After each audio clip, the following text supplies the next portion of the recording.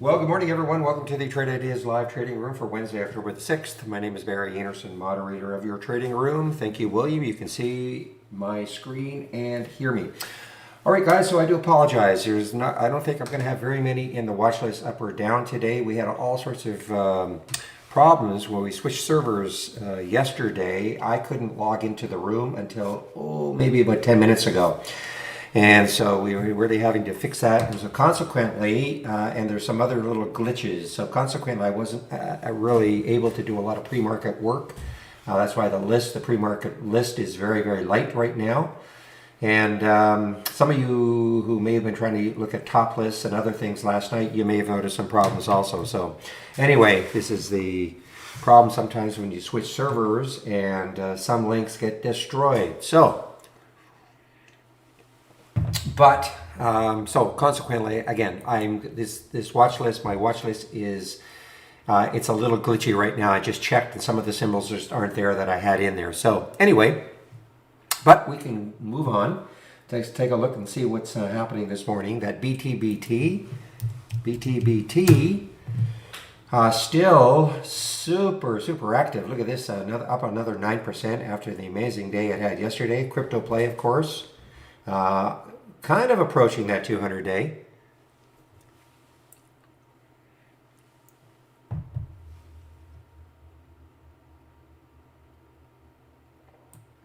Yeah, just keep trying to do a reset, okay? Keep doing a reset. It is not on your end. We know there are still some issues. There's nothing I can do about it. All you have to do is just trying to keep doing a reset. We know there are some issues.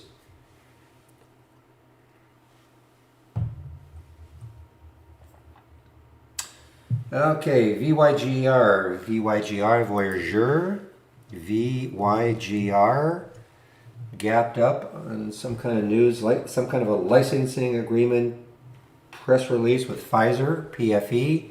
So this is nice low float, 25 million in the float.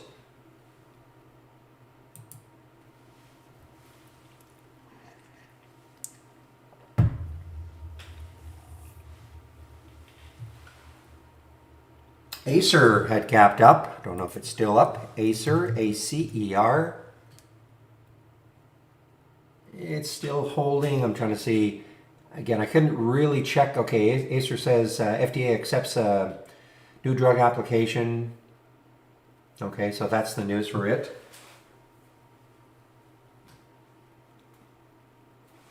Sava was up briefly, I think. I think it came right back down again. They've initiated a phase 3 for their Alzheimer's study. So yeah, it gapped up to about 61 and now back down.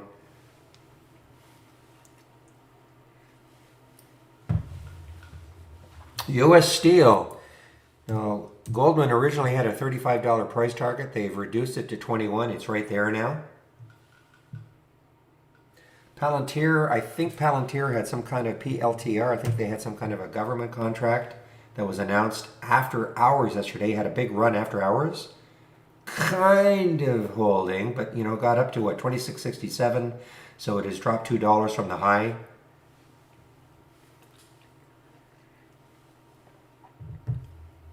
So it is a military contract, thank you. Well, it's not down. You're going to have to keep trying to do a reset, okay? If you can at least if you have the toolbar, just keep doing a reset. Sorry, if you go to account and keep doing a reset.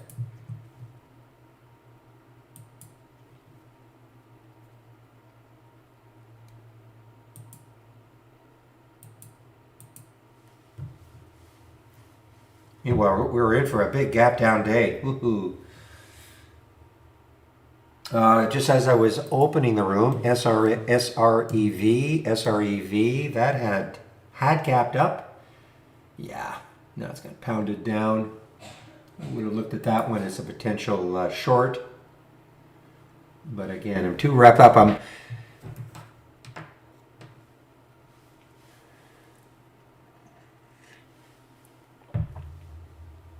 Yeah, I do apologize for the issues. It's probably got to do with what server you're on also. I'm lucking out. At least I'm on a server that appears to be working now.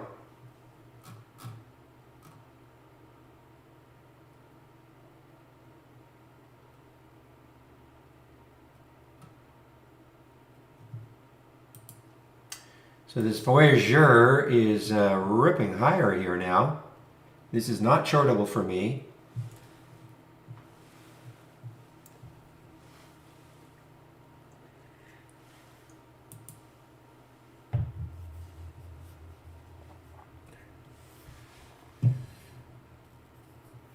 Okay, so quickly filtering out warrant stocks. There is a symbol list. If you click on click on your alert window or your top list window and click on configure and then click on symbol lists, okay? You want to find the one that says all warrants testing, okay? So add existing list and it should be somewhere in your list. Okay, there it is on mine anyway, all warrants testing. And if you check that, and then select exclude the following lists, that should get rid of the warrants, okay? All prices are 1, 2, 3, 4, 5, 6. I have no idea what you're talking about, Rob.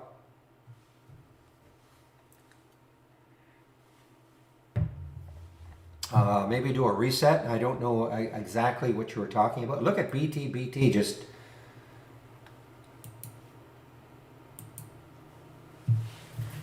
Well, the news on Voyageur is some kind of a licensing agreement with Pfizer, Doodle Dumb. All you have to do is do a search, okay? Okay, I mean, it's right here. I mean, if you do any sort of a Google search or, you know, right here in our news, I'm just trying to help you, you know, do things on your own so you don't have to rely on other people. If you're looking, you know, and I'm not just talking to you, but people ask all the time, oh, I see this is up. Is there any news? Well, if you do just a little bit of search on by yourself, we have it here right in our news tab. If you did a Google search on it, you would have found it.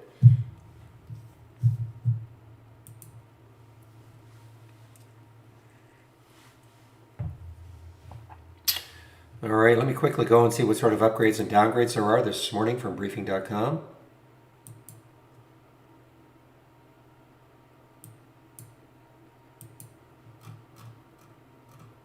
Whoa, we're starting to get a few of each now this morning.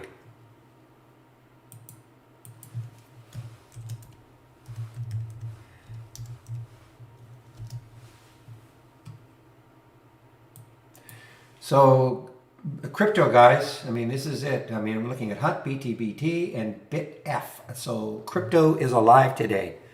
And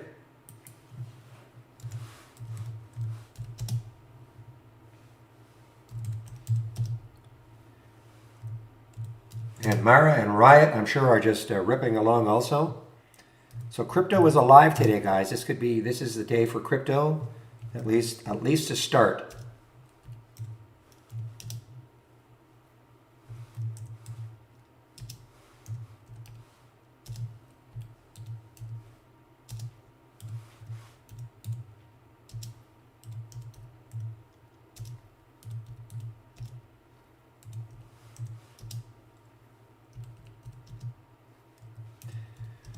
When I go to the sector status, you will see it's going to look pretty bleak. Good morning, Aisha.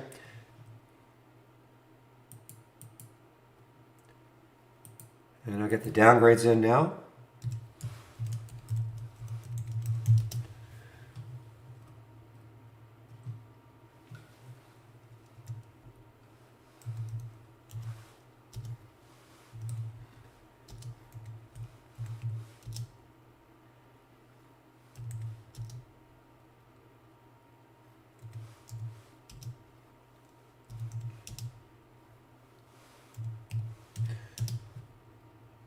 I see Axe got a downgrade. If you watch Billions, it's kind of amusing.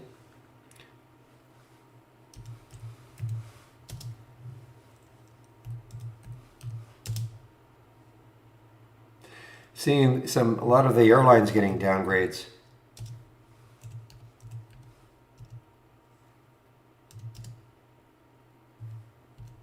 Yeah, I'm seeing a lot of downgrades for the airlines.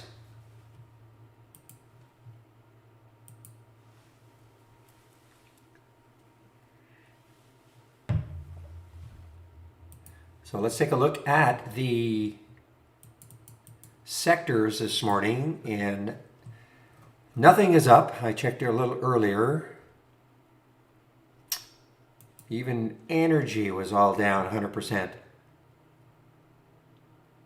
Yeah, there's energy, everything is down.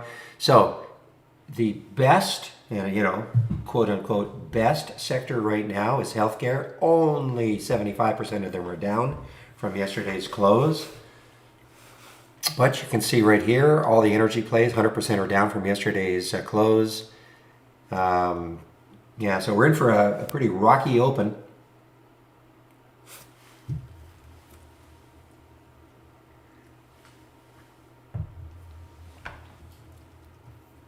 Of course, that can change. This may turn into my favorite day, a big gap down and then a recovery during the day. It could turn into my favorite day.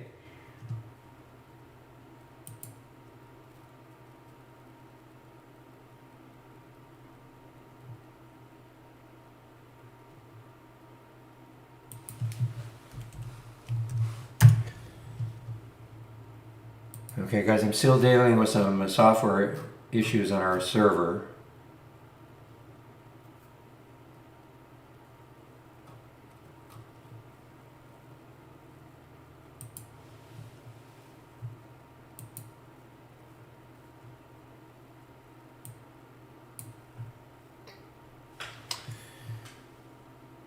Yeah, so here, so just take a look at all my gap ups. It's interesting, the market is a big gap down. It's interesting, and my gap up and gaps down, my gap ups are quite a bit more than my gap downs, which is a little bit strange, but here are these are the top, well, not VYGR, but BTBT, CAN, Riot, BitF, Mara, Hut. These are all crypto plays. So get your crypto hats on today, so far anyway.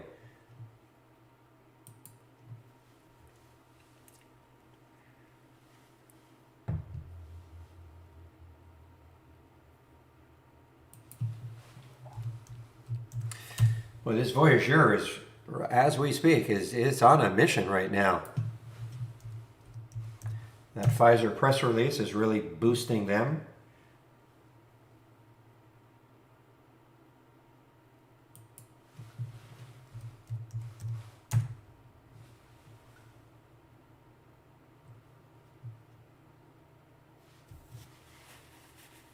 Yeah, I read that, Soros. I'm completely out of stocks into crypto. Regarding Soros.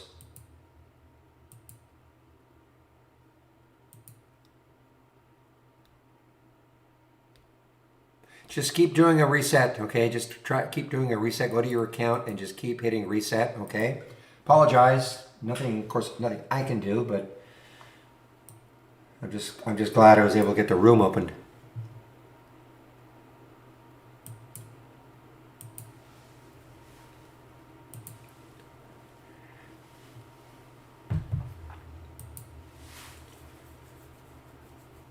This is probably going to turn into a nice little short later on for those who can short YVGR.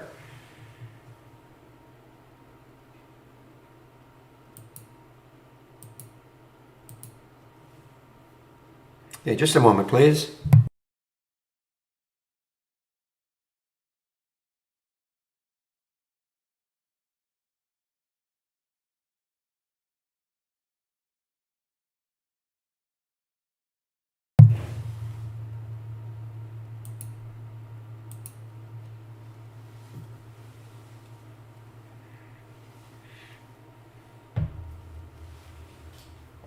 It's Pfizer, something to do with Pfizer. Is that something in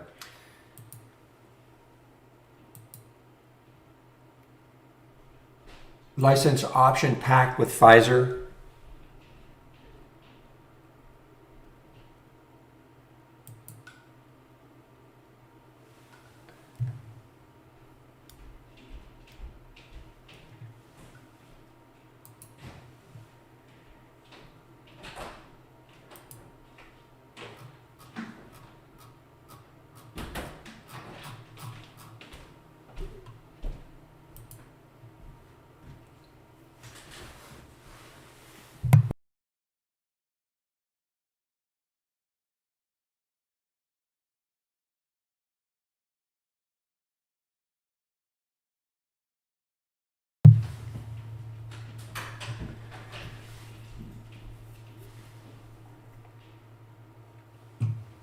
All right, guys. So let's see. Wow, there's CEI is on the top of my pre-market actives down list. Do not touch. Down 21%.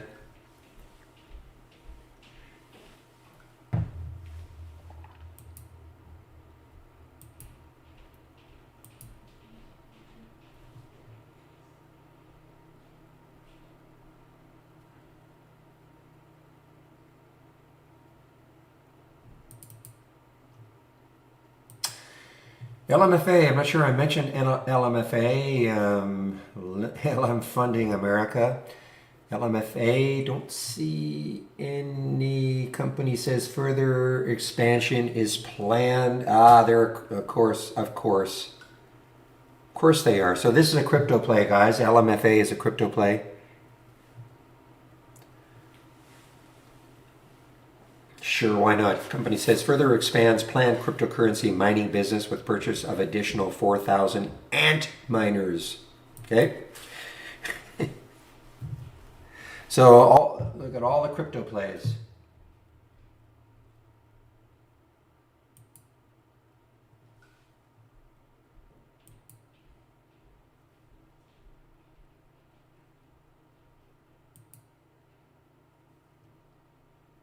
It'll be very interesting to see how this market, I mean, we had the big recovery day kind of yesterday. Everything was up, no disconnect whatsoever. But this is a big gap down so far.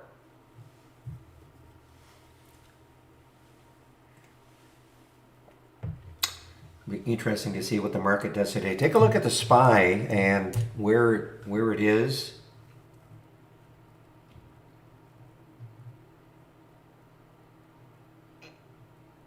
So there was a low a couple of days ago, around 426. Of course, there's the monthly low last month. Takes out that low here. You know, this could be a rocky road for the SPY for a while.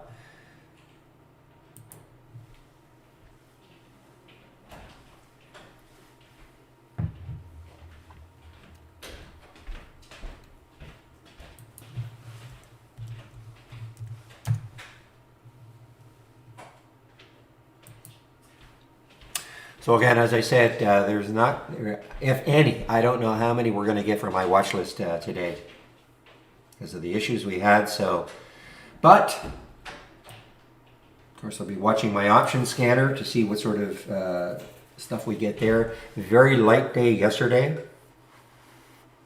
I don't really see much of a change until maybe next week once we get back into earnings season.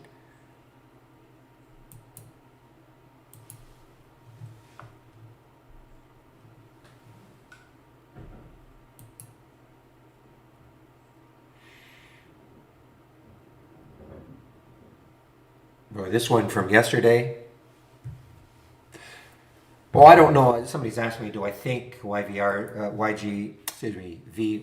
looks good for a short? Well, I mean, you just have to watch it and see, you know, when it looks like it's trying to top out. I can't predict when that's going to happen. But I mean, it's obviously very parabolic. It's up 65%. There is the next area of potential resistance. Look at the weekly chart.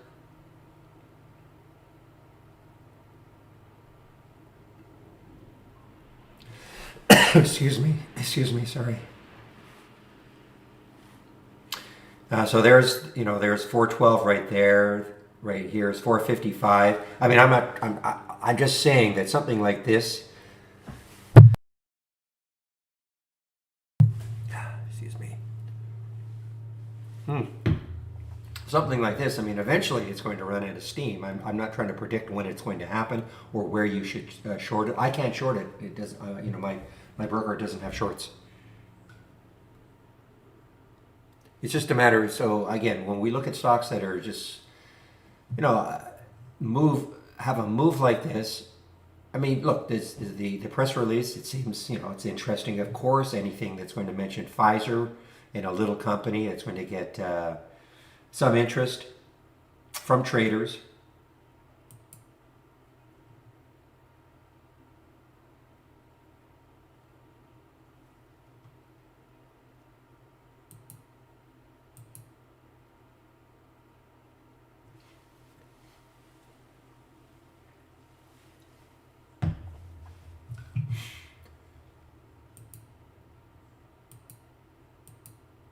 You guys are following Xene also, Xene. Yeah, you know what? I mean, it's done a pretty good job of holding.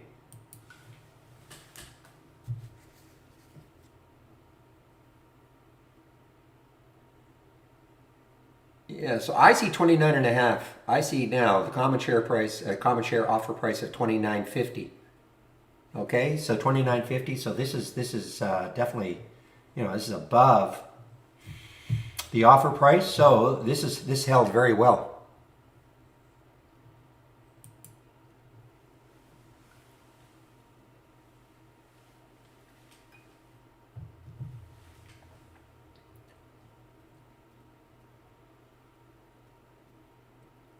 BT, so all these, the crypto guys, this is getting closer and closer to that 200-day moving average.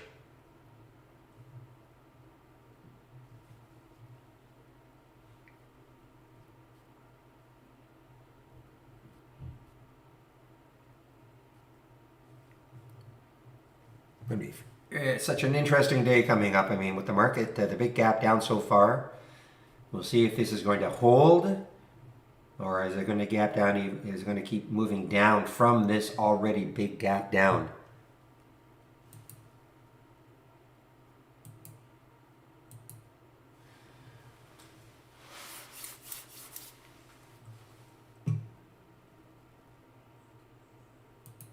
Good morning, Will. I see you just popped in.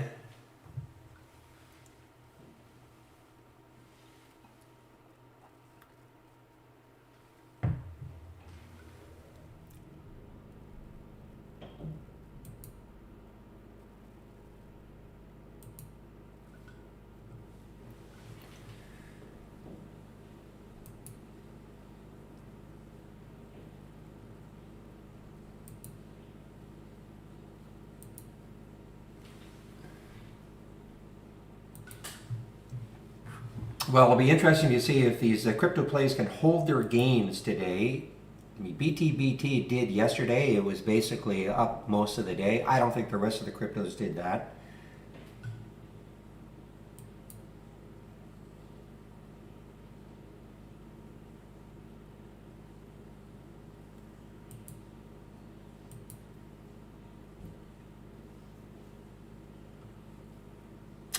Thank you. You are now my 1 minute to the open go-to person. Thank you, William, again. Yeah, the market's going to open in less than a minute. Well, let's have a great trading day, everybody. No idea what today is going to bring. We already checked the sector status. Everything is down. The only one that was there's nothing that is 50%. So healthcare was in theory the strongest, with only 75% of the stocks down from yesterday's close.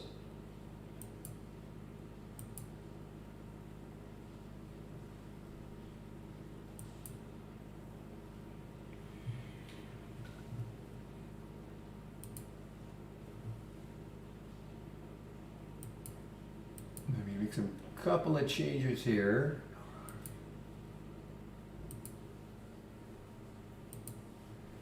All right, we are now open.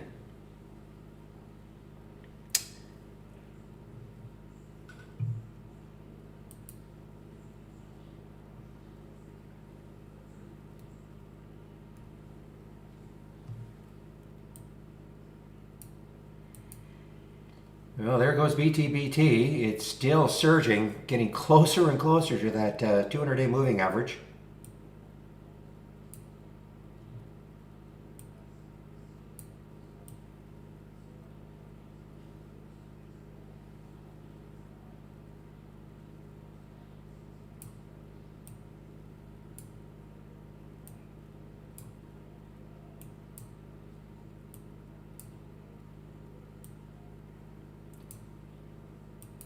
Marathon, MRO is, again, I don't like to trade in the first 15 minutes, but this is definitely, like most of the oil plays, energy plays, are down.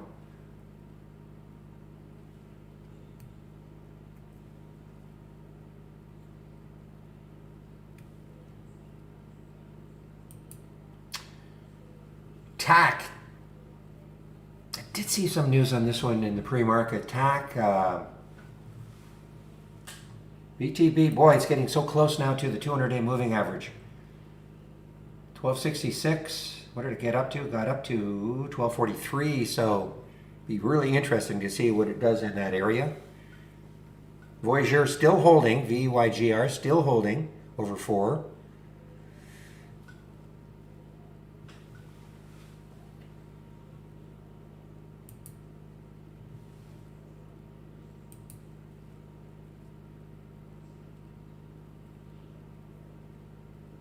All right, so we have a little recovery in the SPY. There's a green candle to begin. We're still very early, very early. Excuse me.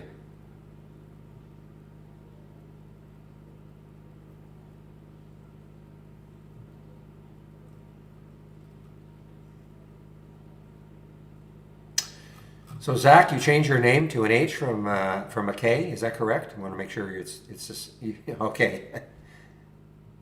Okay. Go ahead and downgrade.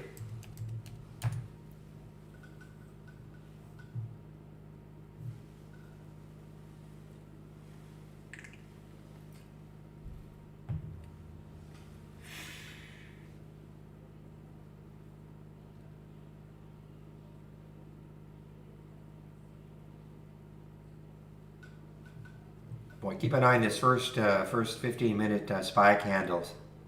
Right now it's green, but we're only 3 minutes in. I think everything is a fake candidate today. Well, there's your Voyager now, VYGR, underneath 4. And there at BTBT, there's not quite a dollar move down. You got things super active in the first 15 minutes, of course.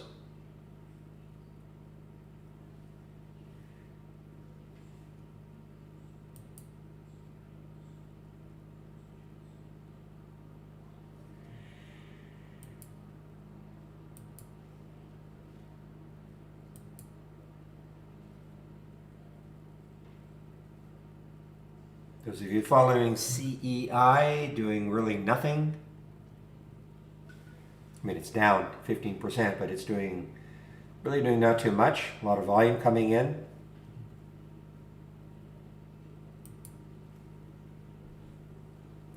TAC, guys, I did see some news on it. I could have sworn I saw some trading lower after the company. Okay, it announced it suspended dosing on patients in phase 2 studies. Decided to stop both phase 2 studies early after a safety signal emerged. So there is your news for TAC. Weak. Huge float, 3 billion in the float. So it'll probably take a bunch to keep moving this now. The damage, most of the damage, of course, has probably been done in terms of the gap.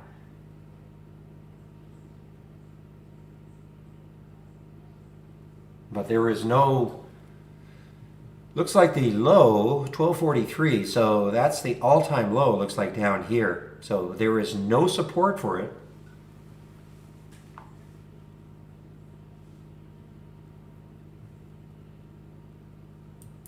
Who's your broker, Mr. Keith? Just out of curiosity.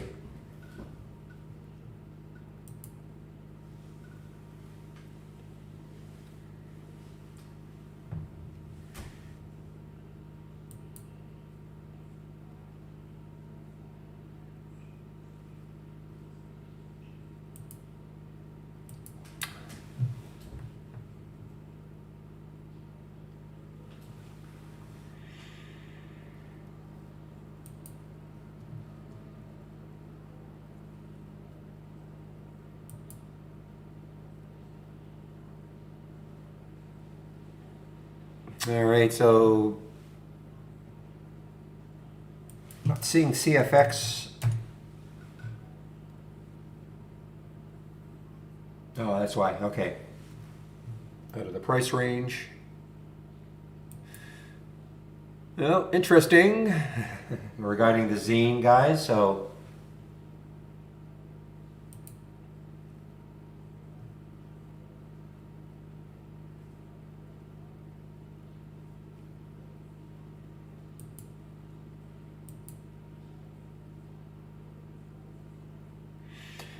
Yeah, and if Fidelity with that many shorts for VY, I'm not.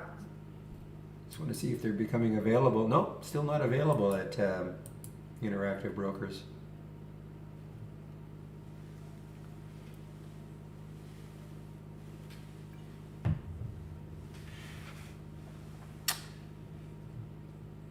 Okay, what is X doing? So Goldman had previously they had a $35 price target. They've reduced it to 21, so it's there now.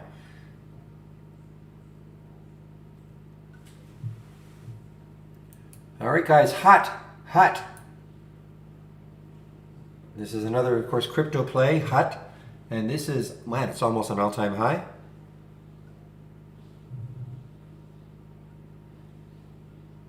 It looks like 1130 is the all-time high for HUT. Could this be today's BTBT, which really, just kept moving higher and higher yesterday?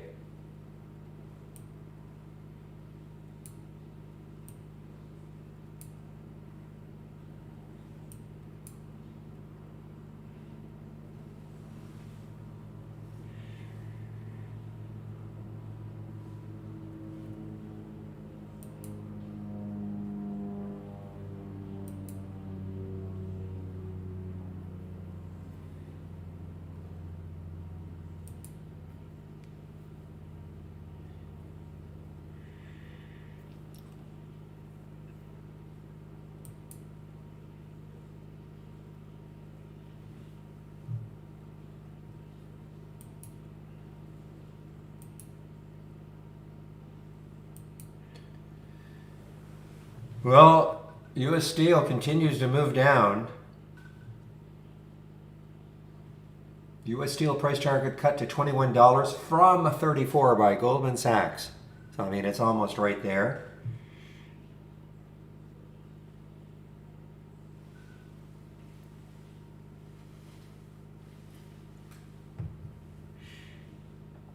All right, well, SPY is still recovering.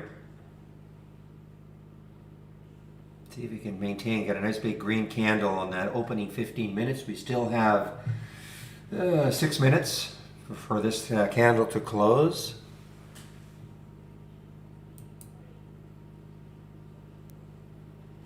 DNA on the way down. DNA on the way down.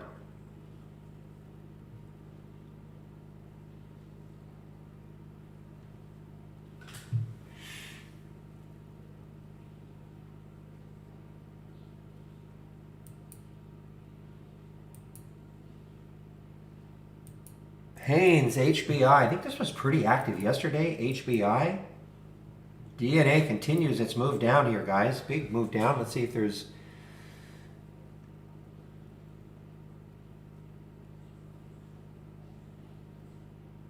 Well, on the 5th, yesterday, it says, Kathy Wood's ARC aggressively adds more Ginkgo Bioworks to her portfolio, their portfolio. Well, I guess they're going to be, they're going to keep adding. They're going to get a lower price.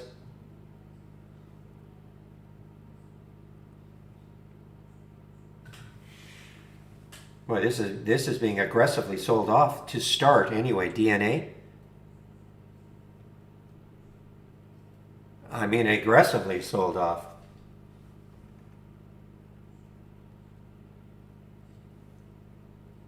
But it is early.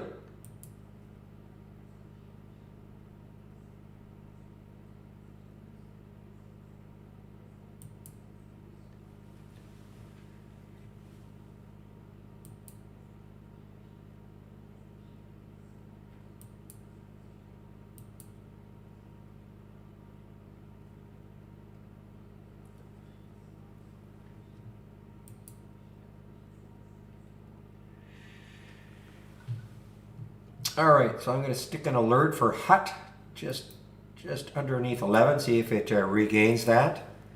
Take a look at let's take a look at Bitcoin. What is it doing? GBTC. Yeah, so we had the big gap up, big pop up, and it is pulled back. So we're probably seeing a lot of the Bitcoin stocks doing the same thing.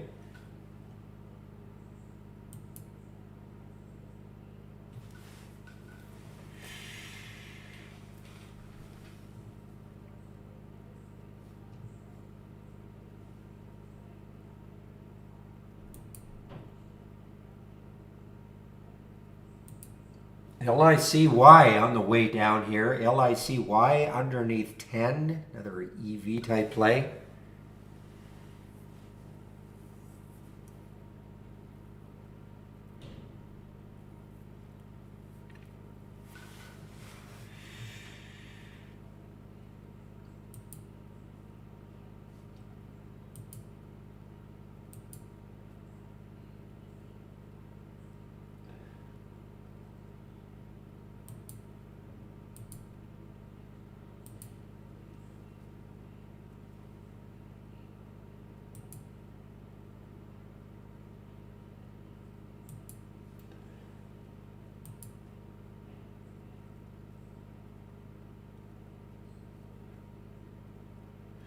All right, guys, I've actually taken a little short on this tack. 15 gets me out, of course, but just to see if it wants to continue down, TAK, taking a short on the tack. I know it's a big float. I don't expect it to be too wild, though. The pre-market low was down here at 14.29. I'm not saying it's getting there, but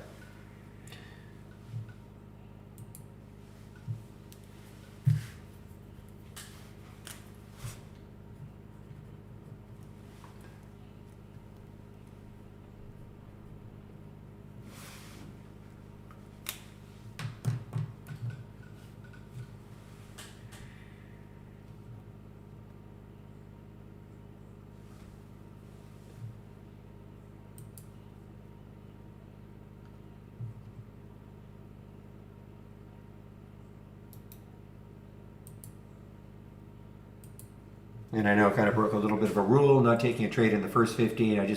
But I don't think this is going to be too whippy. But obviously, approaches that 15 level, I'll be out.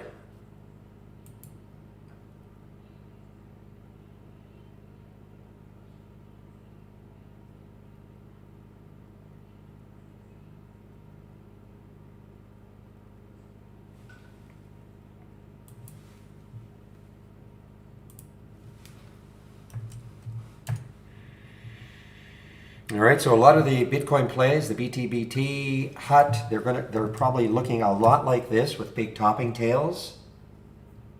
Some topping tails like this, and then a pullback.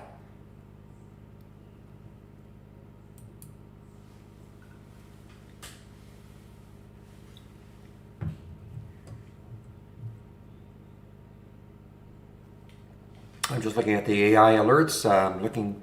Of course, the ones that are under 20, none there yet.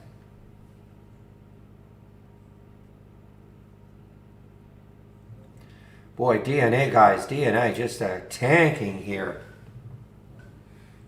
This was shortable for me, but they've snapped them all up now, at Interactive Brokers anyway. And we have a halt. Ooh, I don't know this one at all. Is this an IPL? NVEI that just opened.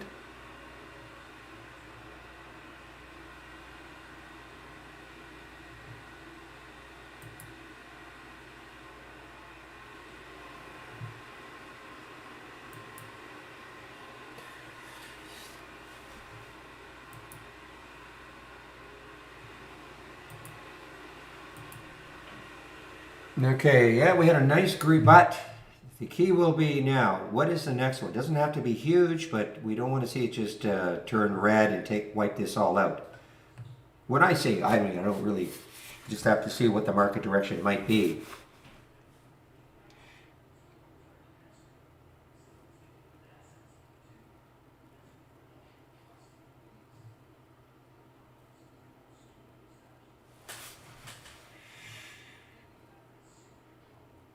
Well, US steel now below 21, barely. There's that price target put on by Goldman. The next support area is way down here around 17 on the monthly chart.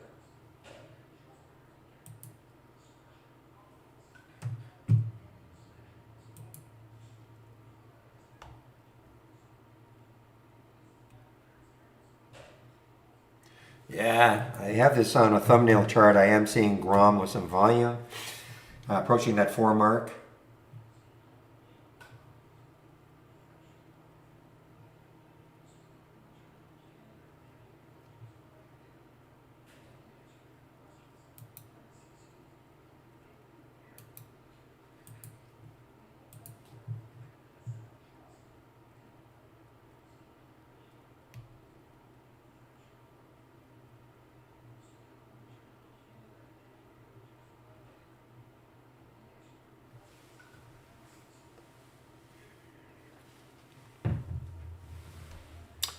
Morning, grok.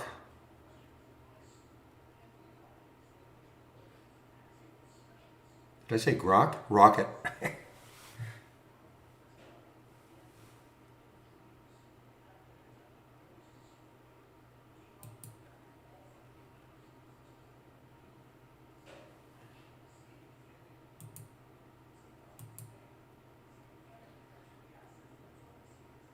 Yeah, the Voyager is still pretty strong.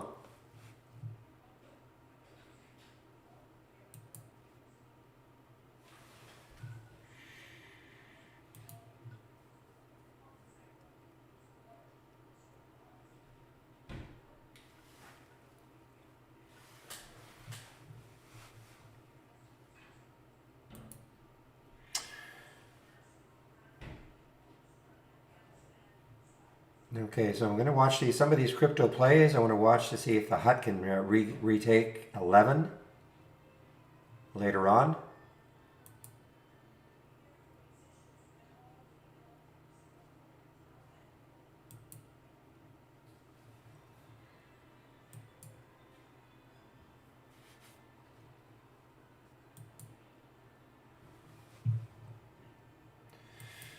It's DNA just getting clubbed here. Yeah, look at that red bar. Ominous, ominous. If it wipes this green candle out, look out.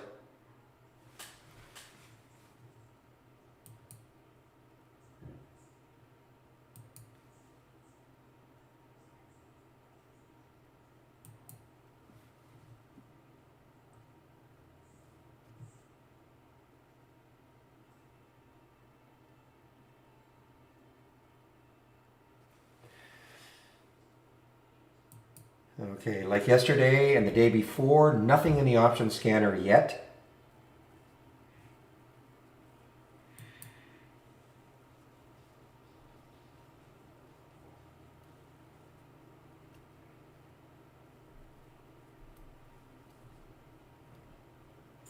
Okay, well there's X now underneath 21.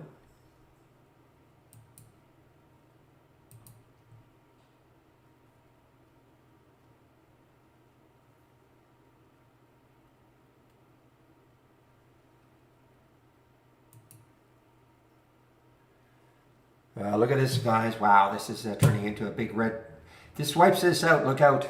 You know, we had a nice opening green 15-minute candle. Here's the next one, red. If it takes out this low down here, 428, look out below.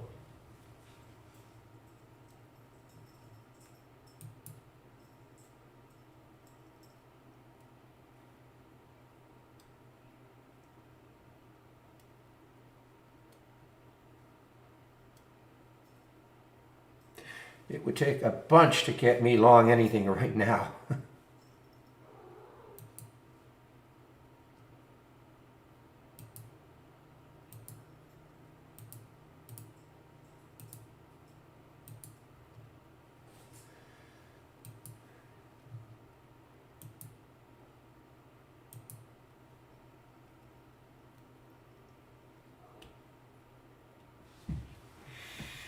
Not that I want to, but GROM is approaching 4 again on a ton of volume.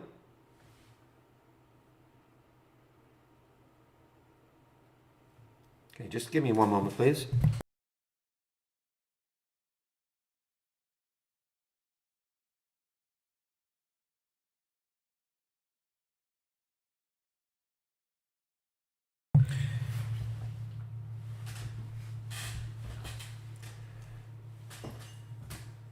Boy, U.S. Steel is really taking it on the chin here, underneath that Goldman target of 21.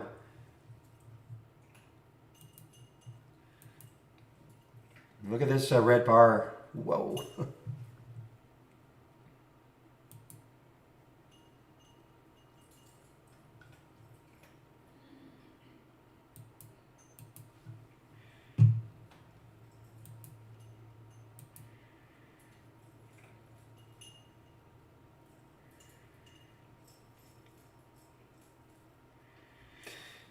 Are you going long, William? U.S. Steel? Oh yeah, it says X long. Okay.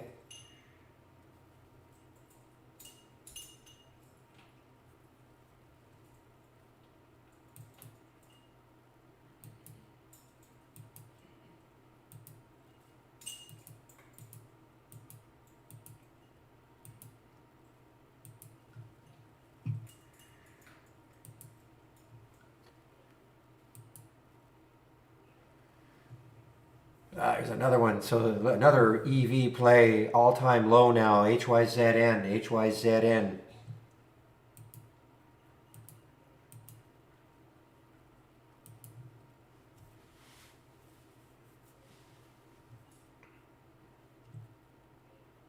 Now DNA may bounce at some point, but boy, is it getting hammered. Excuse me. I don't know if that fund has something in for ARC, but not fun. But who's the short seller? Or who was the one? What's the group that put out the report on DNA?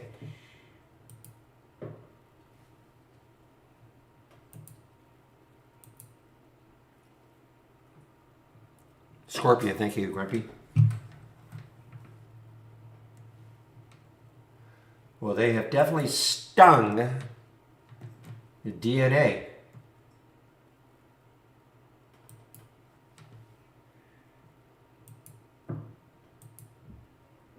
Okay, guys, so look at that big red candle. Let's get the SPY up. So we have that green candle. Now we've got a red candle, basically wiping out those initial little flurry.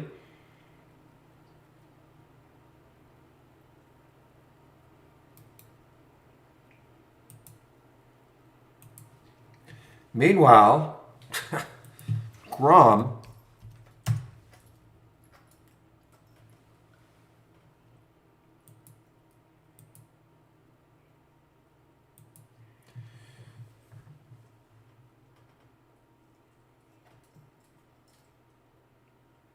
trying to see if there's any specific news. There's Grom. Well, Grom is now.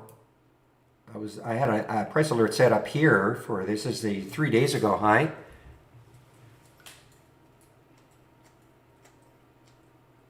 Okay, so there is news.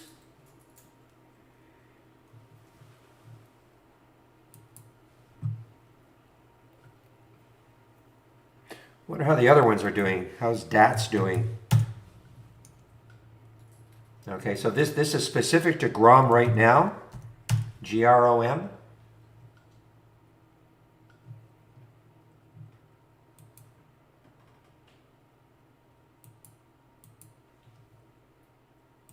Oh boy, okay, there's the SPY. That's what I was afraid of.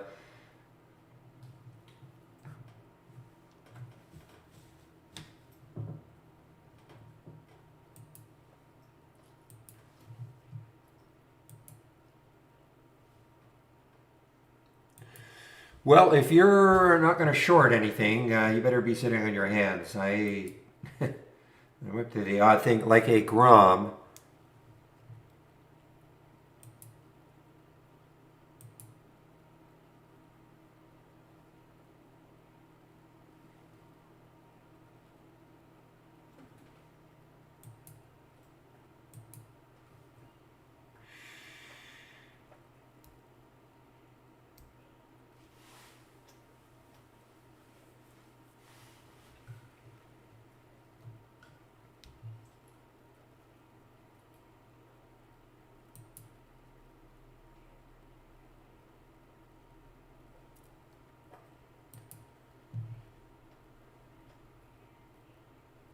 Yikes. Lack on the way down also. Look at, let's see, any support? Maybe around 19-ish for LAC, maybe.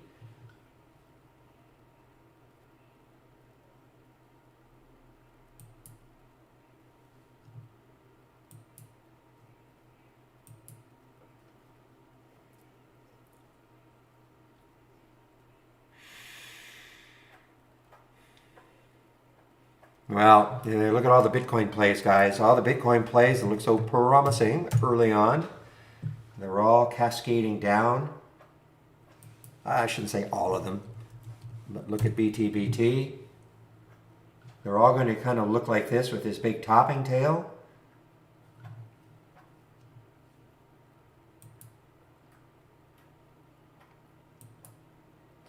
Okay, so Acer is now made not a new pre-market high, of course. The pre-market high was around just over 3, around 316.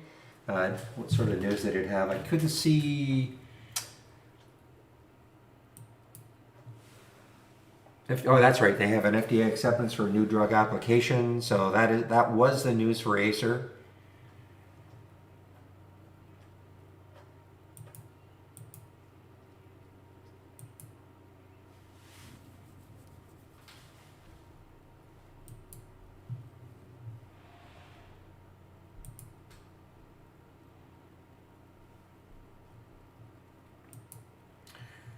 Another one on the way down, FFII, and then another EV play. Boy, all-time low now for FFIE, sorry.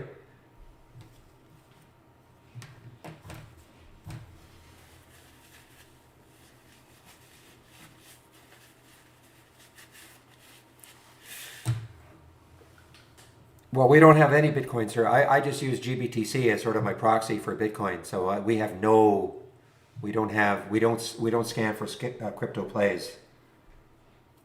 Not the coins.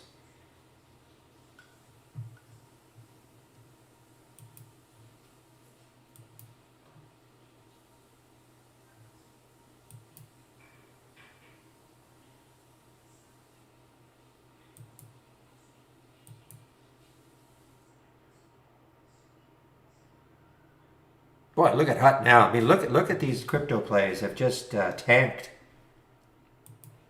Could not hold the gains at all.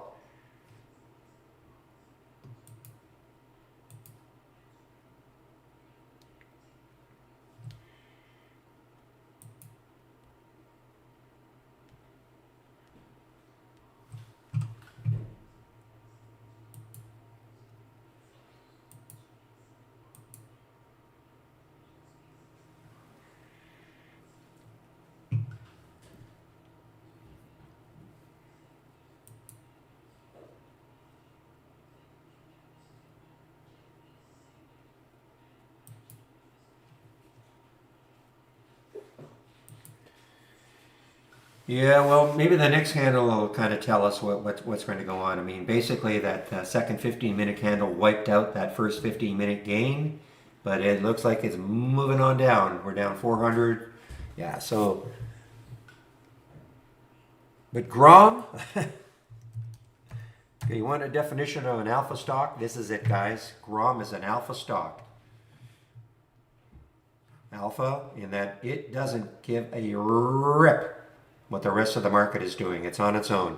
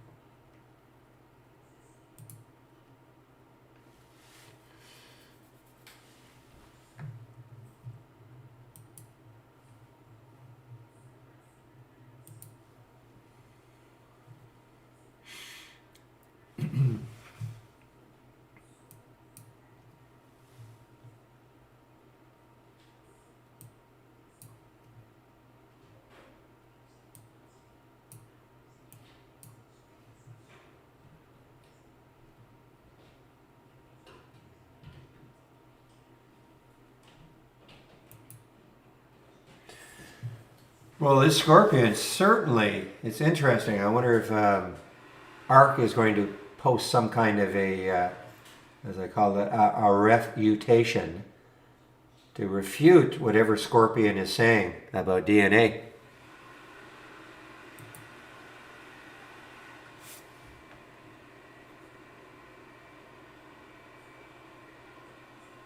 Well, good on you guys who are able to find Voyageur shorts, VYGR. You can just sort of see, look at all these topping tails on the 15-minute chart. Huge clue. Almost to the same level, 414. You see right here, up. Sellers knocked it down a little. Buyers tried again. Sellers knocked it down a little. Buyers tried again. Sellers started to knock it down. And at this point, the buyer said, you know what? You got it. So,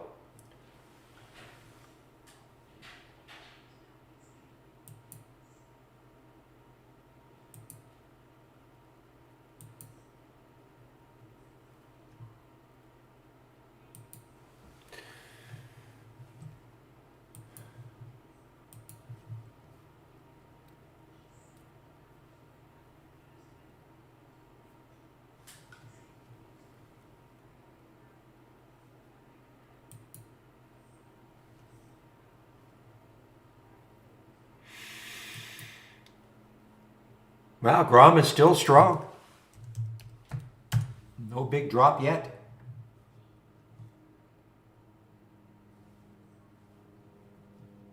Next high looking left is 465.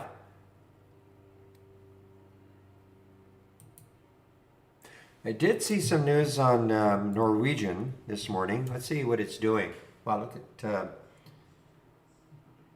Grom. Yeah, it's interesting. I mean, they say they should be able to start 100% April 1st. Didn't help.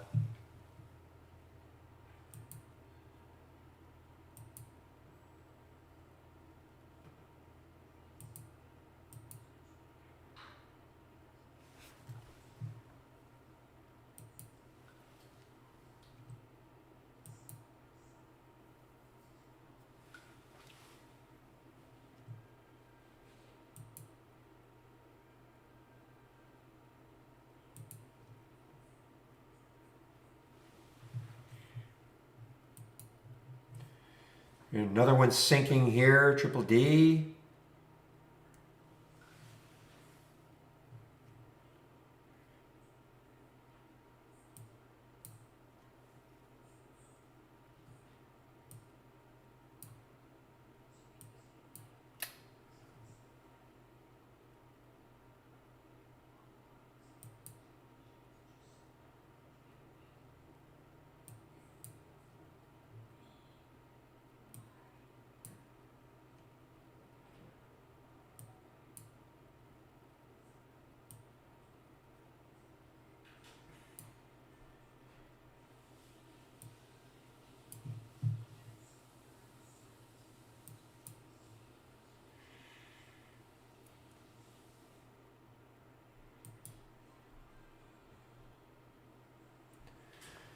Well, I still have this little short intact, just seeing if it just can keep drifting down today for me.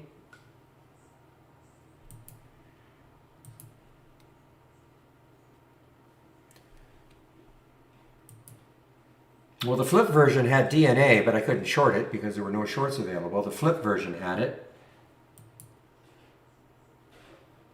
Had MRO earlier. We'll see if this this continues down. It has. Wow, Grom is just, as I say, severe rippage. On a day like today, this is definitely the star. Look at the float is 10 million.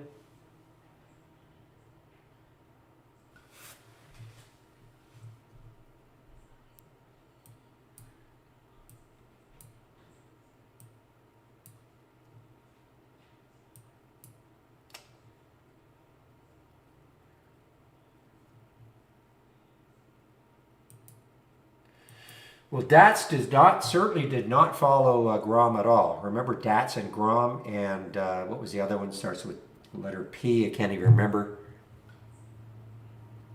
Did I change the setting on my mic? Nope.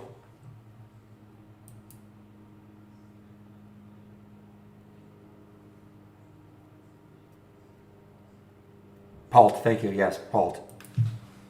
Actually, I did see Palt in the pre-market.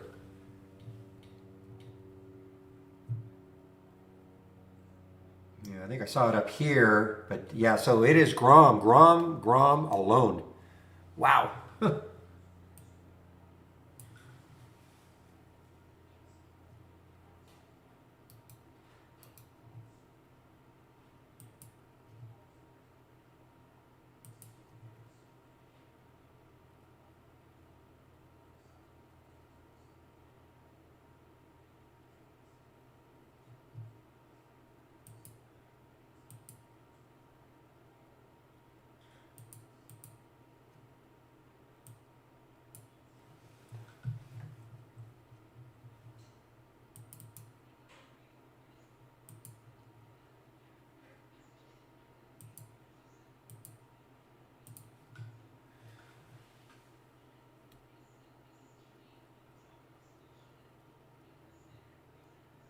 Wow.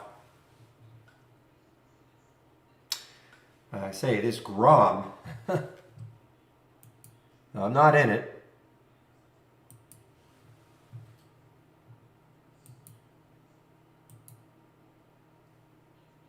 Wow, there's the taking of 5 now. So it's above that high. Well, I mean, the next high is 672. I can't chase it, of course, but it doesn't trade options, so that's why it's not showing up in the option scanner.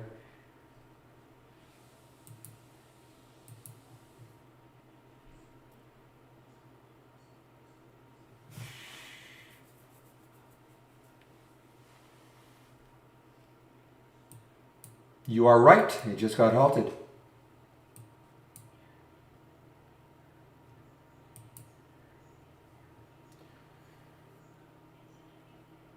This could be a good open if you took this one. This could be a good open. It says 530, 530 right now. That could change, of course.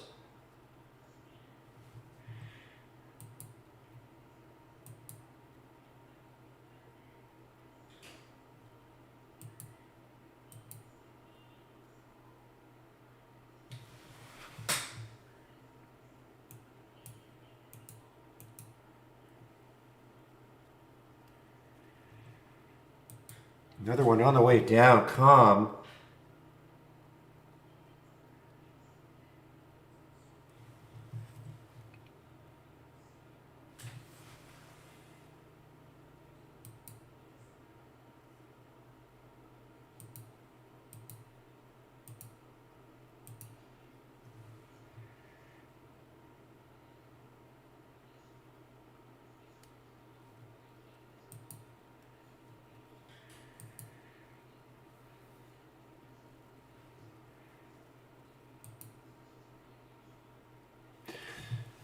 Well, William, I don't know what you're doing with the X, but it's turned into a pretty good short. There was the alert 2104. I don't know if you're still in it or not.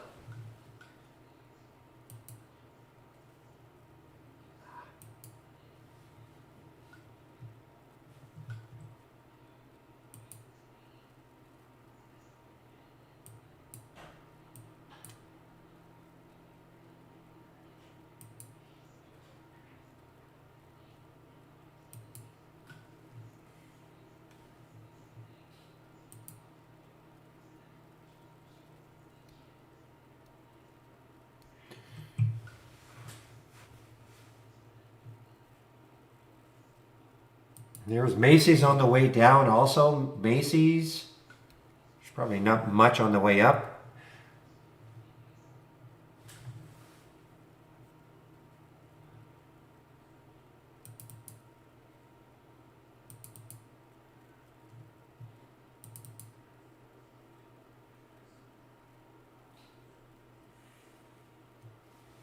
Man, Bed Bath & Beyond on the way down.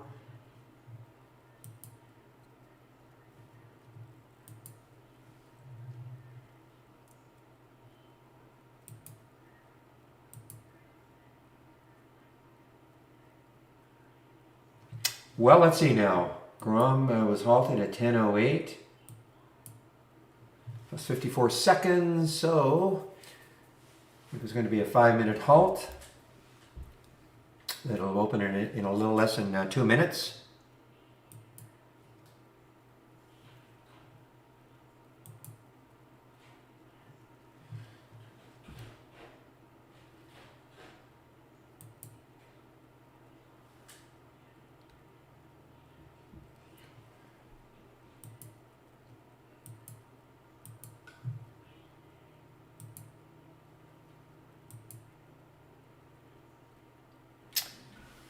Okay, well guys, hey, look at this big bottoming tail now for the SPY. Maybe, just maybe. Time is at 10:12, so another little over 2 minutes for this candle to close. So we had a big bottoming tail. Again, what does that mean? The sellers had knocked it down, but the buyers are trying to move it higher.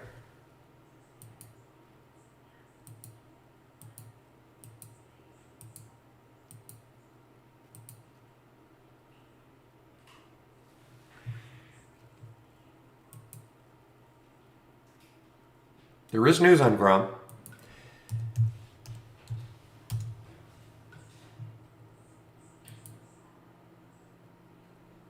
Not here, but there is news on Grum.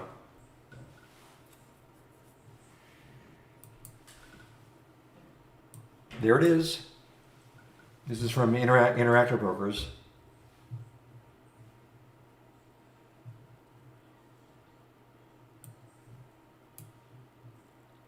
If you have IB, guys, use their news feed. It's great. I think it is great.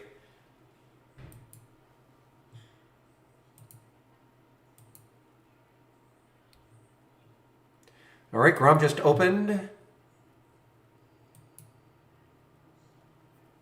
And wow, what an open.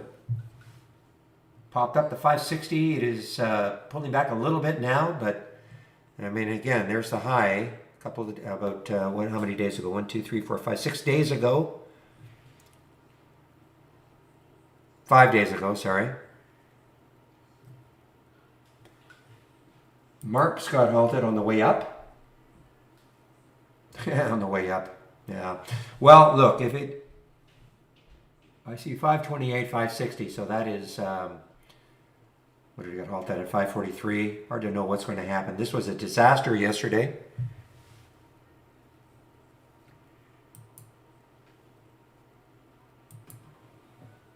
And it does have, yes, it does have shorts, yes.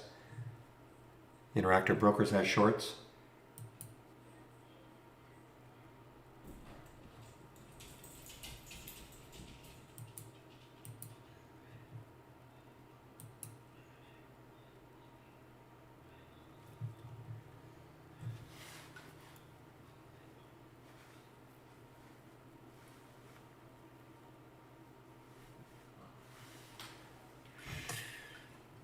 You are a brave man, William. I keep hearing DNA in my headset. This is text to voice.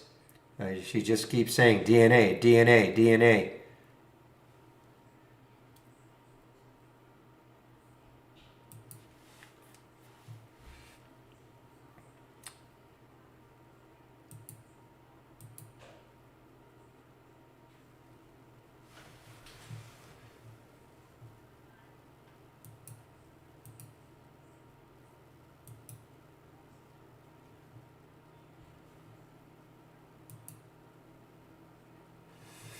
All right, this one's on the move here. MITQ. So let's take a look at this one. Doesn't trade options. 341 is the next high looking left. MITQ, for whatever reason, it is jumps after retiring $3.1 million outstanding debt. So that is the news for it. It looks like it came in around 9 o'clock. So really not a huge reaction pre-market. Market is now starting to pick up on that, I suppose. Okay, guys, just give me a moment. I have to change headsets.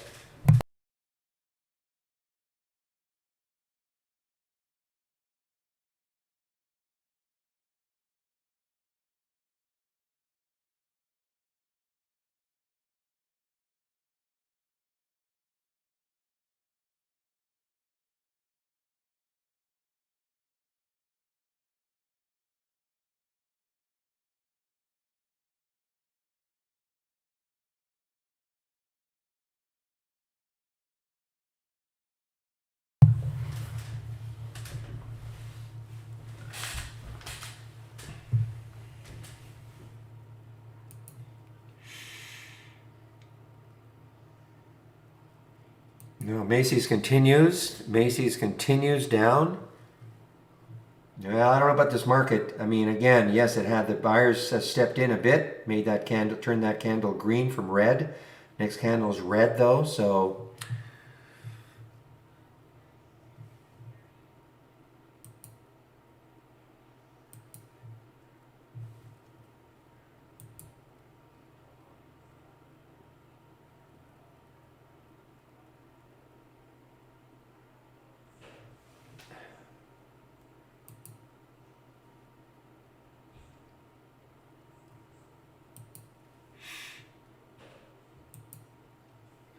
All right, I'm going to take a look at Facebook.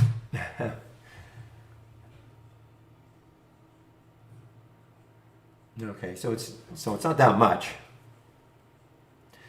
Had a pretty disastrous 3 weeks, 4 weeks.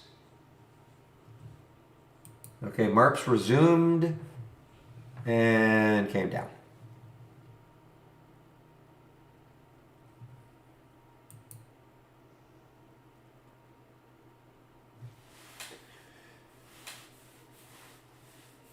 Yeah, well, the interesting for me was to see if those Bitcoin plays could hold in this market. I mean, the market was already had gapped down a lot pre-market, but the Bitcoin plays were soaring, but they just could not hold.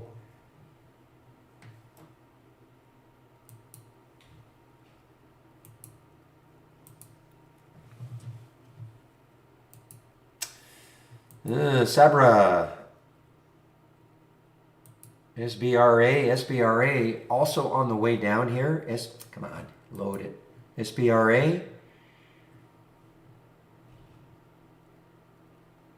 Boy, look at this one. I mean, it is maybe some support around 13. I mean, look at Sabra, SBRA.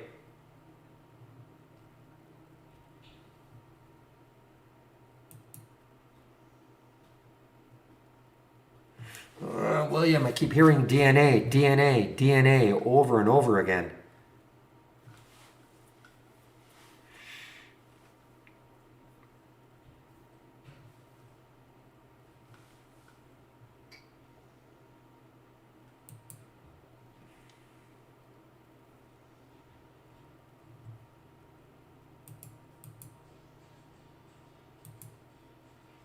I always worry about you, William, always. I worry about everybody. I don't want to see anybody lose money.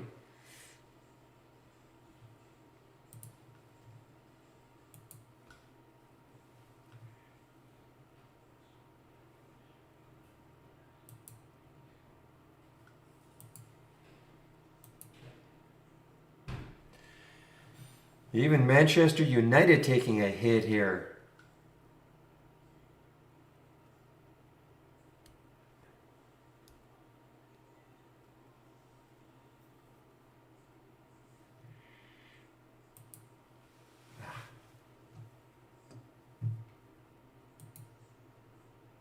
Yeah, I do see that offering shares.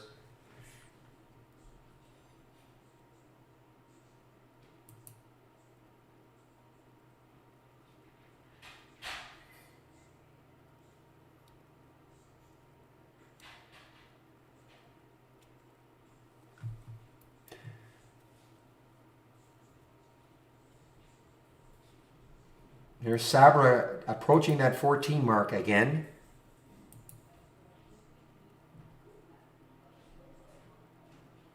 HST, interesting. It's it's chase mode, but it's underneath 16. Love to see it just base a bit.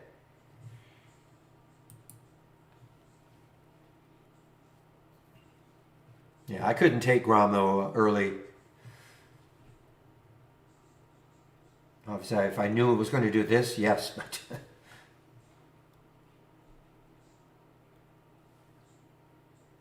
yeah, it's halted on the way down now. Grom is halted on the way down. I'll take attack.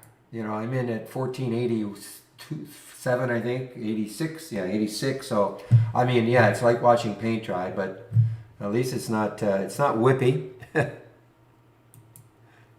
All I'm doing is I'm just looking at the pre-market lows to see if that can be a bit of an attraction. Way down here. That's all I'm doing.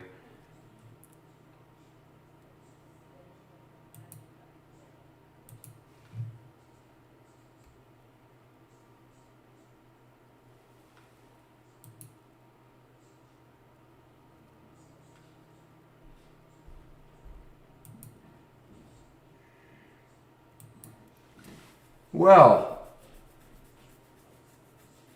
I don't know what happened here. Briefly took 1469. Yeah, no, yeah, you're right. The SPY did pop. More bottoming tails now, looking better. Yeah, look at this. I mean, big bottoming tail here. This was that previous 15. Looked like, uh-oh, but the buyer stepped in. Then it looked like the sellers were continuing. Buyers stepping in. So, well, we'll have to see.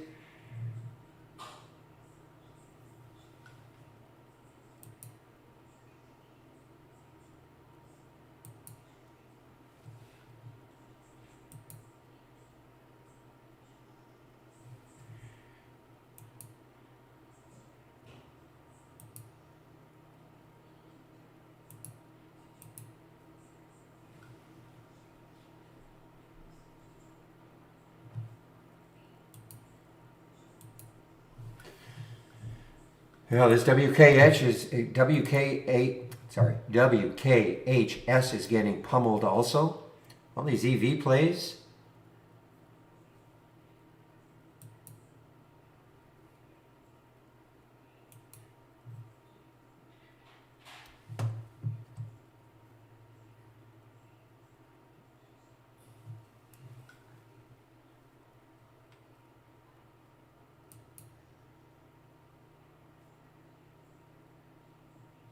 Okay, there's Man U continuing down. Now there's the 200-day moving average, 1662. Could hold it, 1663, that could hold it.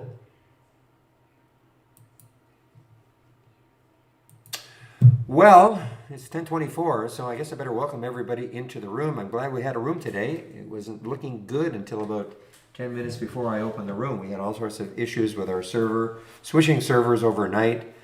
You know, they still had some problems this morning. Couldn't log into the room. Anyway, got it fixed at the 11th hour, so glad most people could make it in. So, if you're new, welcome. This is the format, Monday to Friday between 9 a.m. and 3 p.m. Eastern Time. I share my screen live on the mic.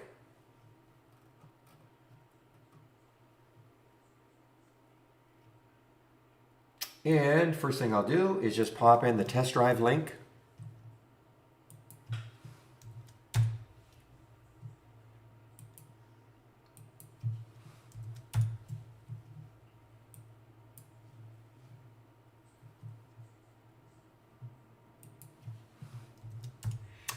All right, when you click on that test drive link, this is what you're going to see. If you want to try us out,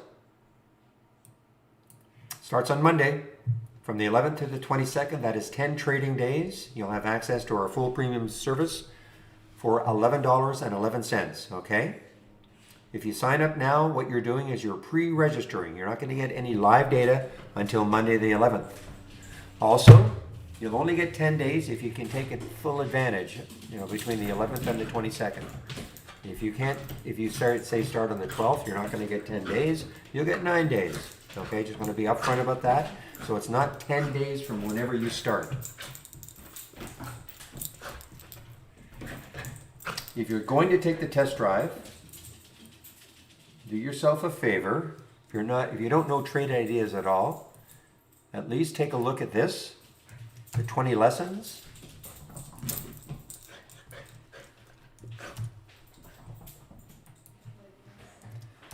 Get yourself somewhat familiarized with trade ideas, okay? Goes into things like what are top lists, creating top lists, alert windows, etc.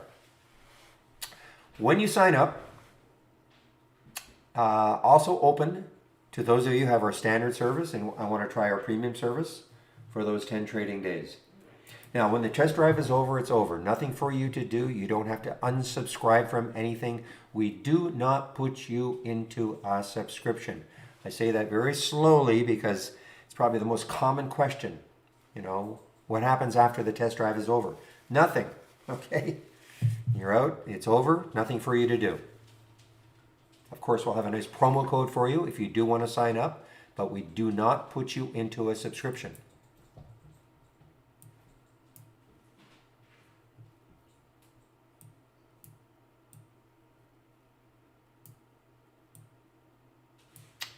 Next, my home page.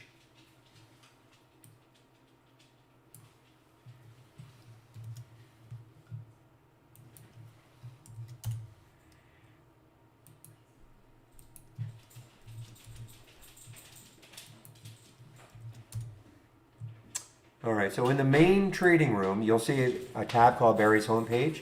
You can click on that. I did put the link in here, but when you click on my homepage tab, there is the link.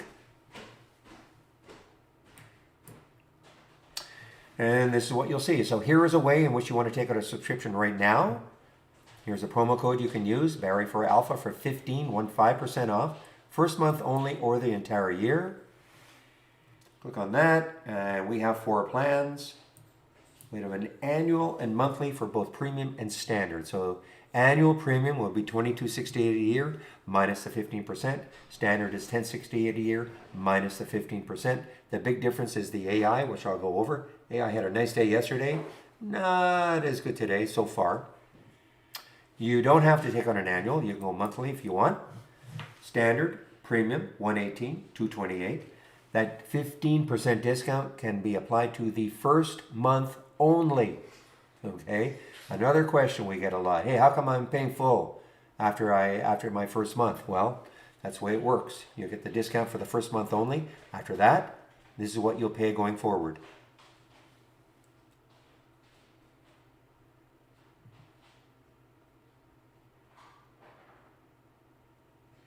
Oh, of course, somebody asked about upgrading to the latest version. Of course, everything works. Yes.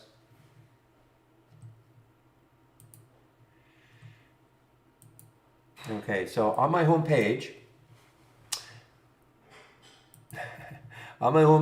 these 3 sections are free. The trade of the week is sent to you before the market opens every Monday morning. I do a stock of the day video at noon Eastern, and all the education right here. So the aforementioned introductory lessons, when you click on take the lessons, what is a top list, building a top list, etc. Alert windows, introduction to backtesting, to the AI, which we nickname Holly, all the way down to Brokerage Plus.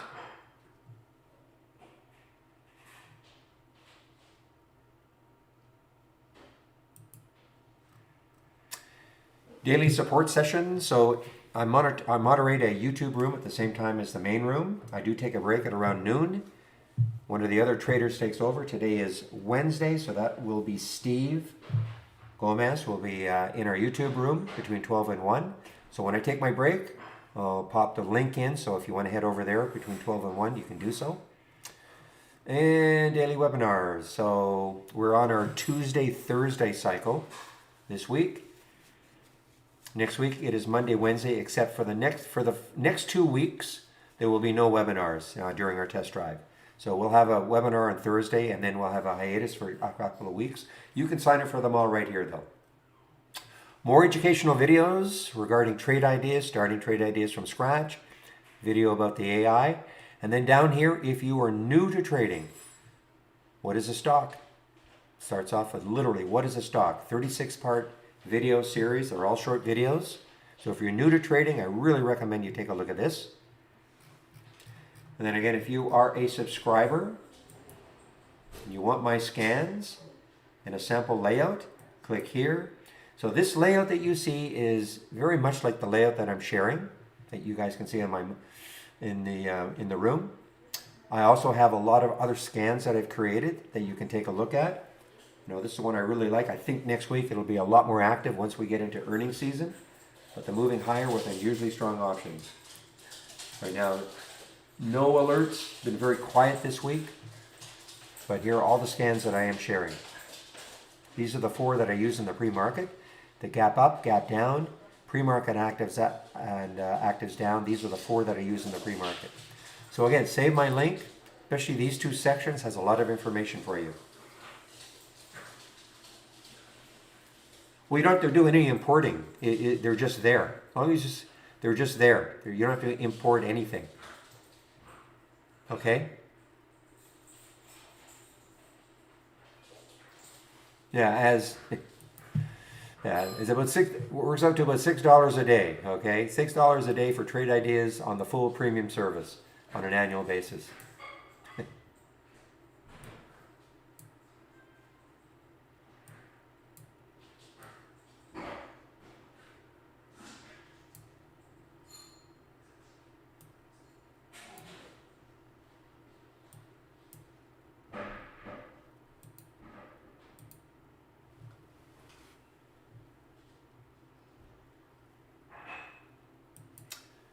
All right, hey, we have something in the option scanner. Twinkie, let's see, does it look good? Well, it's an all-time high. Twinkie is an all-time high, TWNK. See if there's any news on it. Don't see any news on it. Doesn't have to have news necessarily. I'd love to see, well, it's actually far enough away from the whole number. Let's see how it trades here. It's an all-time high, TWNK.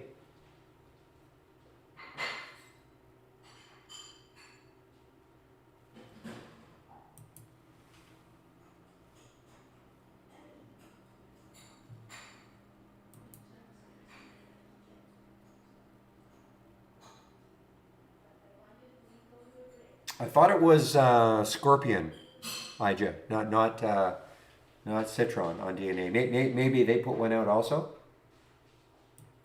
But I thought in the room anyway, somebody said it was Scorpion.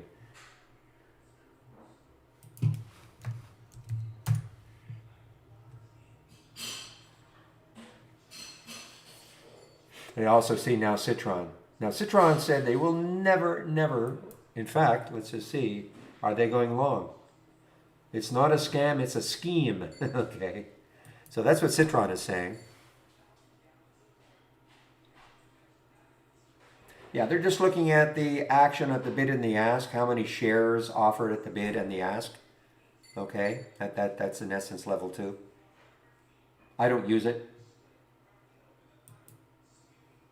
And it's not a stupid question.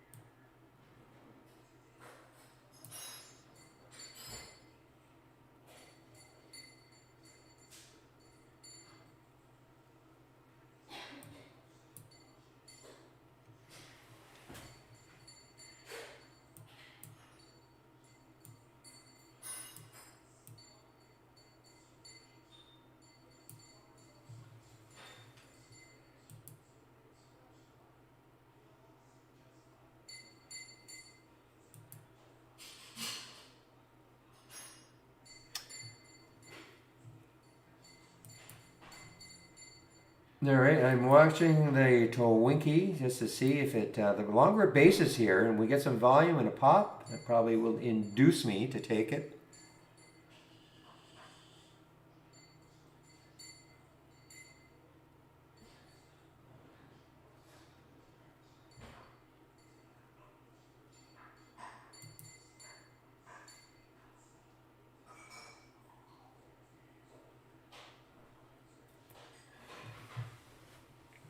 All right, well, yeah, so the market, now, here's the key. Let's see if we can take out this high right there.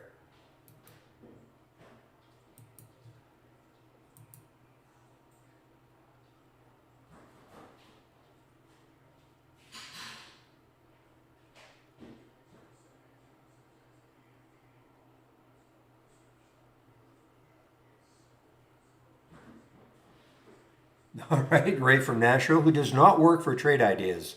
Okay, you want to make that clear? Yeah, thank you for that endorsement.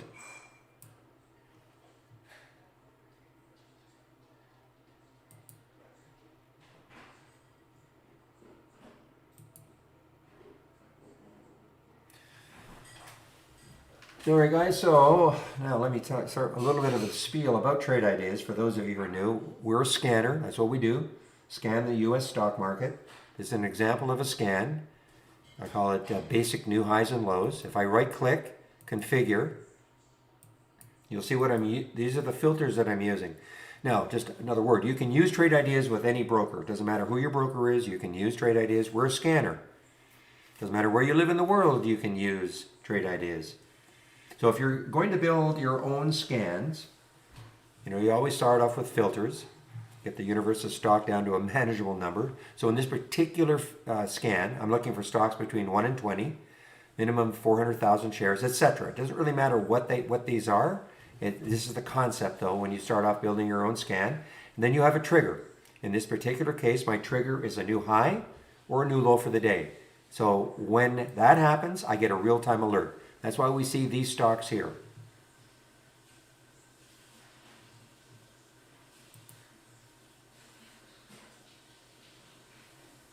Yeah, but then Citron came out and said, it's not a scam, it's a scheme.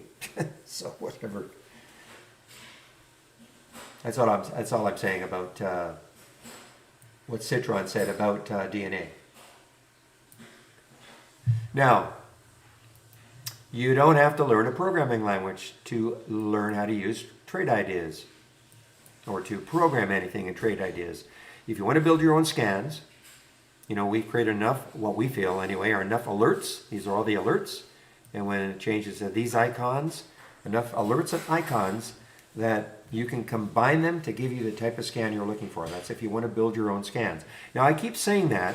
Never used to say it like that because I know there are a lot of people that don't want to do anything. All they want to have scans handed to them, and that's fine. That's why I share a lot of my scans. You know, you can take a look at them. You can always tweak them. When I say tweak, so when I click on the summary, this is the price range I'm looking for. You may not want the same price range. Maybe you want between 10 and 100. You know, very simple to change. You just click on the icon and you just make the change. Okay? If I click on summary, you see how it's changed. I'm not going to do that, but so when any scan that I have that you want, you can always tweak it. Maybe change the volume, price range, whatever you want to do. Also, if you click on new and then dock channel bar, here are all these channels. They are all theme-based channels. So for instance, if I click on the momentum channel,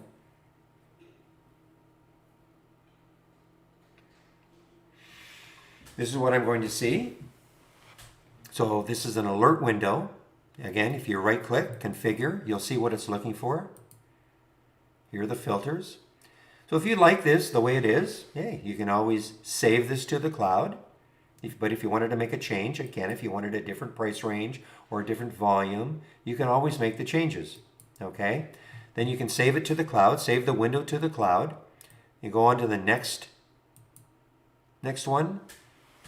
So the idea now is to go to the individual channels and you can take a look at the scans that we've created. You might see something that you might like to have as part of your layout.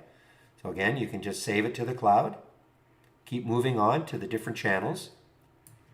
Once you've done that, if you save things to the cloud, then file load from cloud, and you would see them up here. And all you have to do is just load them one at a time. That's how you can create your own layout without really having built a scan from scratch. So we try to make it really, really easy.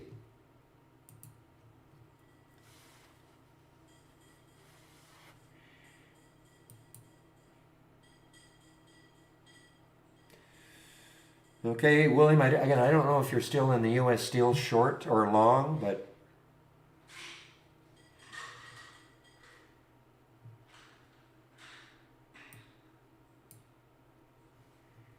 give me a moment here, please.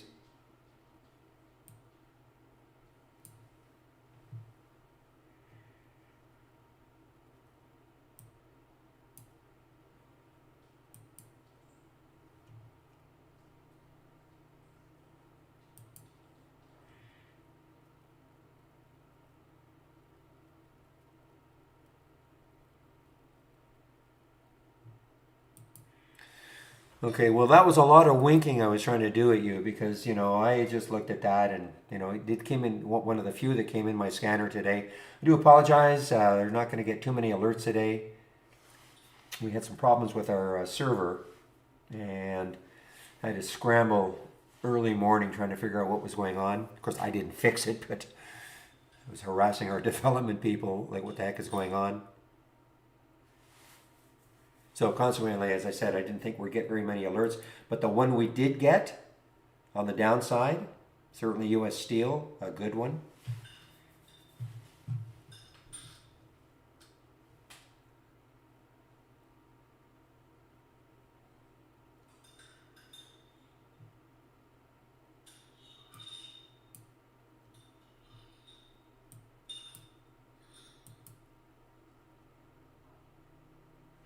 All right, so Twinkie has not moved, guys. So what I'm doing with Twinkie, TWNK, is I'm setting an alert at 1846.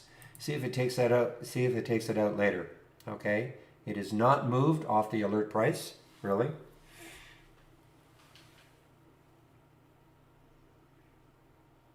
So just because you get something, I get something in that scanner, doesn't mean I just hop in and take the trade. Want to see how it's trading?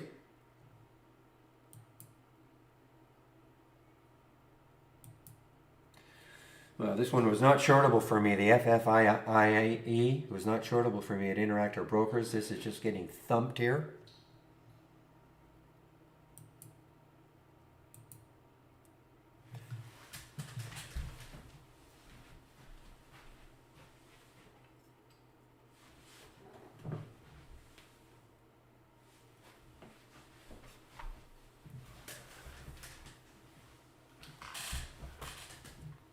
Okay, let me talk a little bit about this window you see here called Brokerage Plus.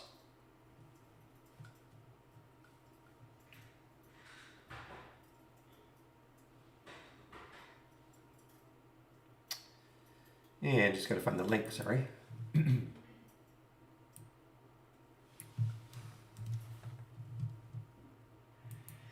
So if you're going to take this test drive, as long as you're using our downloadable application, it doesn't work. You can't have access to this window if you're using our web-based version. So if you have the app, you're using our downloadable application, then this window that we call Brokerage Plus will be available to you. I put in a link to 2 videos. The first video shows you how, if you have an Interactive Brokers account, I say E-Trade, but you know, I think there's still some issues with E-Trade. But certainly with an Interactive Brokers account, you can actually use this window to trade from within Trade Ideas. Okay? The first short video shows you how you can do that, how you can connect to your IB account.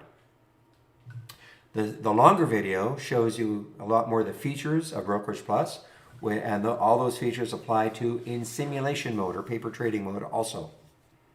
Okay, but I also want to make sure that people understand that if you don't have an Interactive Brokers account, it doesn't mean you can't use Trade Ideas. It just means you won't be able to use this. Brokerage Plus is free with a standard account. The only thing you can't do, okay, with Brokerage Plus, you need our premium service if you want to auto trade, say, your own strategy. Okay, but if you just want to practice trading with our simulator, all you need is our standard service. The only time you need our premium service is using Brokerage Plus is if you want to auto trade your own strategies. Okay?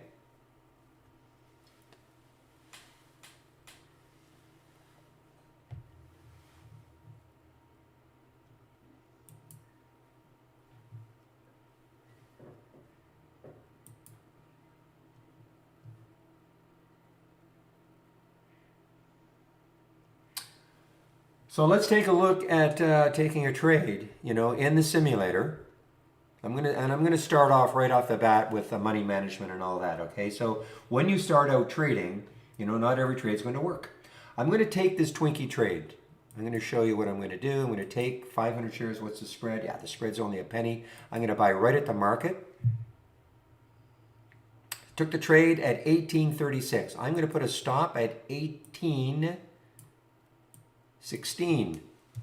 That is 20 cents away. Not because that's where you should put all your stops, but I'm going to make this math really simple. Notice that it says minus $100. A big red line appeared. Excuse me. So when you get into trading, again, unfortunately, not every trade is going to work.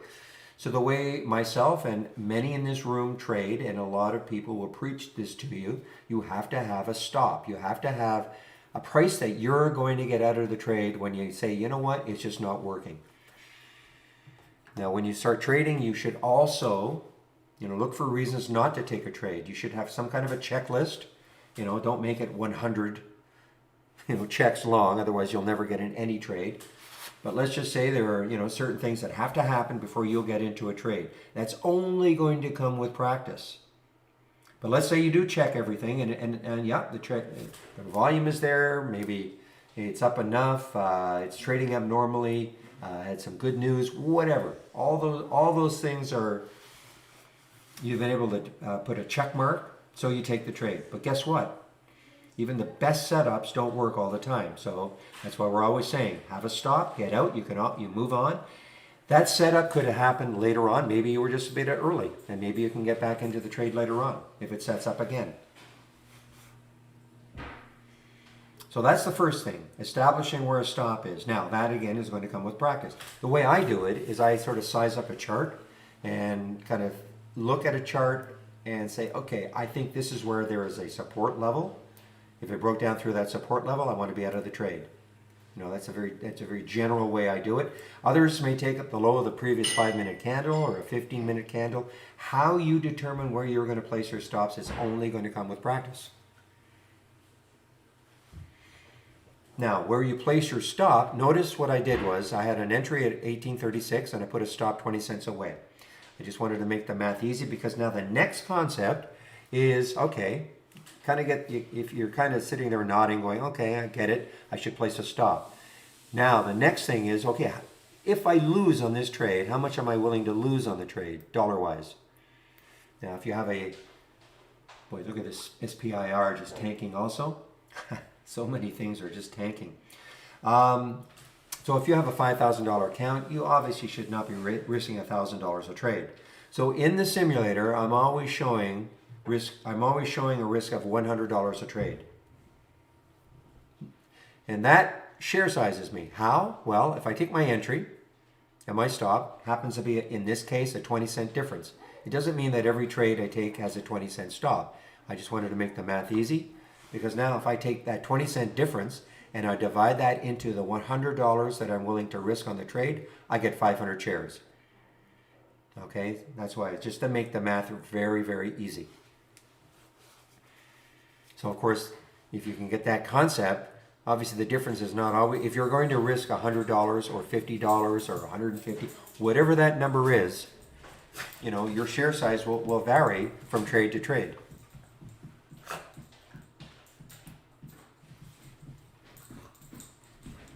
So that's 3 concepts, you know, placing your stop. Now, I should say having a stop, share sizing, and now the ability to obey your stop, which can be very, very difficult. You know, I might get stopped out in this one. I'm going to show you what happens. Again, this is in the simulator. Because again, remember I was talking about the checklist. So you've got a checklist and everything is checked. It looks excellent.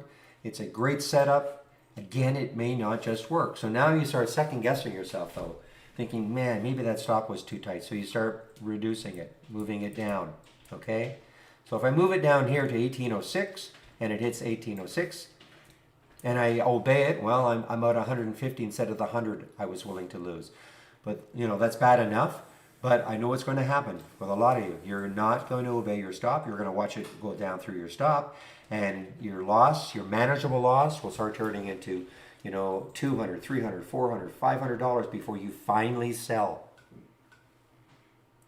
Okay, so my opinion anyway, very important to obey your stop. Again, you know, for all the reasons you got into the trade in the first place, they may occur later on. It might have been just, okay, maybe the market wasn't on your side, maybe, you know, something happened, but it could always set up again. Okay, so practice, practice, practice in the simulator. If you cannot make money in the simulator, forget about trying to make money using real money, okay? Because just so I was saying, emotions come in. You can obey your stop in a simulator because it's, you know, it's play money. Now, the other thing though is just because if you can make money in the simulator, no guarantee you're going to be able to make money once you start trading. Again, emotions come into it. So I'm not, you know, trading is not easy.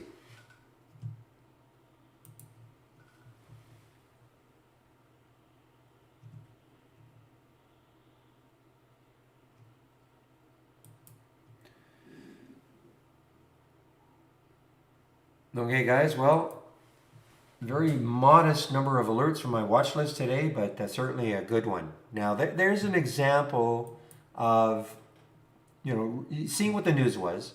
Now, the interesting thing, of course, is, Goldman downgraded it with a price target of 21. Now, it went right down through that price target, but before they had a price target of 35. Now they're just so bearish on it. Now, again, whether you agree with Goldman or not, that's totally irrelevant. This obviously affected it, and even though, you might have thought, well, okay, they put a price target of 21. That's where it should have stayed. But, the market, of course, overall is in a very kind of a bearish mood. So, that was a great alert, 2104. I didn't take it right at 20. I always let the whole number break.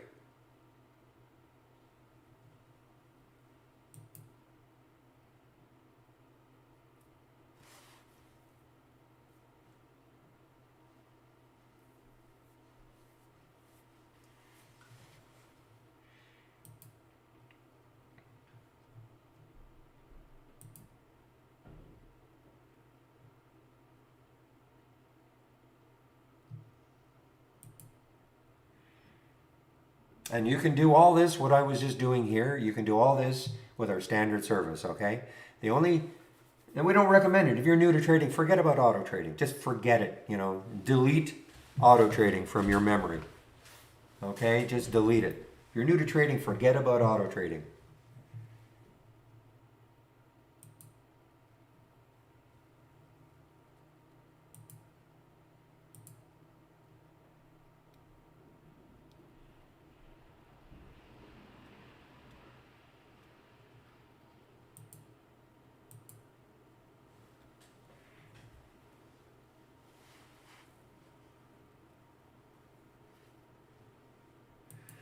Who knows? Maybe center point will be offered in Canada at some point. The one thing though, if it doesn't link with trade ideas, I still wouldn't use it.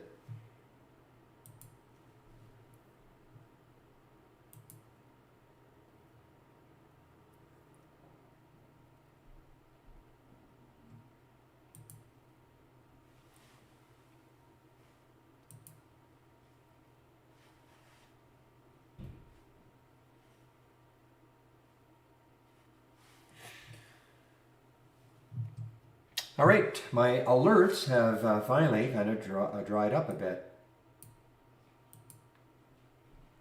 And there's that Grom just getting tanked now.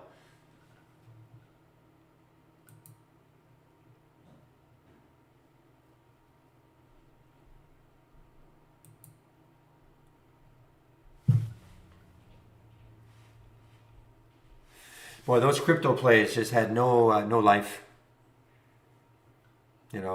Again, just popped in the pre-market and then just, BTBT is kind of hanging in, but I'm looking at HUT, I'm looking at BitF, I'm looking at some of the other ones. BTBT is kind of hanging in, but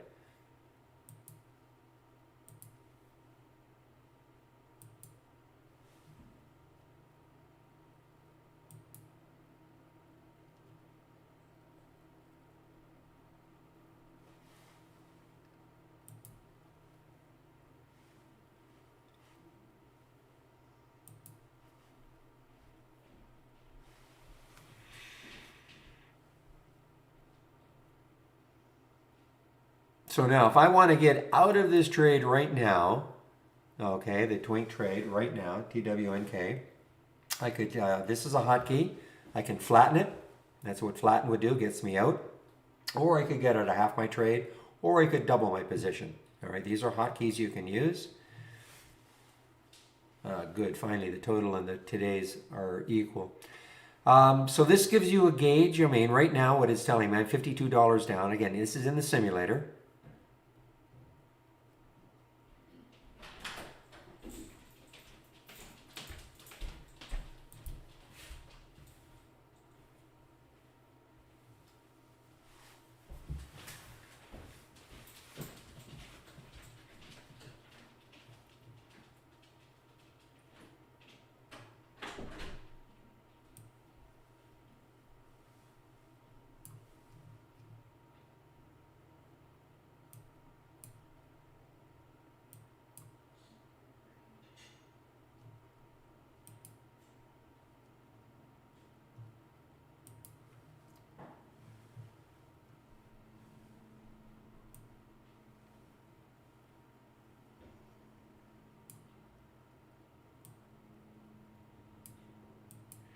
Levi. Levi on the way down also, or okay, finally found a bottom.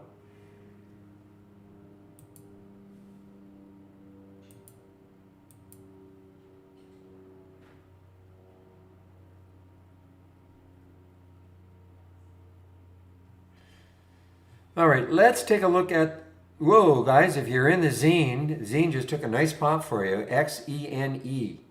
If you're in this, it just took a nice pop for you. See, Zach's trying to, is shorting it, but it just took a big pop. Almost $1 on that candle, almost 32 to 32.87.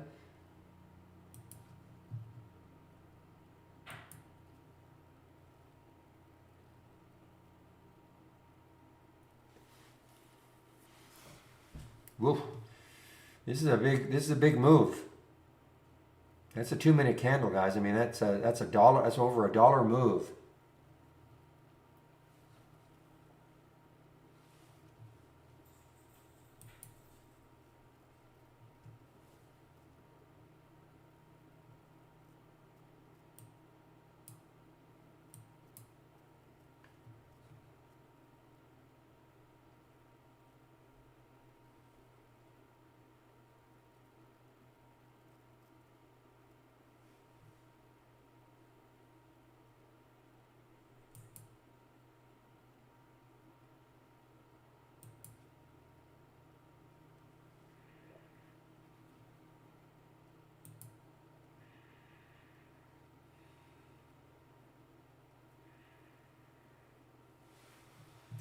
Keep looking at the AI to see if there's anything of interest to me. There's nothing because there's only one. Actually, there are a couple that are under 10 or under 20, but they're not working. So, but I use it like a watch list. You know, I might turn around later.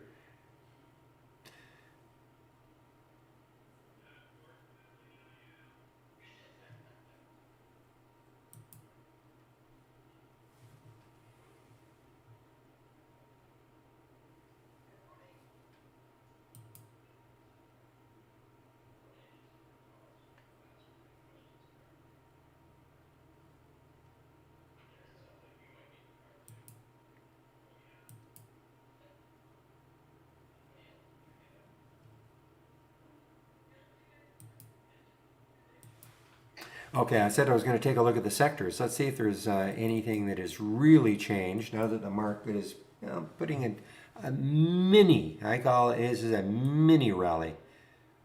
So let's take a look at the sector status. See what the best sector is right now. So all the energy plays are still down. Yeah, there's still nothing really that is... Yeah, I mean, tech has put in a modest recovery. You know, it was I think when I last looked, only 5% were up from yesterday's close. So we're at 22%. Same with communications, but still, you know, there's nothing really standing out that you say, okay, I can pile into this one now. So why I'm showing this, I mean, if you're going to get into a stock, you should know what sector it's in to see, you know, what is its overall sector, especially unless it's trading on its own. When I say that, like the GROM earlier, you know, first of all, GROM is not a part of any one of these, but, you know, what you should be doing, in my opinion anyway, for instance, if you wanted to get in an energy play, you'd be looking and saying, every single energy play is down for the day. Is that really what I want to do? Unless it's something that has news specific to it.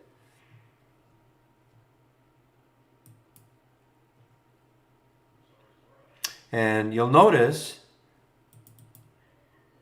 now if you're not on the latest version, the latest production version from our website, you notice, I mean, I can click on the dock channel bar and I can click on a channel. Before, you could never do this. You could do this, but then when you clicked on a channel, your layout would disappear.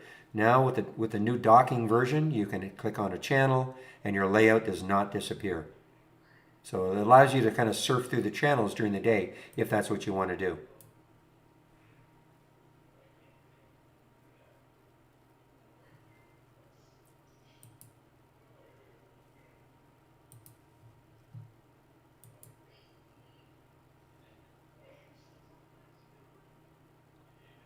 Yeah, I've taken some of that off now. I mean, that got all the way down to about 20, just down to 2040. I can cheer you on a little bit. I don't have very much left. I mean, if the market's going to rally like this a little bit, it'll probably drag things like U.S. Steel up with it. Even though the Goldman downgrade is still looming over it.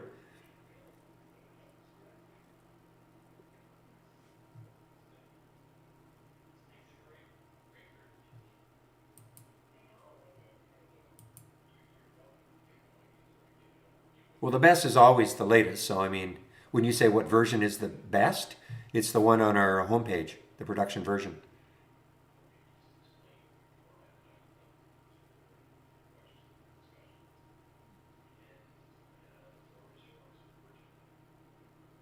So if you go to our homepage,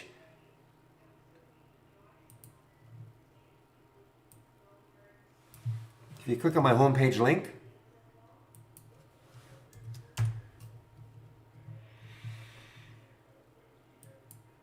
so if you scroll up and it says download software, and here it is. Okay, well, yeah, right here, 5.5.32. That's the latest version.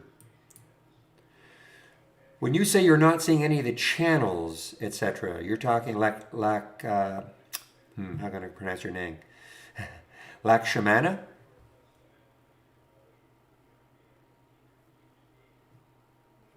When you say you're not, well, you click on new, and then if you're a subscriber though to Trade Ideas, right? This is not, I mean, it's part of the subscription. So you are a subscriber to Trade Ideas?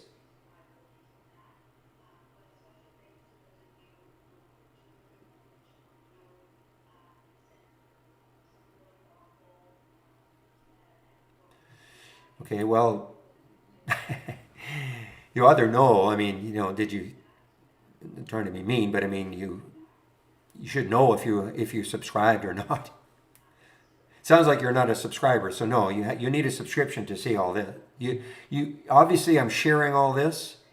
Okay, you can see all this, but if you need a subscription though if you want to create your own scans. I have a lot of other scans on other windows that you cannot see. But you should know if you're a subscriber.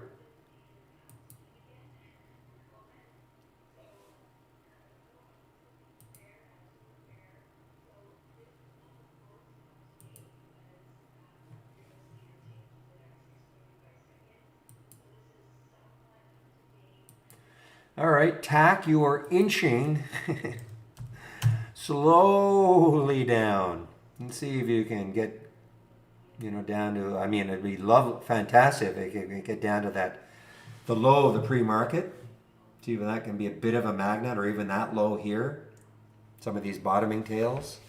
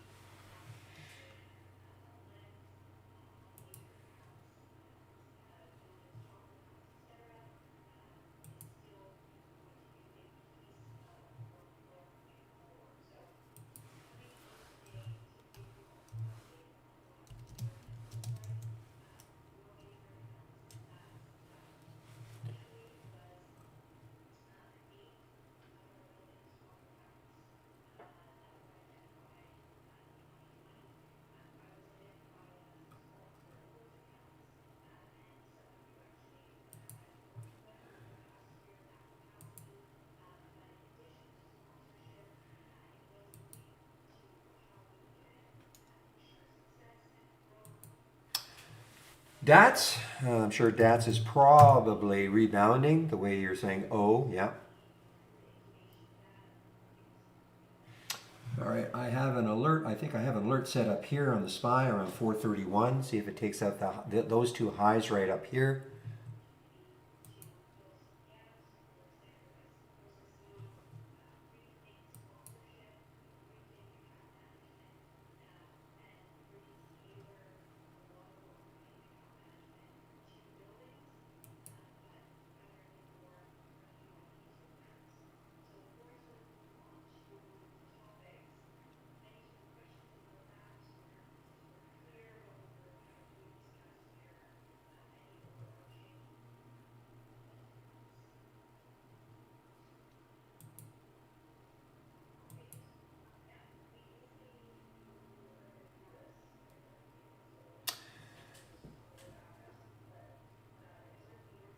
All right, guys. The only Bitcoin stock that I would pay attention to really is the BTBT. The reason I say that is take a look at BTBT. Okay, now it's pulled back from its highs of 1240, but it's holding, kind of holding in this area. Take a look at HUT as an example. See how different it is? Look how it's not holding the area at all. And the other one I was looking at was BitF. These are small guys, but they were all ripping in the pre-market. Look at this one. So, just look at the difference. So maybe BTBT, maybe it gets going. I mean, look at the difference. Maybe it gets going later on. So, stick an alert maybe just over 12. See if it takes it out later on. Because this one traded yesterday on its own. Bitcoin was not doing this. This was trading on its own.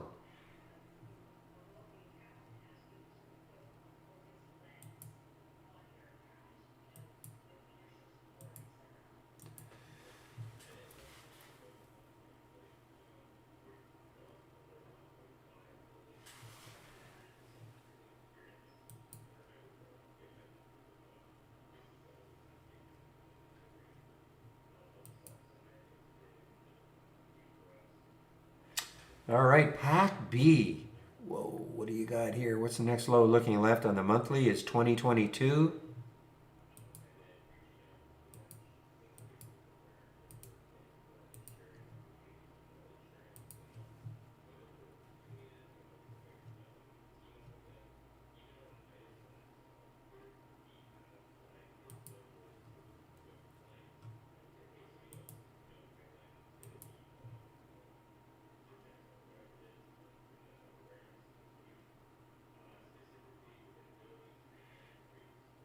Yeah, Greg, I don't look at it that way.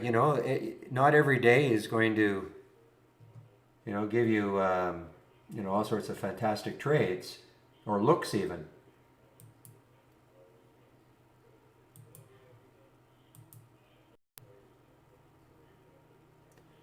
I remember being in a room a long, long, long time ago, and the moderator said, there's maybe only 4 or 5 days at most in the month, that you can really, really make a lot of money. Now the trick is to find those 4 or 5 days. The rest of them can be a real grind. Now with trade ideas, I didn't have trade ideas at the time. I would, dispute that a little bit, but I'm just looking at my option scanner as an example. The last 3 days, hardly any activity. It'll turn around. I know it. It'll turn around next week once we get into earnings season. I'm sure there's going to be a lot more activity. So, you just, you ride it out. And when you get those great days, that's when you pounce.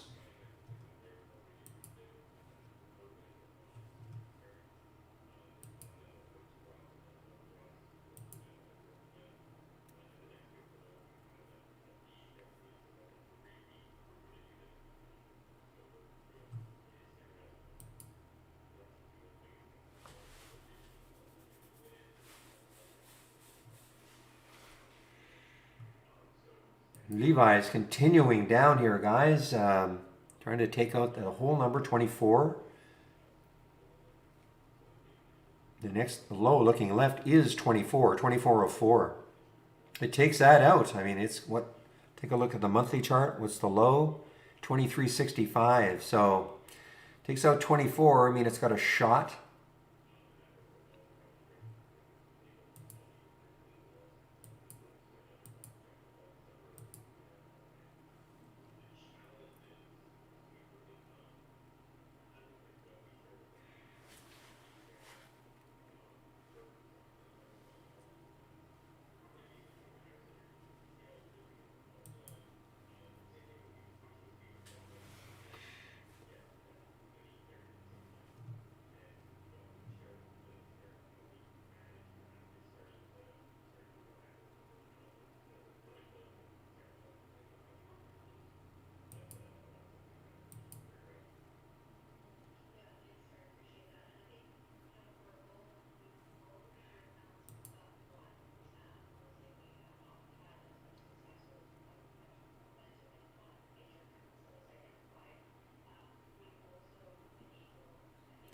You know what's having a nice day is Blue Apron, APRN. Now, will this fizzle out?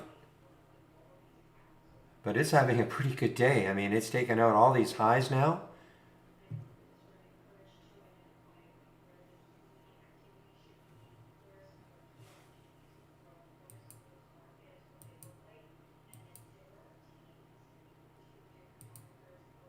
I'm watching this pack B, guys, to see how well it holds underneath 24.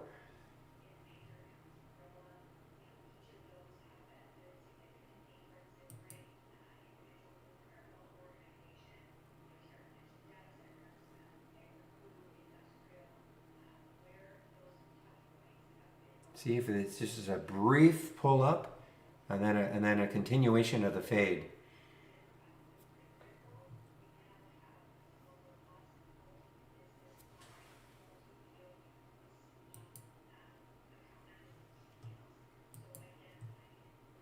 Now Levi, guys, right at that 24.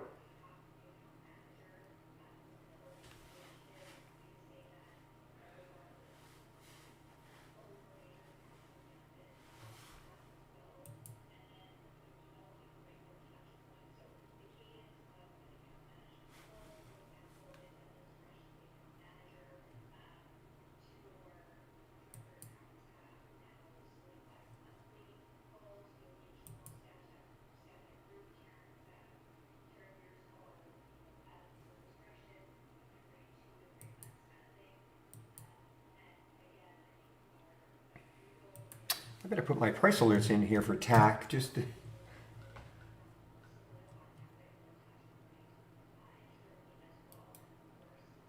see if we can get back into this 1470. I had a flash down right here. I had a flash down to 1469. Sometimes that does mean something. So let's just see.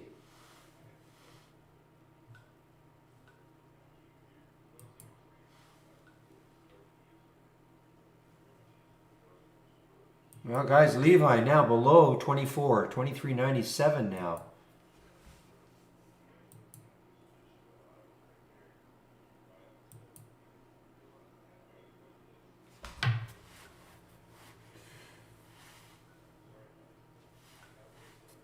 Now this one is interesting. I mean, it flexes. I mean, it's still near an all-time high, but it is making its way down now. Flex, maybe too much support, not that far away. I'm just looking for, potential shorts, especially if the market starts to move down again.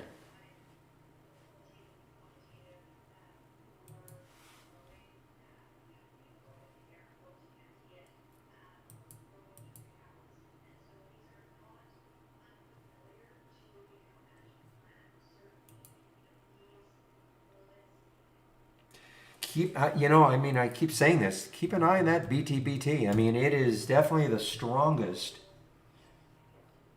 of all of them. I mean, it's just kind of hanging in this area.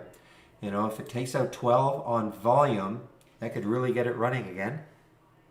Now, the issue again, though, is that 200-day moving average. It's still, what did it get to? Probably very close. So it got up to 1242. So it got within 24 cents of the 200-day moving average, that area.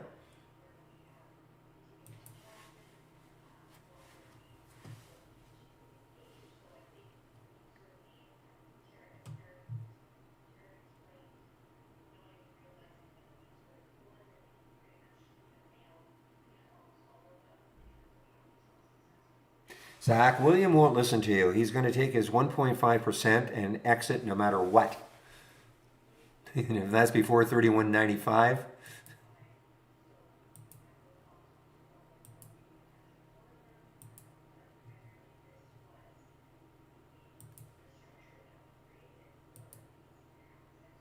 All right, guys, pack B.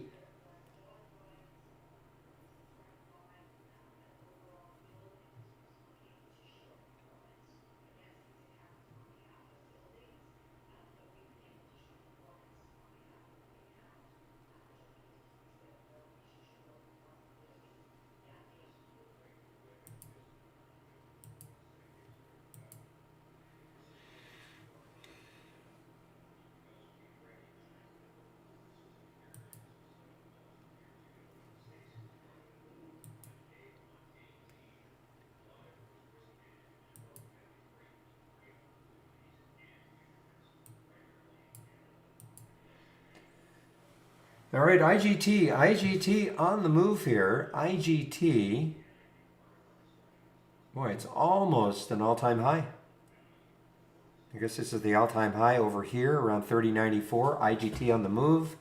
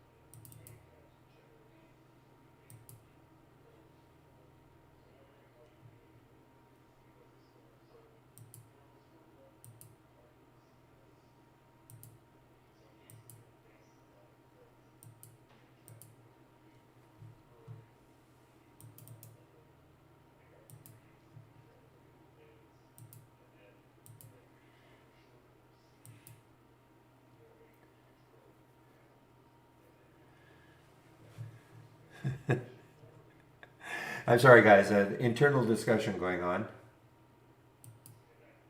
So VLCN, okay, I guess VLCN is an IPO.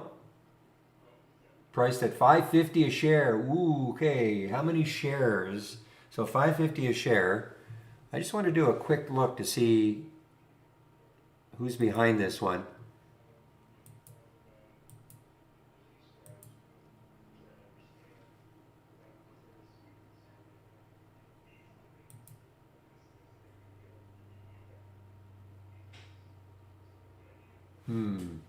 I don't see it on my IPO list.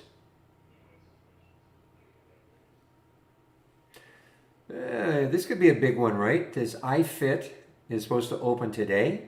$18, 18 to 21. Some big Morgan Stanley, Bank of America, Barclays, Citi, Jefferies. A lot of people behind it.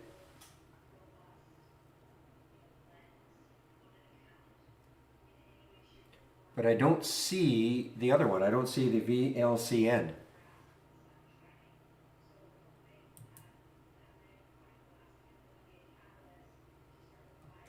Was this one of those direct to markets?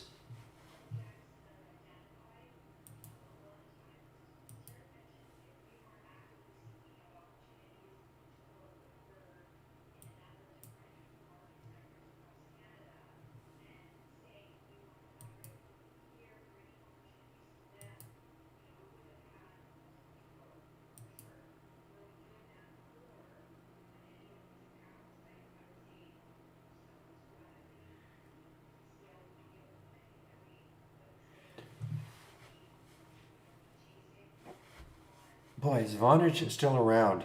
Remember they? I don't know anybody who uses Vonage. I'm sure there must be some out there.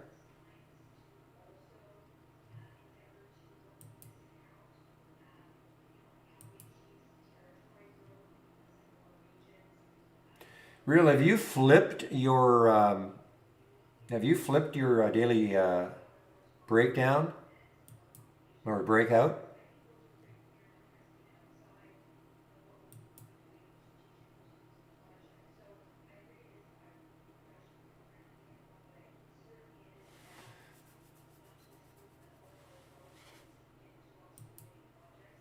Yeah, I flipped it, getting some nice short opportunities on a day where the market, of course, is down. That's why I decided to flip it just to see. Well, on the Pac B also.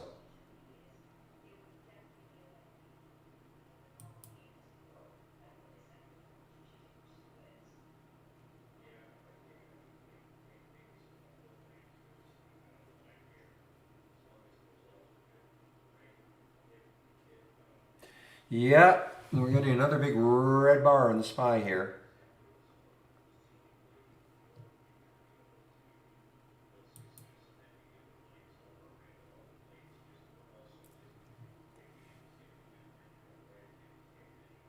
Oh boy, this one, I mean, if this takes out, what's the 200 day? 561 for quadruple U.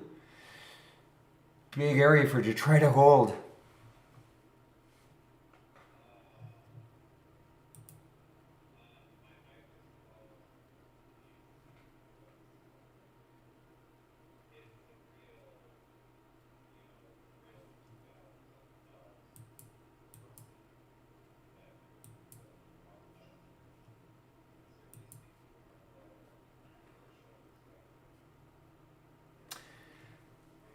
Bed Bath and Beyond sinking again.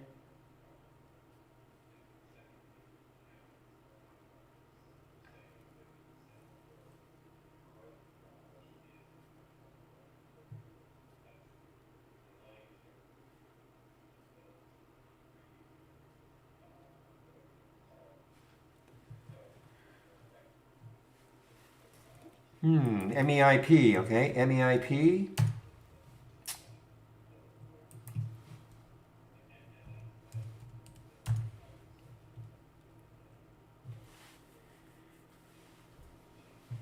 Big float, 103 million in the float.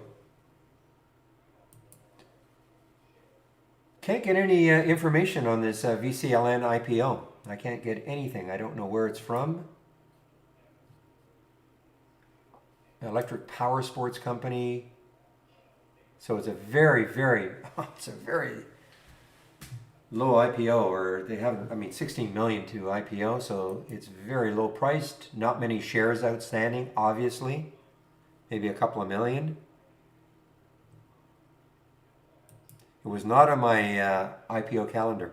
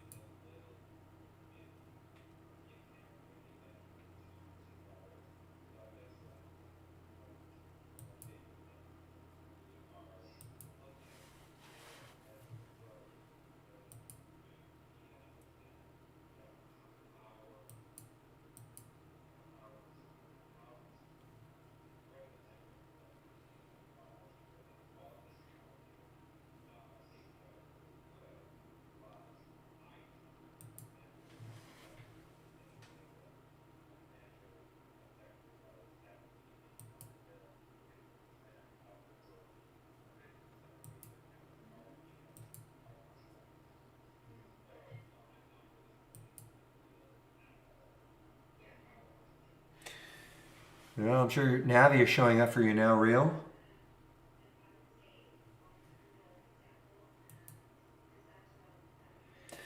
Yeah, I'm just trying to find out who was behind it.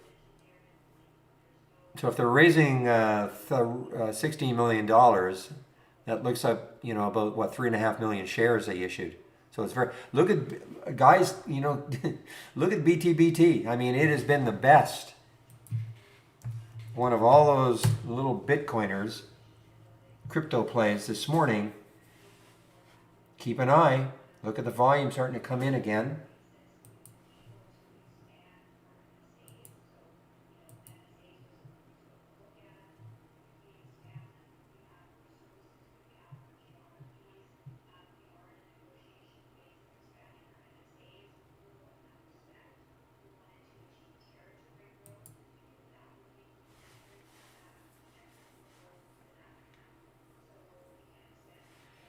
No, I can read all that, but this okay. This is what I'm saying.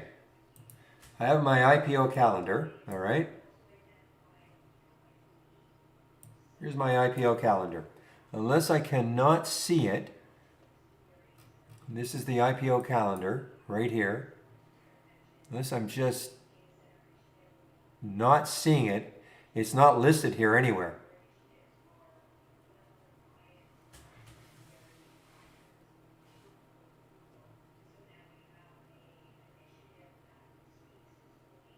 This is what I was talking about. The iFit.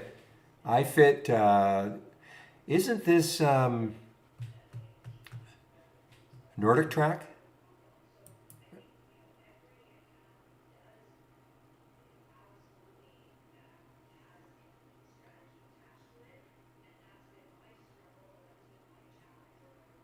Maybe I'm wrong. I thought it was. I thought I saw Nordic Track is going public, or Nordic.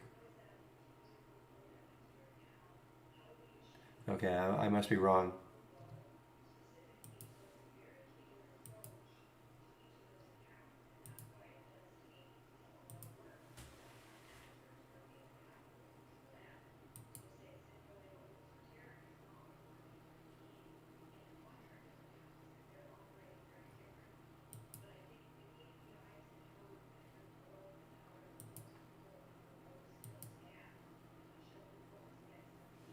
Really?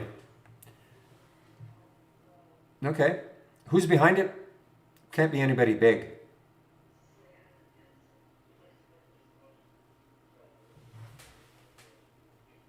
Guys, keep an eye. Listen. I keep nagging on this one, but I mean, if this stakes out 12 with any sort of volume, BTBT, but you need the volume. Right now, there's no volume. I mean, and when I say volume, I'm talking about a volume bar that looks, I'm not talking about the absolute volume. I'm talking about in relation. I mean, it's taking it out. Need some volume to keep it going, though.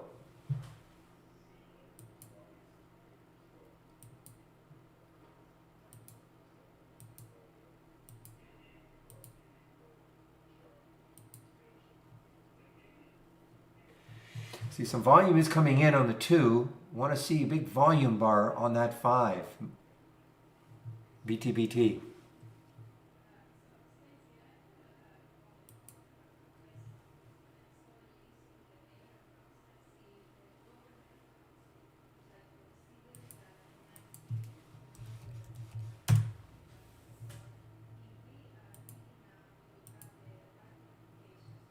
What was the high?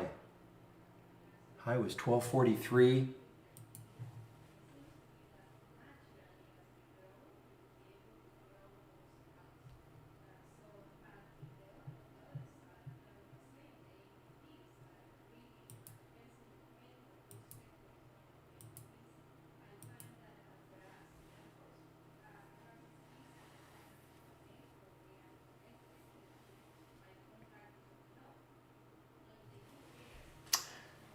Well, okay, let's see.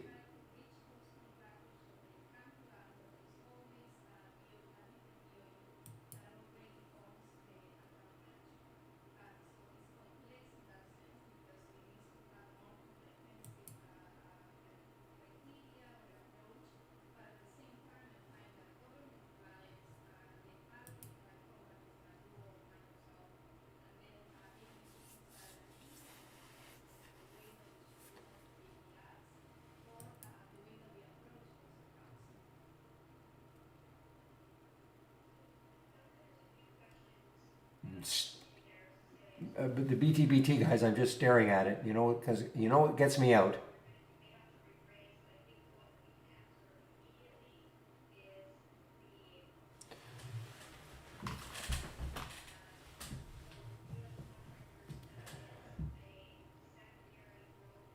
Okay.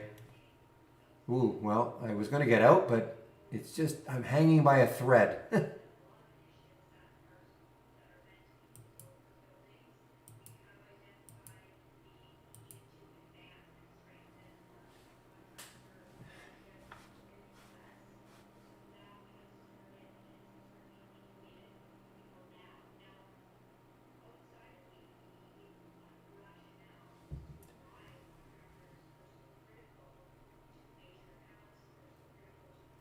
Sorry, guys, I'm just watching the BTBT trying to hold 12.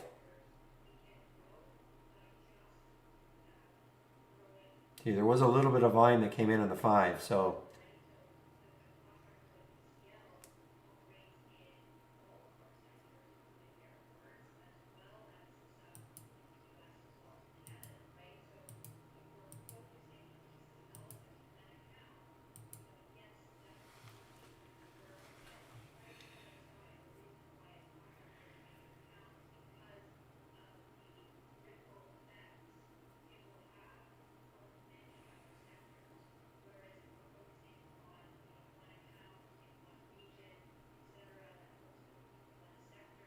Ah, the Pac B.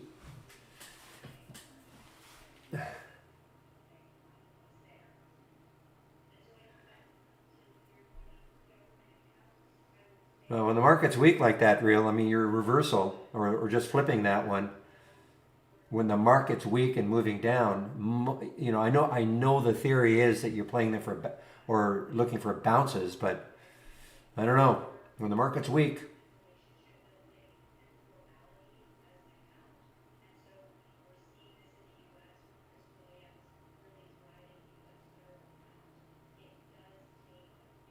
sorry guys, I just have to wait on this BTBT to see how well this 12 holds.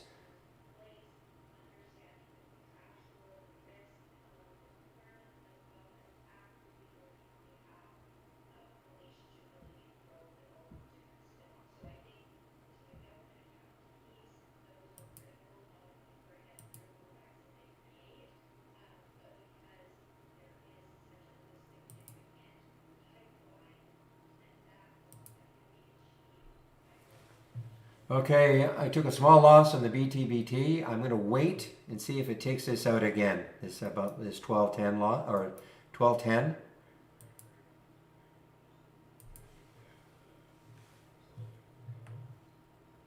I mean, the volume was there. It did picked up on the 5. You see how, but it just didn't quite sustain it yet.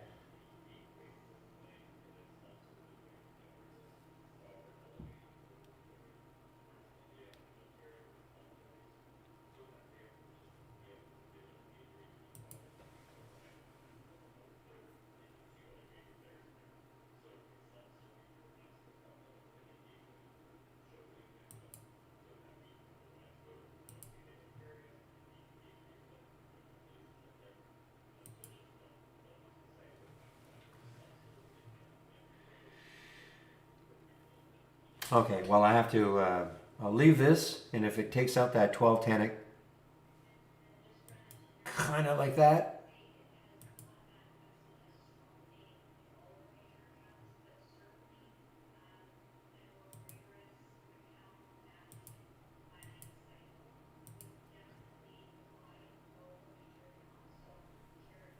All right, second time lucky.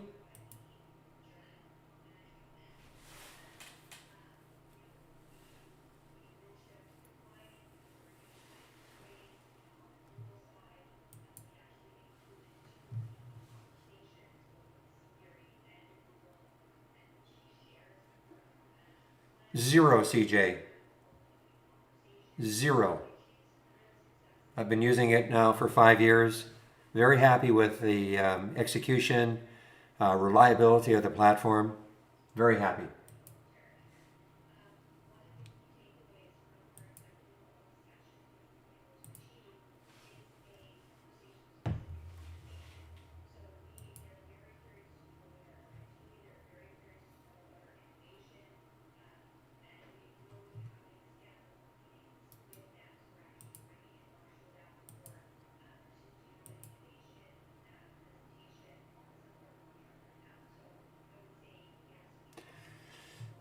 Come on. Jeez. What a game all this is.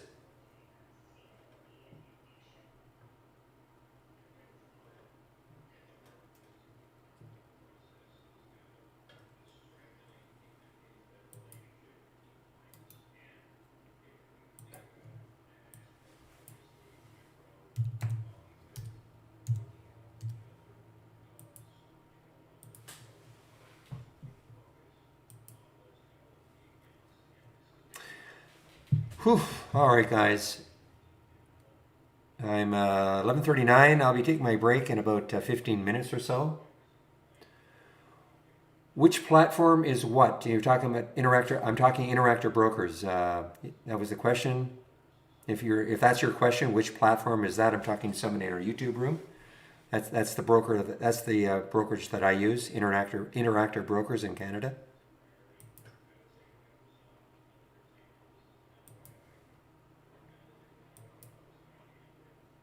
Oh, I got back in. You don't have to follow me. I got back in. Took a small loss, got back in.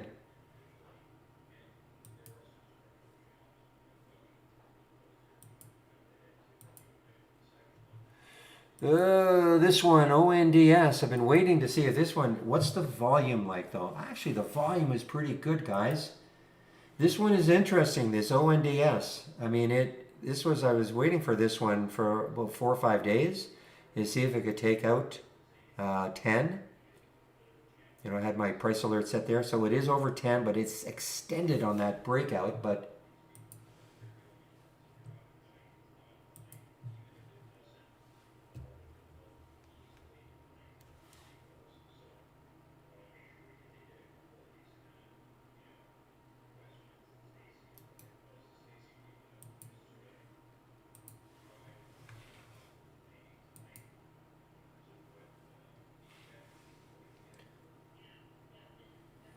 and why? Because if you look left, there was just a ton of room for this one to start moving.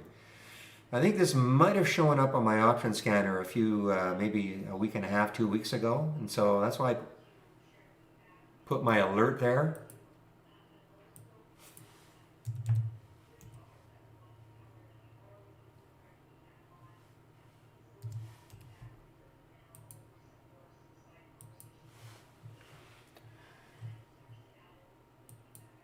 Okay, well, mini winner now.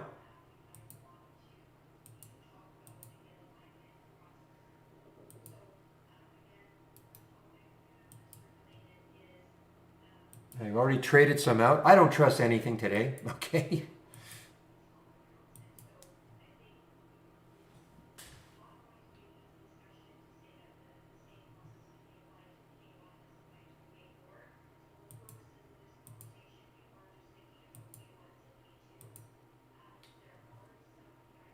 I'm talking about the BTBT.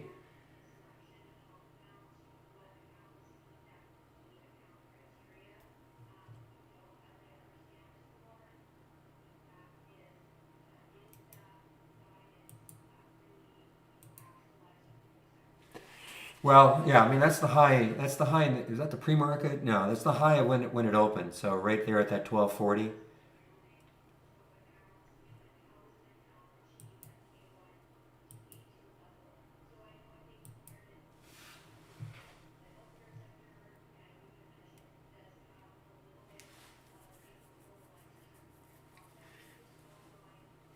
So what do you mean earlier? I mean I placed a price alert on ONDS at 10 for a very specific reason. You know, 10 is a highly psychological number for this to break.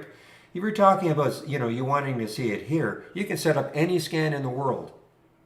Well, any scan in the world. I can set up any scan to show you this, okay? The problem is that, you know, I don't know what the volume was at this point, but the problem is you might get a lot of other stocks that are going to show up that you don't care about, okay? So I mean, you can start reducing filter values. You can start, you know, reduce the relative volume.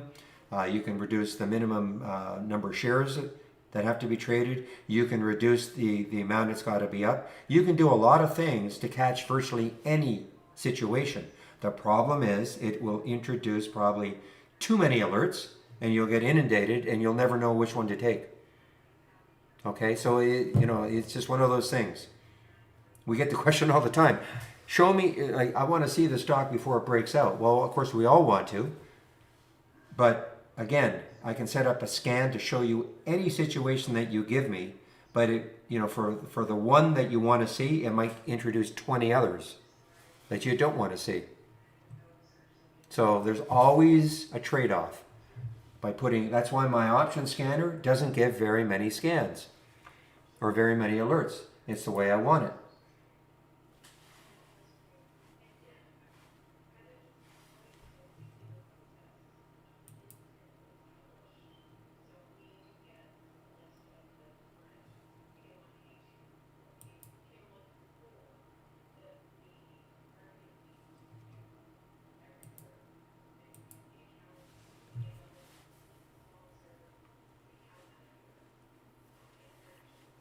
Come on, BTBT, just take out that 1230 like you want to.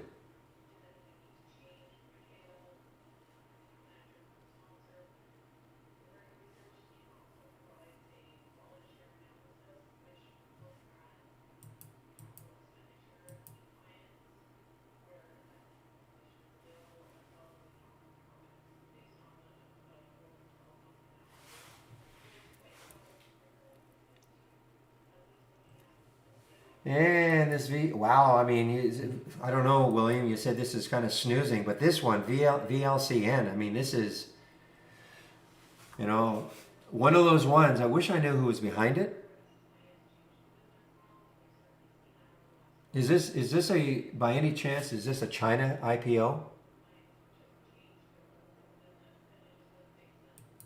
I just can't see any news on it. I have no news on it whatsoever, other than the fact it's an IPO. IPO was priced at $5.50 a share. They raised $16 million, so a little over 3 million shares. But we've seen, if I knew it was a China IPO, you know, these things can go absolutely crazy for the first 2 days. Is that a Texas? Rats. Okay. Well, that destroys that premise. But even so, I mean, the only way I trade an IPO, I mean, I could have traded it on that break. You know, I kind of look for a break above the opening highs. I typically do not trade an IPO the day of.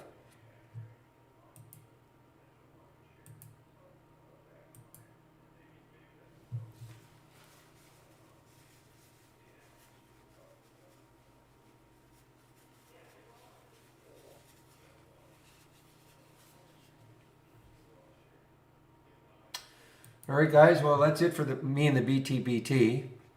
I will put another alert back up around that 1236. So it just turned in, unfortunately, just kind of a quick scalp for me. But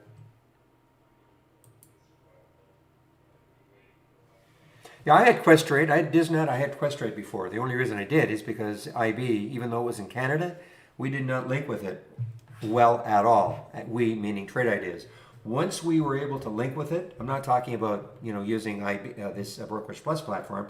I'm just talking about the simple external linking tool. Once we were able to link with it, I ran to IB. Boy, this is yeah, this VLCN. William, you better. Wasn't it you who said this is a snoozer?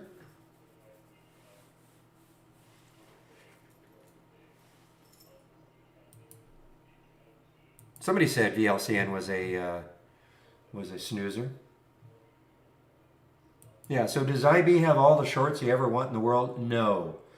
There's a lot of shorts compared to most brokers, but is it a center point? No. Will that drive you nuts? If it does, well, nothing you can do about it if you're in Canada. It just doesn't drive me nuts.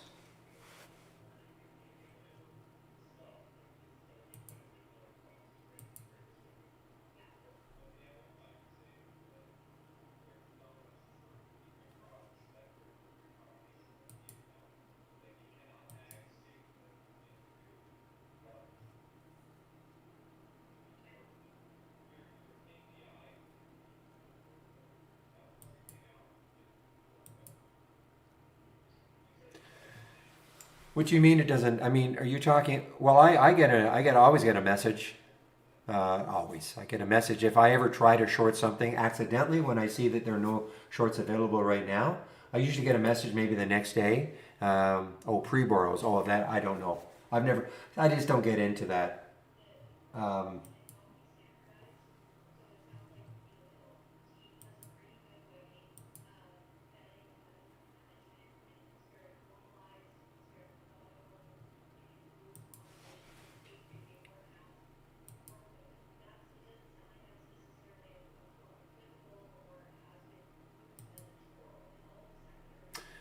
so, guys, all I have right now is the amazing tack from 1486 down to 1472. Whoop-de-doo. But you never know. Later on, it might just.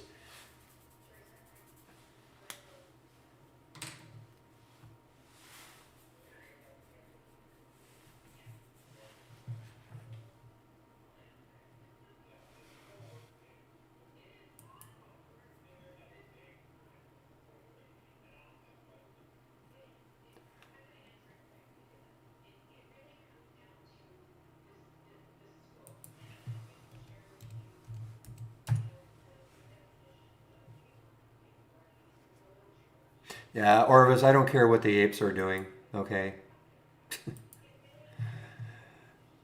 I honestly don't. Okay, guys, Bitcoin may be coming right back. Bitcoin. BTBT. Sorry, not Bitcoin. BTBT. I'm out of it now, but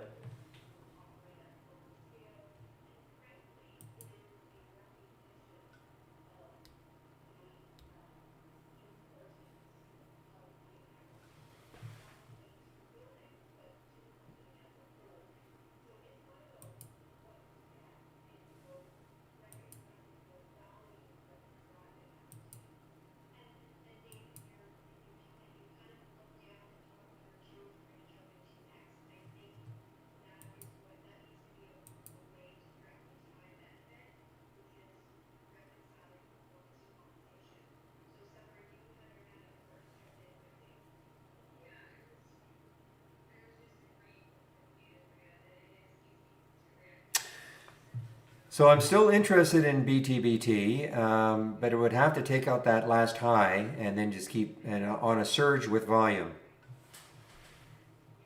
You know, I mean, it's the only one that really held, other than the other ones that I looked at. I mentioned the BitF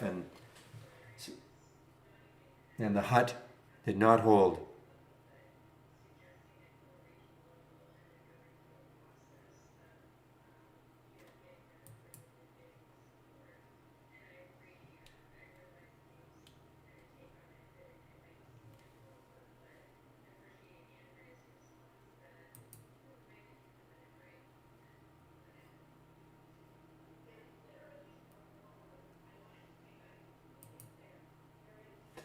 All right, DNB, Dun and Dun and Bradstreet. I haven't seen this one in a long time. DNB probably coming into some resistance around 19.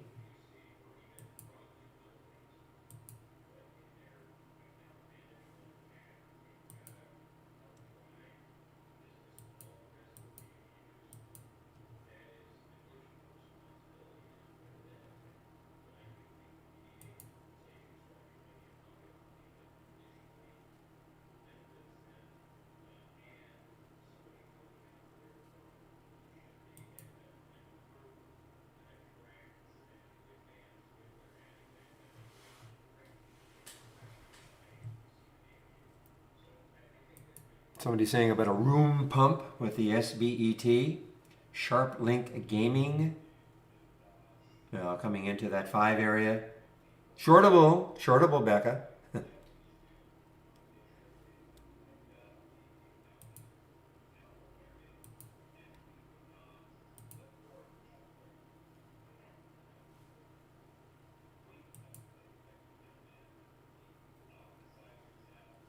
All right, guys, I just want to confirm it is Steve today.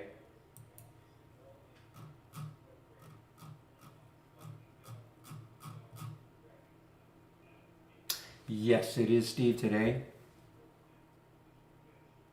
So if you want to head over to the YouTube room when I take my break around noon, Steve will be there for the hour.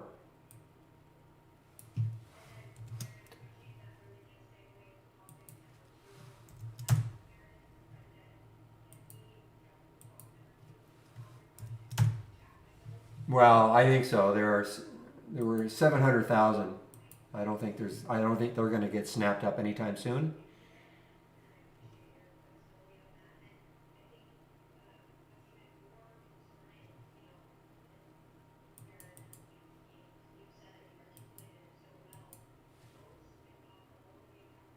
Sorry, 400,000. Sorry.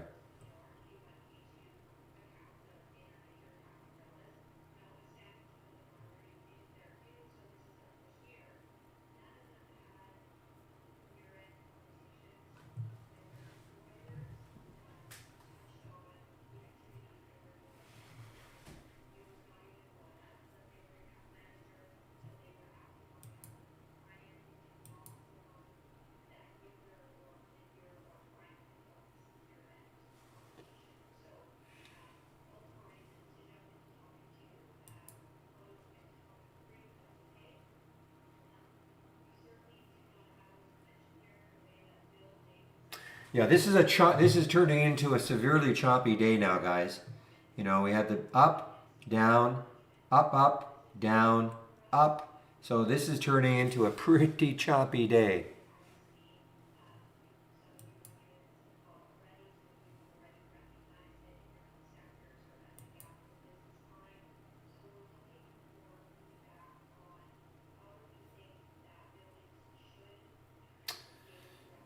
RVI, man, look at this one with the room it's got. RVI.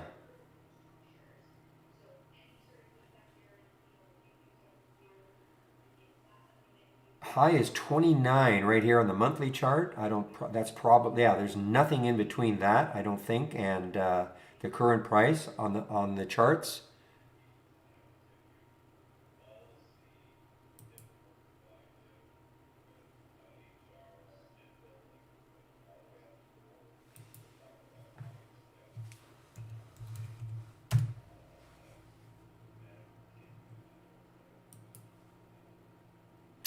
Well, there's a lot of short covering that just happened, Becca. 541,000 now available. There's a lot of short covering that just happened with the SVAT.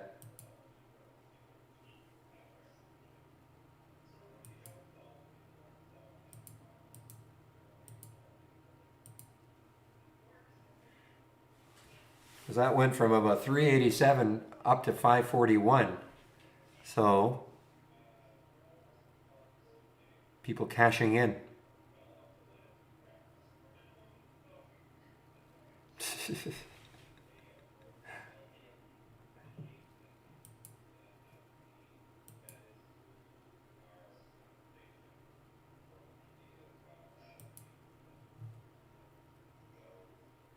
Oh boys, bet BTBT.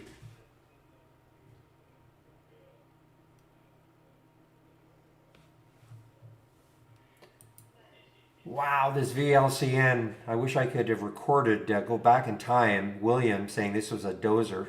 I'm just picking on you, William. Look at VLCN. Wow. Ah. This is trading like it's I know it's not, but it's trading like one of those China IPOs that we saw, ooh, I don't know, 4 or 5 months ago. We had a couple of them on successive days. I'm not saying this is going to happen with this one, but they went up to like, you know, 40, 50, $60, and they were priced at around 4, 5. I just can't remember the name of them.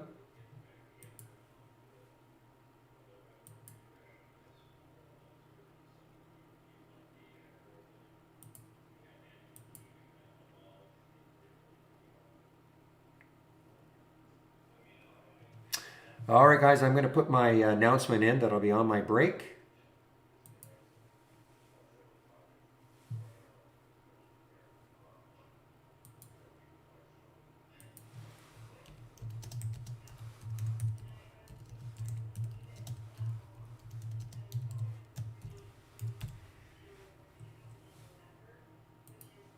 So I'm just waiting for Steve to show up in our YouTube room. Should be any time now.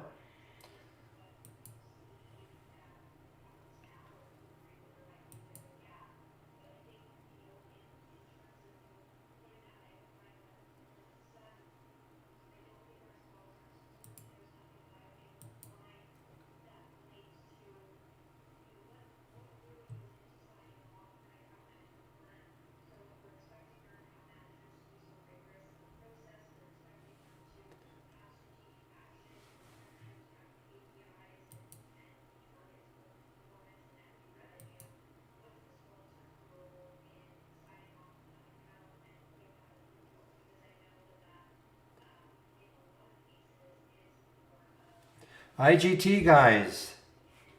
It was showed up a little while ago. Continues to move.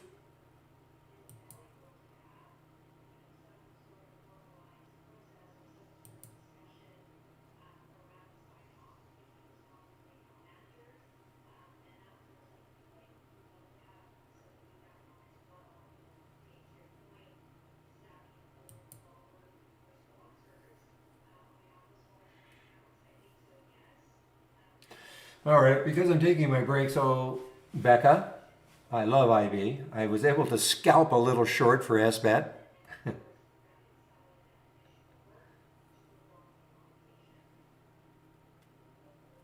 don't have very much left. I'll be taking my break.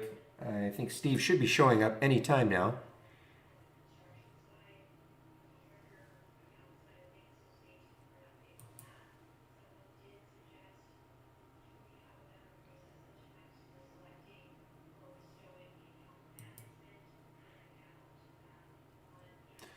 There he is. Okay, Steve, I see you. Okay, great. I'll stop streaming. Have a good time, Steve, for your 1 hour stint.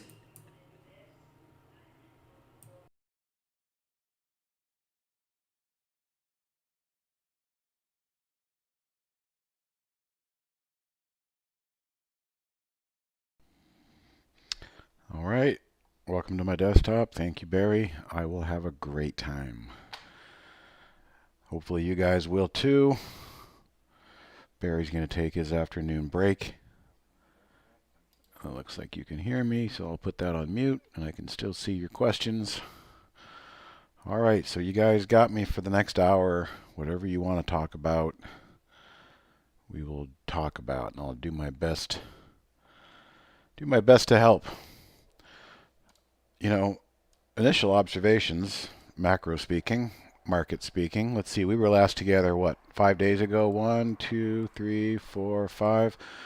So, I had mentioned, back here, most importantly in the market, spiders, S&P 500, that this was a real critical juncture here. And some of you might remember I referred to that area in the circle as the armpit, where the price bounces after a fall, bounces back up in and under the armpit of the moving averages. And that becomes the critical point to decide, what is this market going to do? Is it going to do like it has done in the past, which means a quick reversal, quick V bottom, and boom, right back up through the moving averages, back into clean air?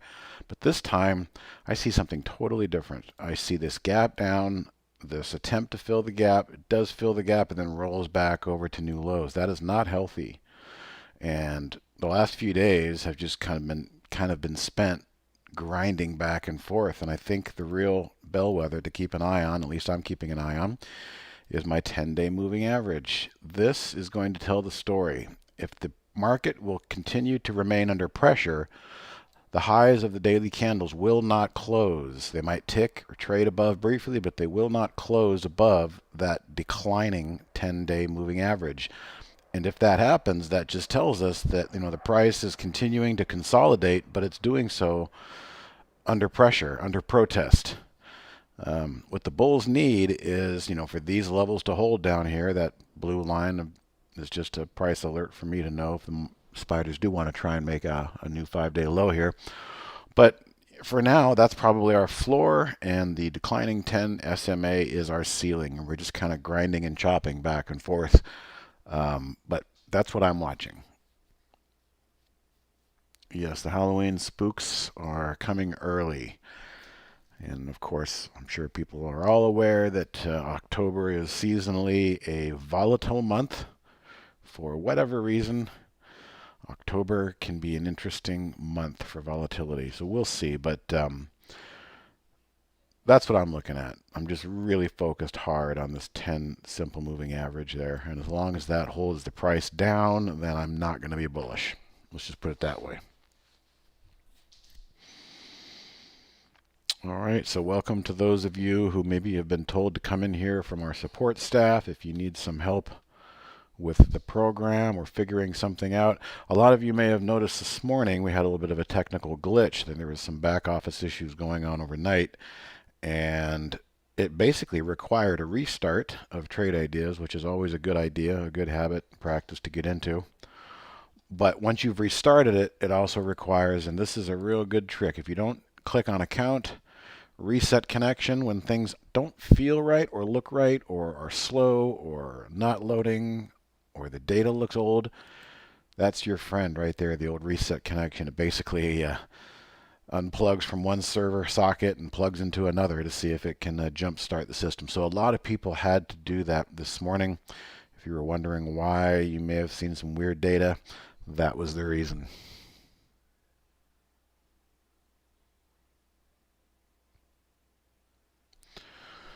All right. Hello, Ignacio. What do I think of ACER from the AI? Well, let's go to the AI and just click it. Is it not today?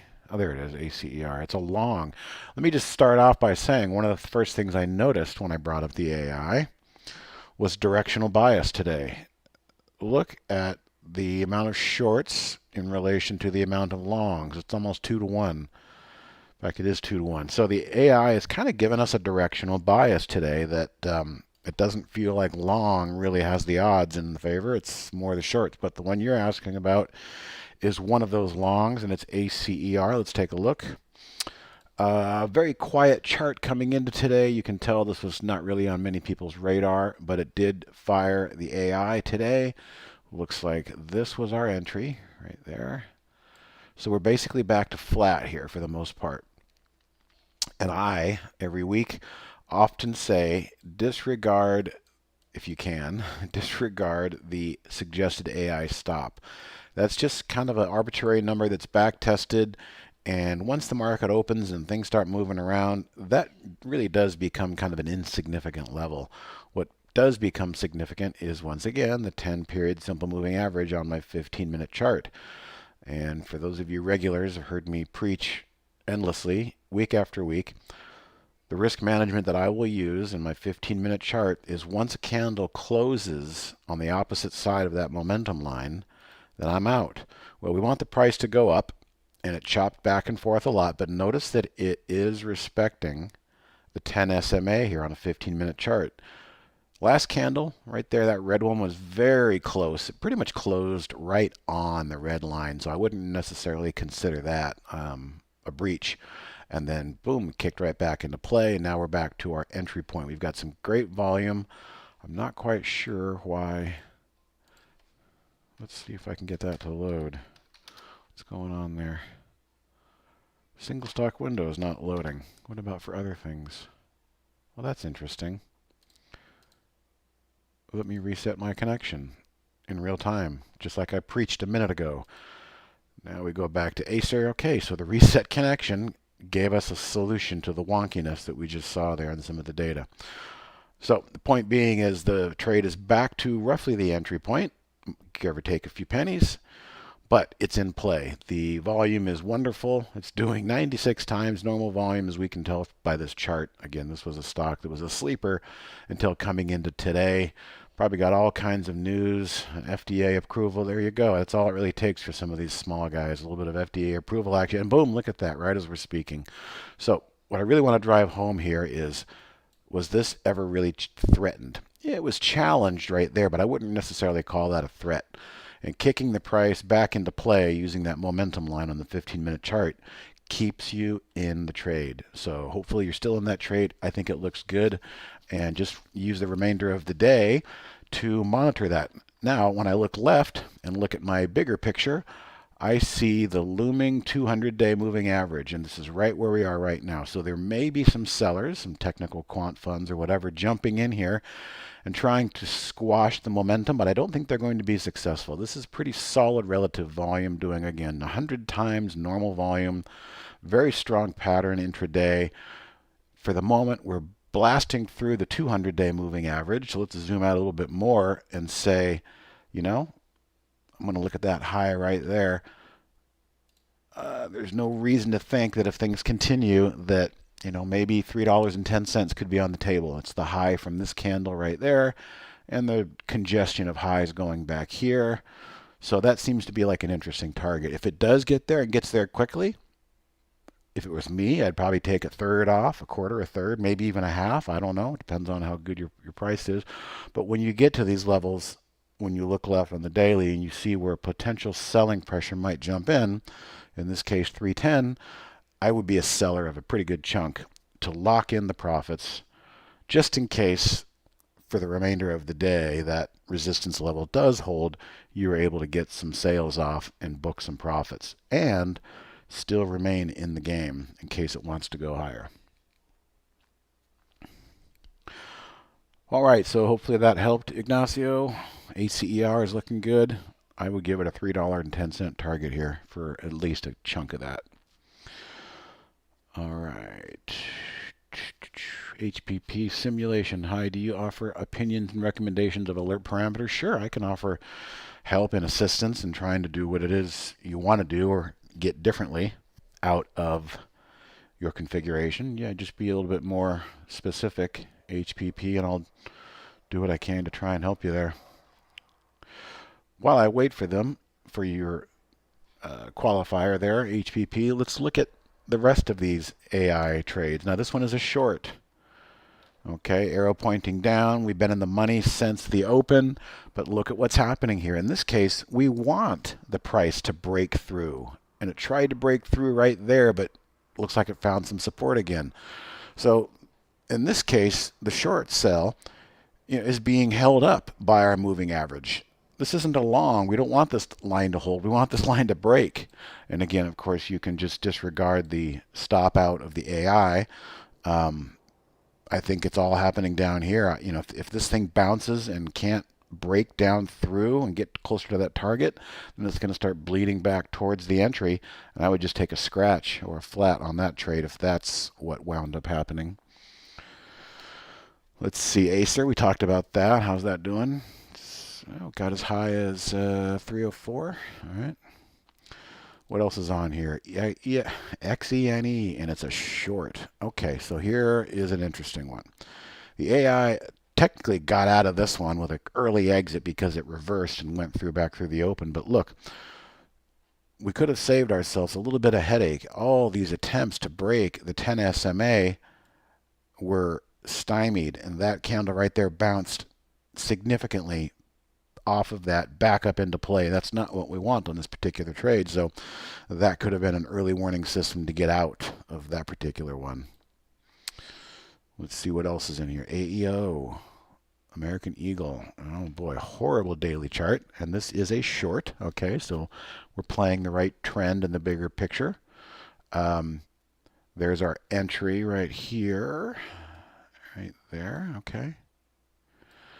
And again, I'm going to say disregard the stop because it looks like same thing is kind of happening here. Let me zoom in and we can see it better. All right, so this green candle right here was our disappointment candle. That was the candle that showed us that the sellers are running out of steam. Ideally, if we go back in time, right there, this 10 SMA should have held the price and capped it and hopefully put it back down to new fresh lows, but it didn't. It bled through, and look at that. It closed. That candle closed above my signal line, and we're still above the 10 SMA. So I don't know how much more meat this one might have on the bone. If you're still in it and haven't gotten out, you could stay with it, but the fact that it punctured and broke back through the 10 SMA when we want it to go down is not helping. MANU is fighting it right here. Okay, so there's our short. Our stop is right up here at the top of that. But, if this candle closes back above this declining line, that declining line really should throw the price back down to new lows. And it's a little wishy-washy here. It's still in play. Not going to give up on it yet. But if this current candle in 2 minutes pops back up and closes above that 10 SMA, that just might signal that the momentum is dying. Okay, HPP. So working on an alert and calling it one-on-one because the goal is 1% one day. Consistency as feasible parameters. Stocks above 3 with high liquidity.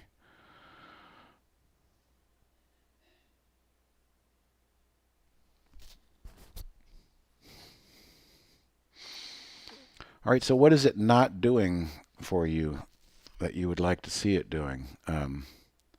1% in one day. Stocks above $3 with high liquidity above 500.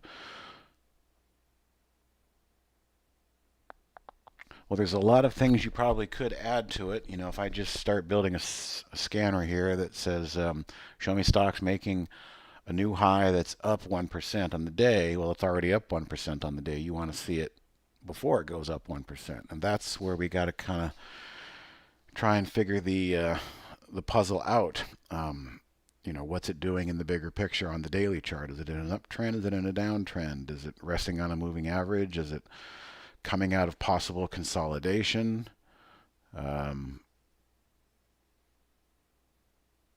That's my first thought.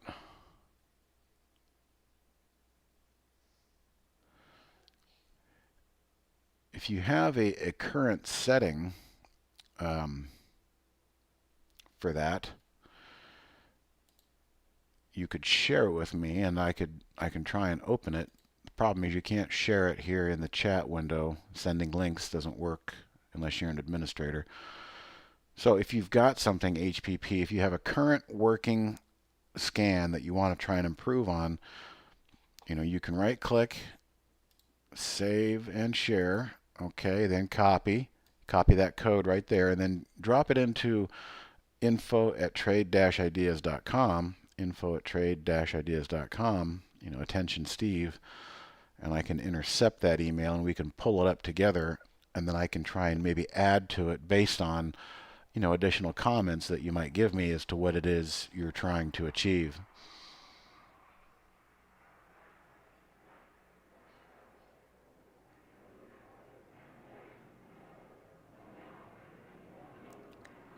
All right, yeah, thanks for that qualification. So you've got one that works in Thinkorswim.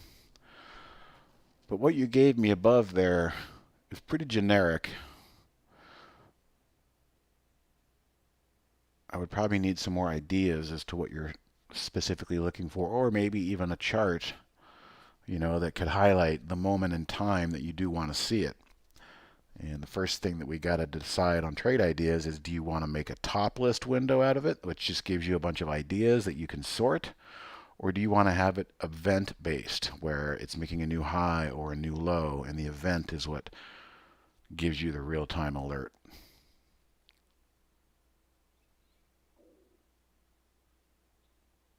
I just feel like I need some more information to try and help you in the right direction.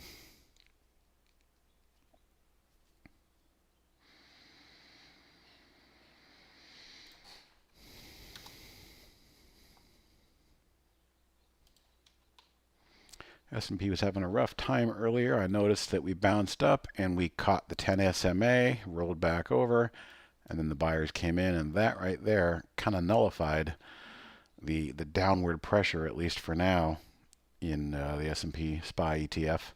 So it looks like we're in for kind of a choppy day here, even though we're back under that moving average quickly. We'll see if it stays, but the fact that it decided to not roll over and go to fresh lows, and the buyers stepped in and made it kind of messy, that tells me that we might be in for just kind of a choppy day here.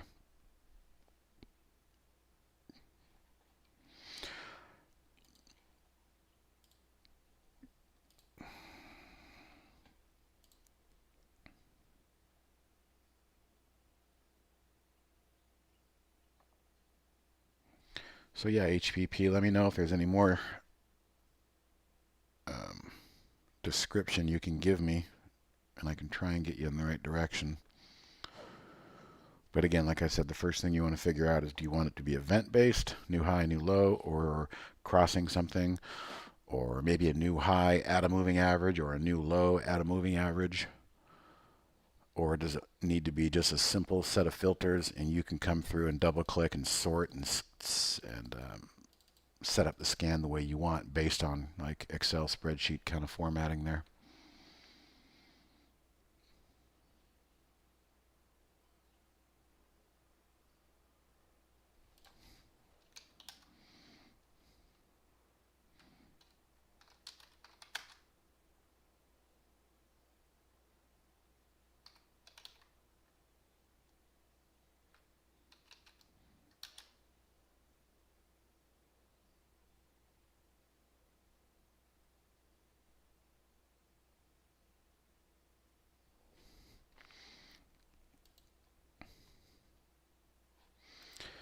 Oh, people want their Twinkies, huh? It's a pretty good breakout day. Hasn't looked back. Bit of a blow-off candle here, though, on the top. Twinkie might be starting to get tired. Hostess brands, whatever.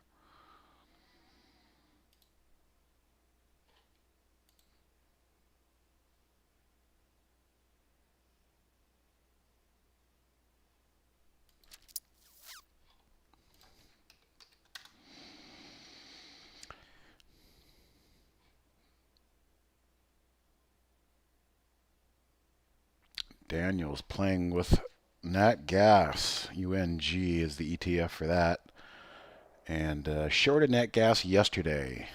That was pretty ballsy. I can appreciate that. These commodities can wreak havoc overnight. They can wreak havoc or they can be a blessing. In this case, it was a nice blessing for you. So let's take a look at what's going on here. I see a couple things of interest. Notice, Daniel, I've been talking a lot about that intraday 10 SMA. Well, look what it did to your price. It threw the price down. Not only did it throw it down, it threw it below my 5-day moving average, which is the only other line I have in my 15-minute chart, which is a rolling 5-day average using 130 candles as my SMA. So it's basically a 130 SMA on a 15-minute chart, which gives me a smoothed out 5-day average. Look at how the buyers defended that level until they couldn't hold it anymore. So in the interim 15-minute period, it's looking good for you. Looking good. You want to stay with that trade. However, this is a very strong uptrend on the daily. And as you can see, it's coming right into a level which typically could be considered support, the 10-day simple moving average. So, if it were me and I got short last night and I'm happy with the price action so far, I might be covering half right here just to take half off the table, book some profits, and get some nice emotional ammunition and reward the troops.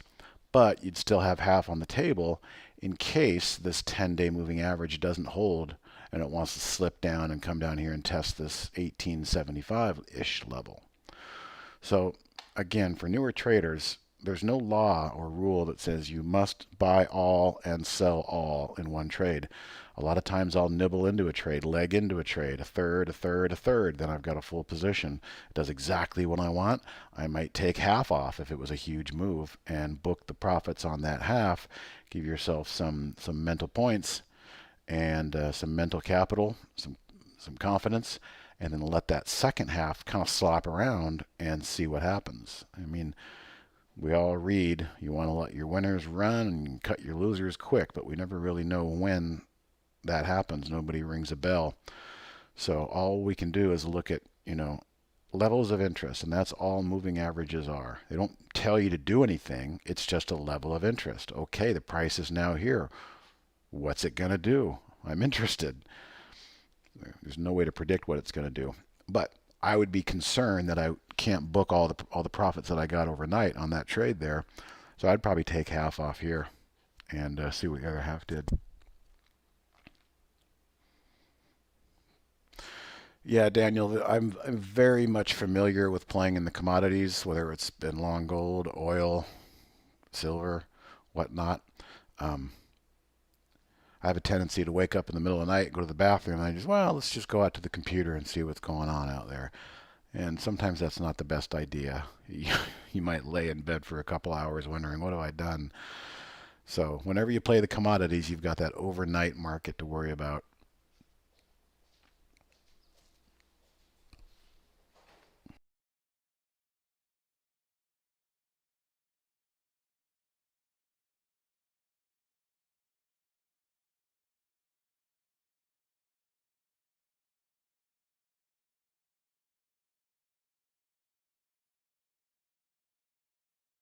So here's this 5-day moving average that I was just speaking of coming into play again. It was a little sloppy yesterday, but look at that today. 1, 2, 3, 4, 5, 6 good tests of the NASDAQ Qs, and they can't get back above this rolling 5-day moving average here intraday. I do find that interesting. Matter of fact, I created a scan last night. Let's take a look at that just for fun. Fade the 5-day. Fade the 5-day. So I created a scan that used a new high at the 5-day. And let's see what's on here. HMIS was the last one. And look at that. There it is. There's a new high right at the blue line. So if I go to history, everything that's come through here today should be up on the day, but it's not alerting me until it gets to that 5-day moving average. SEDG. Hitting it, kind of going through a little bit. Mavis, Microvision. See, this is the kind of stuff I was talking about yesterday. If you're somebody who's not looking to hold on to things for a long period of time, swing trade, you just want to get in, get out, book your profits, but It's hard to make sense of price action. Well, this would be something I would consider, looking to go short on something that spent all morning getting up to this level and then finding that 5-day moving average where likely you might have some sell support that pops in there and helps you out. PING, Peloton, it's kind of bleeding through. So anyway, that's just a thought. All right, David, yes. The worst thing to do is to get up and start looking at your computer. Then your brain starts thinking. And once your brain starts thinking, it stops sleeping.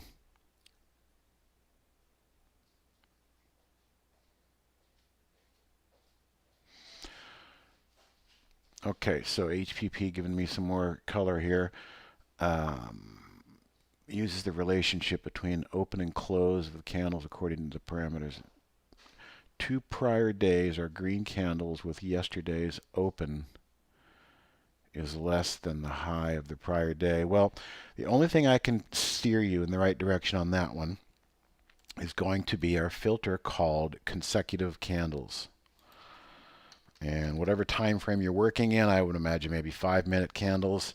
If you add that filter and you say anything that I see, we have to have had at least 2 prior candles. Now in your case, I think you said days, so I'll go back and qualify that. Consecutive candle in days. So if you add that filter, anything you see today, if you have a 2 minimum in consecutive candle days, you're going to see at least 2 green candles or 2 net change positive candles coming into today's action. So if you're not aware of the consecutive candles, that might give you a little bit more traction as to some of the details you want to see using filters. Now again, you can use that on the daily or you can use that on the intraday, 5-minute, 15-minute, what have you. Now, however those are created, and I'll just give you a little trick here, reminder. Any of our filters, we can go quickly, consecutive candles.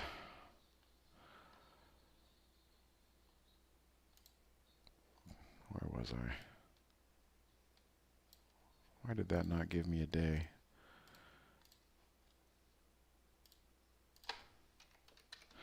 Consecutive days. Okay, so consecutive days. Go to help. You highlight it, then you click help. The only thing that we can do relative to high and low is of today's candle.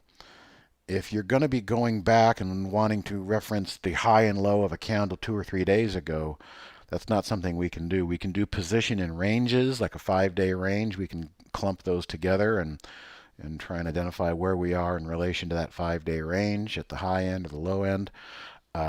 We do have, hang on a second though, I think we have position in, let's see, before I shoot that down, position in previous day's range. Okay. So what this filter would do is say position in previous day's range. Let's say yesterday's range, every range in our position and range indicators, 0 always equals the low and 100 equals the high. So if this is yesterday's range, previous day, 0 is going to equal yesterday's low, 100 is going to equal yesterday's high. So what some people do is they'd put a minimum 100 in position in previous day's range, which means you're not going to see anything until the price is at least, well, 100% above the low of yesterday's range. So I can tell you, you can use 100 or you could even use 101. You can go above 100 and say, okay, now I'm going to start seeing new highs, but I only want to see it when it's above yesterday's high. I'm hoping, HPP, that will help a little bit. So we can do consecutive days, as we see, but the only one that we can qualify the high and the low in a position of the current price in relation to the high or the low is that prior candle of yesterday. So you would use position and previous day's range. And if you want to see things that are above yesterday's high, just put a minimum 100 in that position and previous day's range, and you're not going to see stuff making new highs but still within yesterday's range. All right, good. I think that might be on the right track to help you there. Forgot about that one particular filter, previous day's range. All right, so when I start seeing a lot of red in this ticker, this is my S&P 500 ticker. All it is, if you want to build one, is a new high and low, no filters, but you go to the symbol list and we're only checking S&P 500. We go down here and we find S&P 500, highlight it, and activate it right there. And if you do that, you're going to get what I would call just kind of like a high-low ticker. And when I look up and I just see this window filled with red, and then I bring up the SPY, yeah, we're not going anywhere. We're not making any new highs. So it's just kind of a heartbeat of what's going on out there. If I've got my head turned looking at something else and I look back over here and I see all red in the S&P 500 window, I'm probably not going to see a green candle in my spider chart.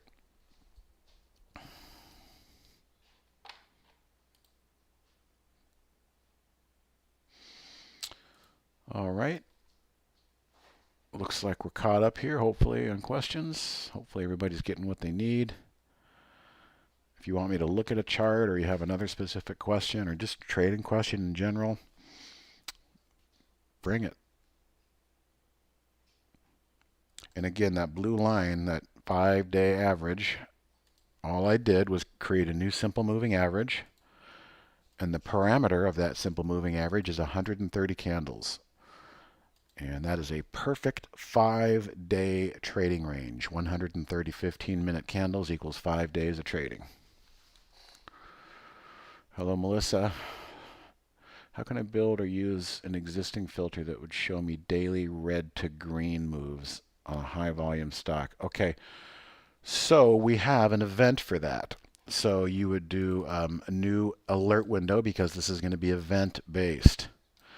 And I think the word I'm going to use, the key word I'm going to use is crossed. Crossed above the open, crossed above the close. So crossed above the close is going to be red to green.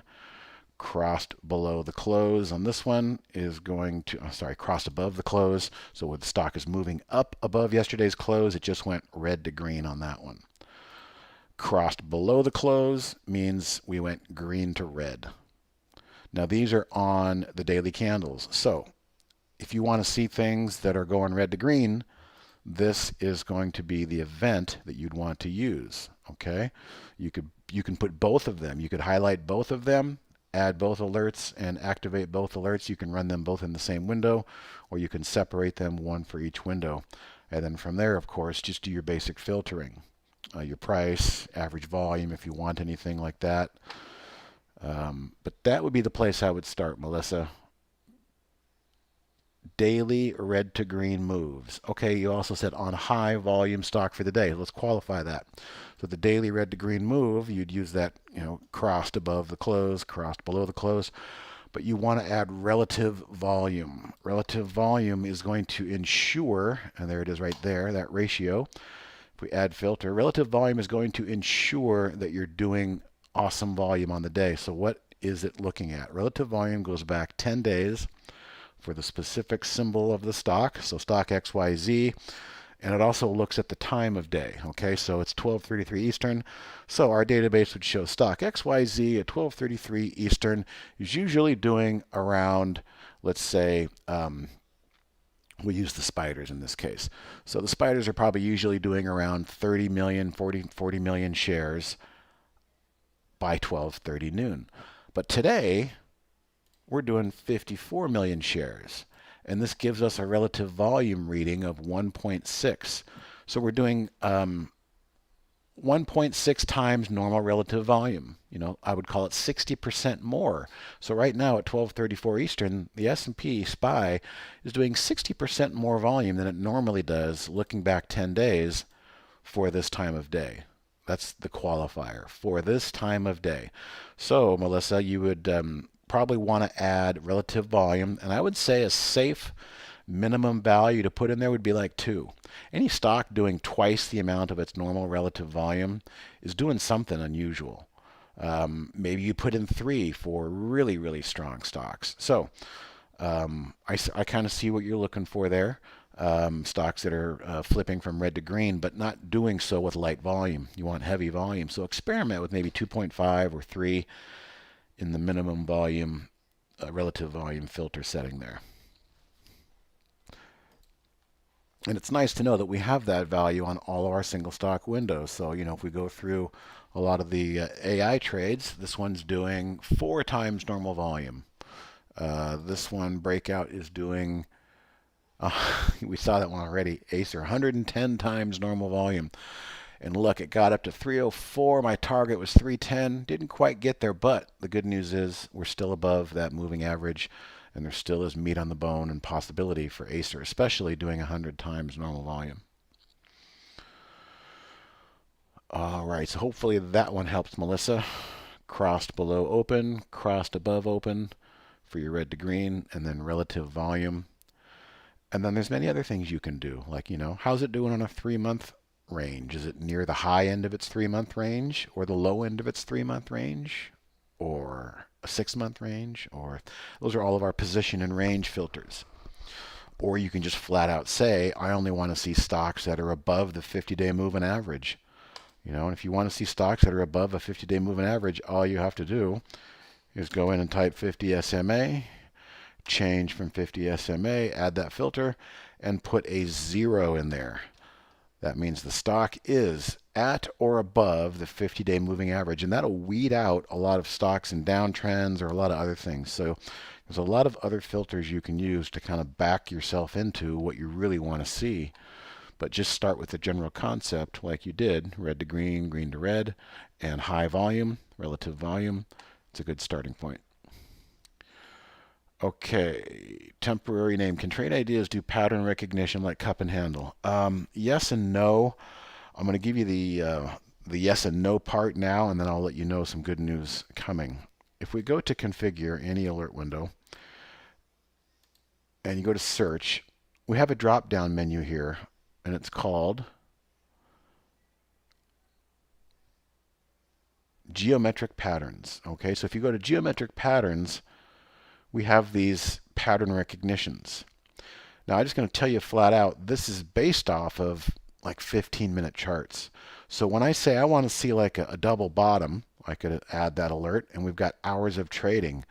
Well, maybe I want to see a double bottom over the course of a couple days or just a day and a half. Well, I could put, 12 hours of trading in there. And so we're going to sample 12 hours of trading and look for like a 15-minute chart looking for kind of a double tap, double bottom. And you just get what you get, what Trade Ideas serves up. So the yes part is that yes, we can do it, but it might not be on the time frame you want. Now, we've got something that is being built. It's called the Market Explorer, and this is our wish list for Market Explorer ideas. And as you can see, one of the first things I think we were looking for is Head and Shoulders. Cup and handle isn't in here. I might have to go ahead and add that. Again, this is just a wish list. This is nothing that exists.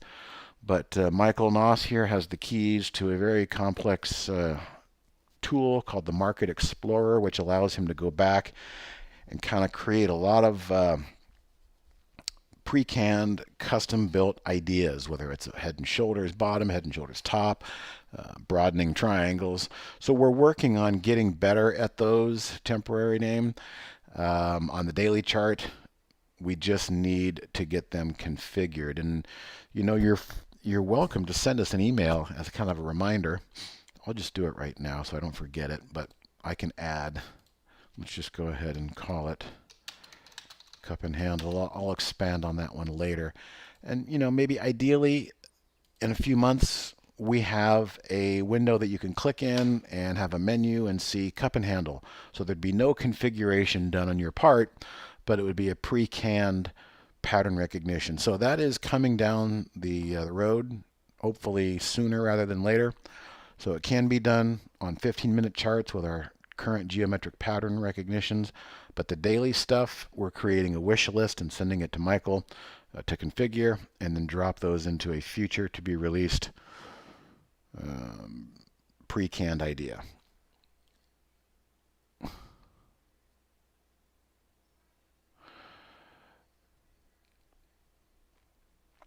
You stumped me, Melissa. Yes, I would like to use some qualamagi type filters. I don't know what that means. We might have it, or maybe you're just making up a word I've never heard of before. Chances are that's not the case. It's probably a real word and I just don't know about it. I mean, I'm a dinosaur trader. Sometimes people come at us with, can you show me the Ichimoku kangaroo tail? And I just don't know what they're talking about. But I can answer that question if I knew what qualamagi type filters were.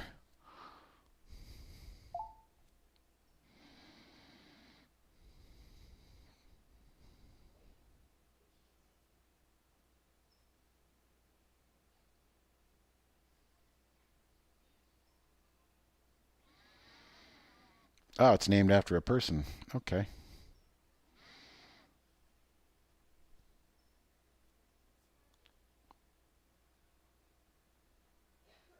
So a swing trader on YouTube. He looks for trades on the daily that are consolidating. Okay. All right. So let's talk about consolidation a little bit. Let's see here.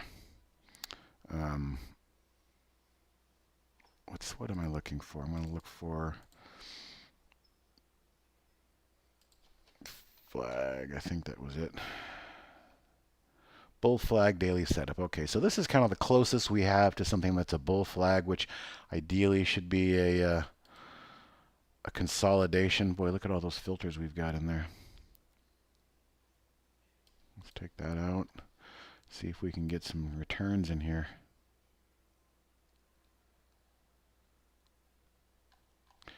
Why is there nothing in there? Let's see if there's anything in there yesterday. Okay, so yesterday there were some ideas in here. Let's take a look. So, SF, kind of consolidating, right? Kinda. It's not perfect.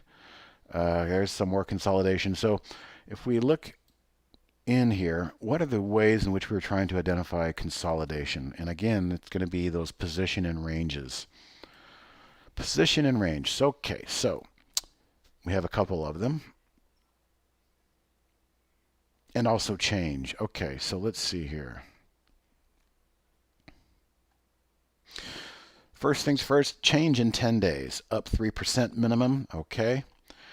5-day range. Okay, so this is something that's, whenever you see range in a percent, this is where we can say, hey, for 5 days, I do not want to see a range that broke out more than 5%. So anything from 1 to 5% over the last 5 days is keeping the price contained. If you really want to get down and dirty with it, you could do 5-day range anywhere from 0 to 2%, and something that's not moved more than 2% from its high to its low in a 5-day, you can use that to try and help find things that are compressing or consolidating. So here's another way in which that filter was used to try and find bull flags. And then here's our friend, the one we were just talking about for who was asking about that HPP, I think. Position in previous day's range. So we've got a head start here at 75%. So that means that these stocks are at the top 1/4 of yesterday's candle. The 75th percentile is our minimum. So today's price has to be in the top 25% of yesterday's range. And then so yeah, position and range can be key for short-term stuff, but 10-day range, change in 10 days, up 3%. So the stock is up in the last 10 days, but in the last 5 days, it's kind of, held back a little bit. I could adjust that 5-day range and maybe do a 3% cap max, but I might miss a few things that otherwise I may want to see. So in terms of, identifying daily ranges and daily consolidation, I think that's a really good one to use. And let's just go search for it. I'm going to type in the keyword range. We've got 2-minute, 5-minute, intraday, hour. Okay, so you've got a 5-day range, which is the popular one. Now remember, don't use $sign. That's going to just throw it off unless you're working with stocks in a specific $sign range. Use the percent.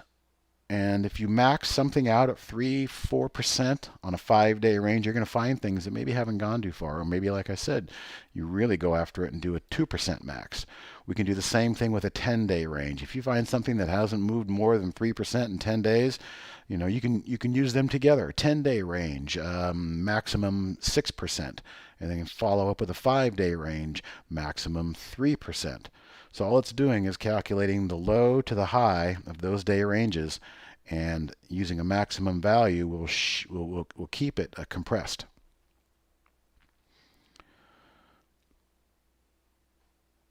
So that might help a little bit along those lines.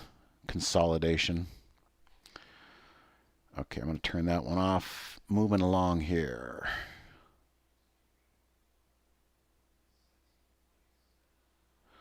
Okay, yeah, so Melissa, you could use those filters and then have an event-based alert that shows you new high that's up 2 or 3 or 4% like you qualified there.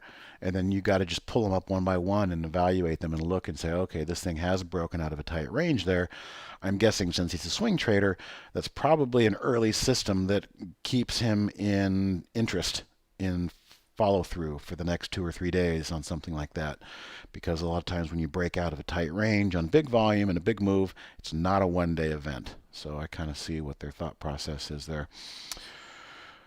Is there any way to fine-tune a block trade scan beyond just adding the amount on the block trade? Well, as far as the event goes, that's all you can control. A perfect circle is the amount of shares. You want to see a 50,000 share minimum block trade, you'll see those. But again, with all of our other filters, I mean, you could just, on the heels of what I was just talking to Melissa about, you could start scanning for things that have been in a very tight, compressed 5-day range, and all of a sudden, a couple big 100,000 share print block trades just come out. Well, sometimes that might be the precursor to a move coming out of a tight range. So you could add the range filters to something like that. A lot of times block trades will also show up after a big sell-off, maybe a 3 or 4 day sell-off, and then an institutional firm does an order with another institutional firm on the phone. They say, great, sold, 500,000 share, crossed at 8.99, boom, it hits the tape at 8.99, and that usually is what they would call like a clean out print. So there's many ways in which you can use that block trade, but to answer your question, the only thing you can configure on the block trade is the share block itself. Obviously, the bigger the blocks, the more interest. But where and when are those happening? Are they happening in tight consolidation? Are they happening after a big run? Get ready for a pullback. Are they happening after a big sell-off? Maybe the seller's been cleaned out institutionally. So those are just some additional ideas you could think to add to the filters of your block trade, but that's really all the configuration you can do to it.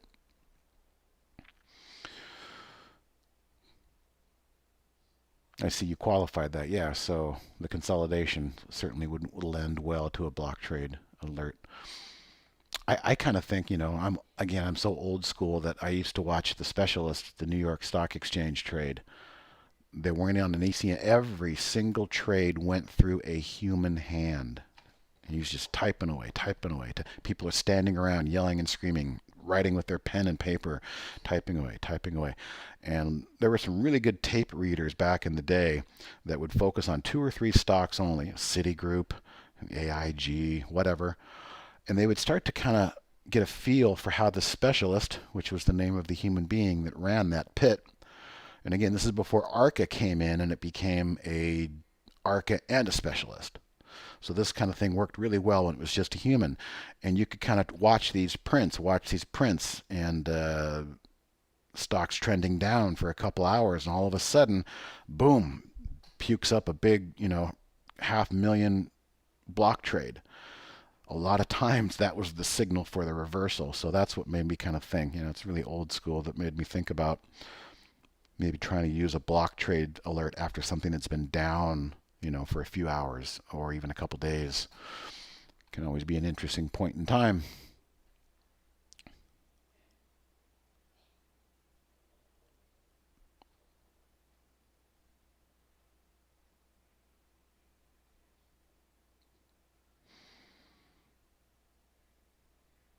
You know, Jose, I never saw The Wolf of Wall Street. I probably should. I don't know why. I guess I just have a real disdain in my psyche for boiler room people. And I've never really gotten around to celebrating that guy Jordan. Some people do. I don't really think there's much to celebrate him. Maybe I'm wrong because I haven't seen the movie and there's something redeeming there, but never saw Boiler Room with Vin Diesel either. Just kind of disgusted by that whole industry. Tried to use the intraday consolidation breakout alerts, but they don't seem to be that accurate. Maybe I don't understand how they work. Intraday consolidation alert. Is there something? Let's see. So if I type in, I did see The Big Short. I liked him. Michael Burr. I really like Michael Burr. Tell you what, I could really relate to him sometimes when he was just sitting there watching the market go higher, but he knew he was right. And the phone was ringing, and his investors wanted their money back, and he'd just go play the drums. I play the drums, work out some aggression, and then eventually he was right. That's a much more interesting type of movie to me than people getting on the phone screaming at men. What do you ask your wife for permission to go to the bathroom too? Yeah. So the question is for Jeff, breakout. I'm going to use the keyword breakout. I'm assuming that maybe you're looking for one of the pre-canned ideas. Intraday consolidation breakout. Okay, so the 5-minute consolidation breakout, 15-minute consolidation breakout.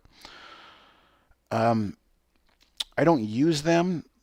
If you haven't already, click into it and go to the help and read the help to see if you can get a bit more understanding. Sometimes there's more options related to these filters listed below. You can click on that. And it doesn't take me anywhere. There's not much configuration that can be done. The dollars, however, it looks like you could say, I don't want to configure. That's a tough one. I've never used the dollars. Like if I put $2 in there, it might look for consolidations that are like $2 consolidations. I've never used that one.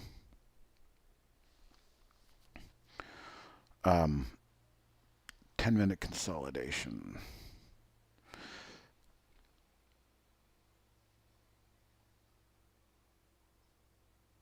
Well, theoretically, what they're supposed to be doing is just looking for, in a 30-minute range back and forth. The price hasn't broken out of a 30-minute range. They're probably pretty sloppy. I would imagine they're pretty sloppy, and there might be some filter sets you could use to complement them. Maybe you would go and you would add a filter, the range. Okay, if you're doing a 30-minute range consolidation breakout, well, maybe you come down to the filter and you say, I want the 30-minute range. There it is right there, the 30-minute range. I want that 30-minute range to not exceed 0.5%, so it cannot have had more than a 0.5% range over the last 30 minutes. That would be the first thing that comes to mind as a complement to those events, because you're asking me about an event, but the filters really do shape the event as to when we see it or don't see it in that case.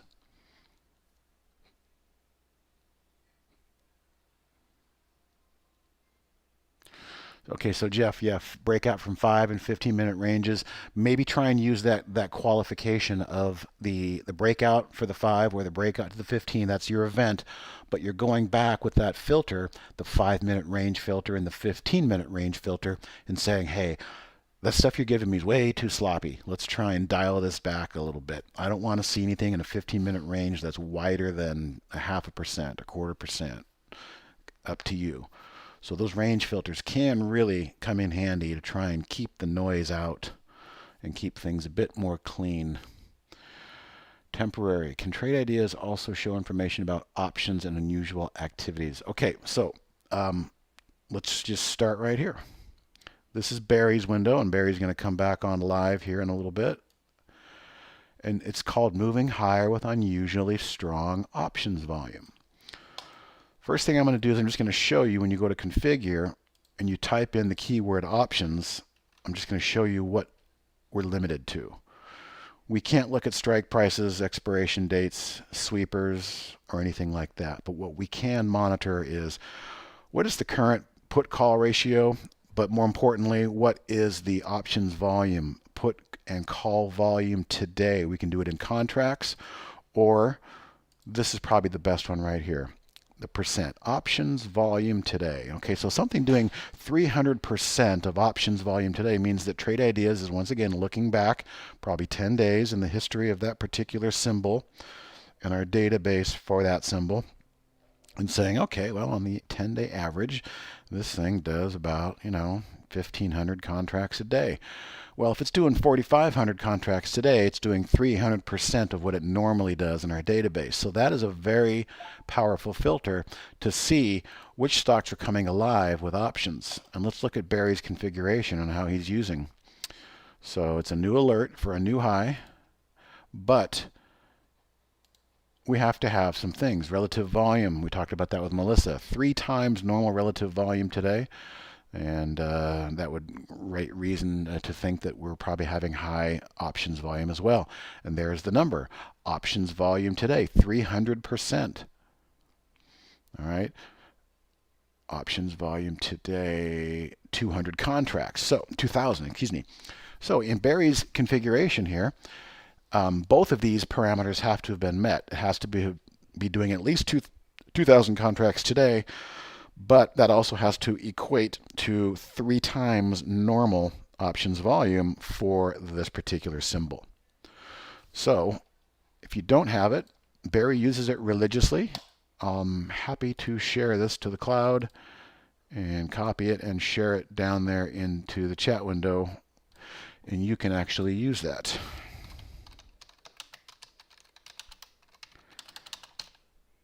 Okay, so there's the cloud code for what I just showed you.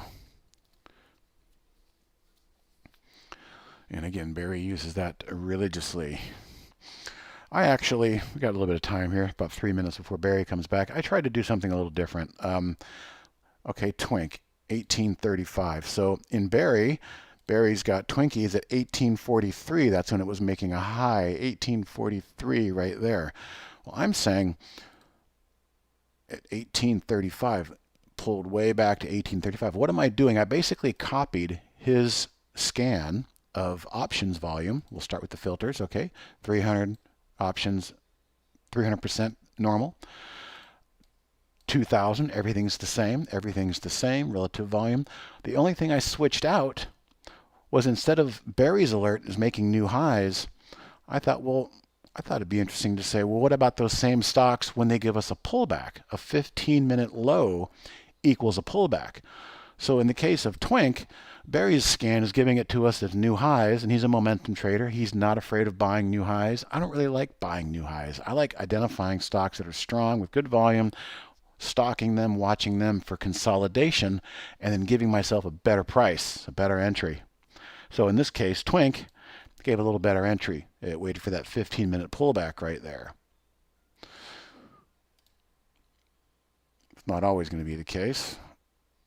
And these are good for up or down volume, so it doesn't really matter. I'm not specifying if they need to be red or green on the day, but that's probably the best example of how mine is a little different than his.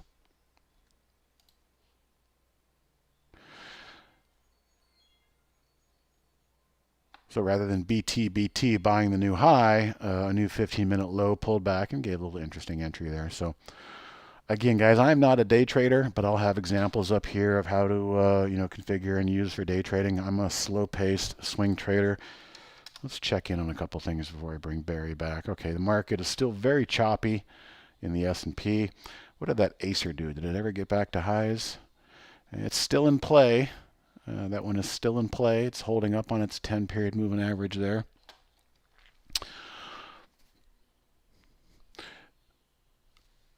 Okay, KOLD.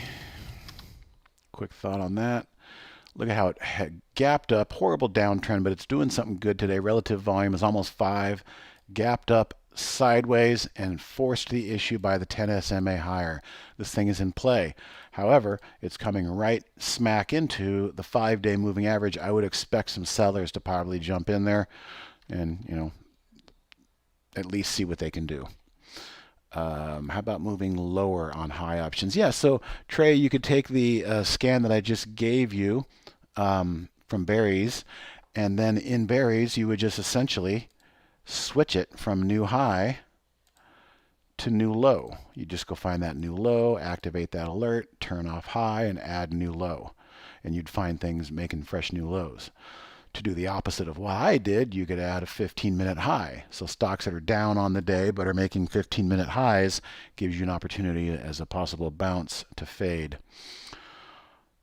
All right, one more question, then I'm going to bring Barry back in. On a block trade, which alerts would you recommend pairing the block trade consolidation? Maybe a new 5-minute high, like a new 5-minute high and a block trade. That might give you something interesting. Or you could try block trade and moving up. Oops, I've got to go to an alert window to do that. Event-based moving up. So it's starting to move up. So block trade happened, and then wait a minute. Running is the word. Running up now. There's a couple of different running up. So that just means the price is moving in one direction quickly. You could experiment with a couple of these. And again, before I go, you can just highlight them, click on the help button, and just read about how each one of those is kind of different from each other. You could pair those up and see if those worked well together. Because you'd want to really have some of the earliest event ideas possible. So new 5-minute high, running up, maybe even like a 5-minute channel break, something like those. It's just trial and error. Now remember, the events, they don't have to both happen at the same time. You can get a block trade, and then right after that, a minute later, you can get a new 5-minute high. That to me would be kind of interesting. It's only the filters that work in lockstep, where they all have to work together or none.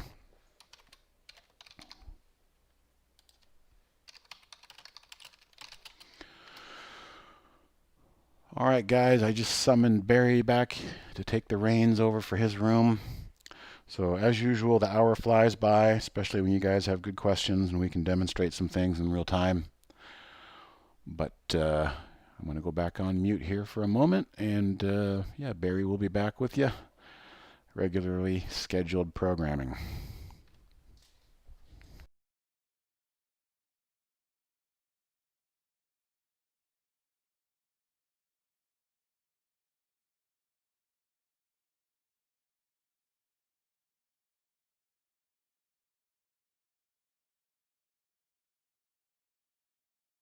All right, guys, I'll see you next time. Thanks. I'm not talking about the main trading room, okay? I'm not talking about here. I'm talking about our YouTube room.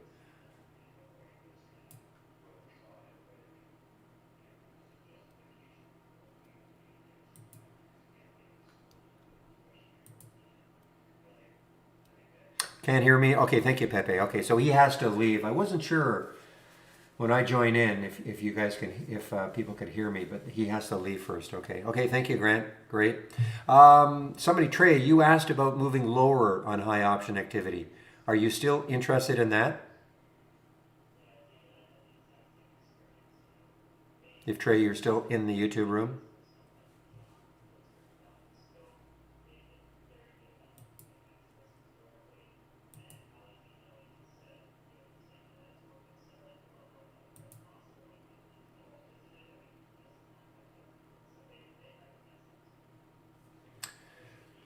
On the channel breakout alert. I don't know. What, I'm sure there must be some definition. I don't use it, but, oops. Channel breakout. All right, so you click on that and click on help.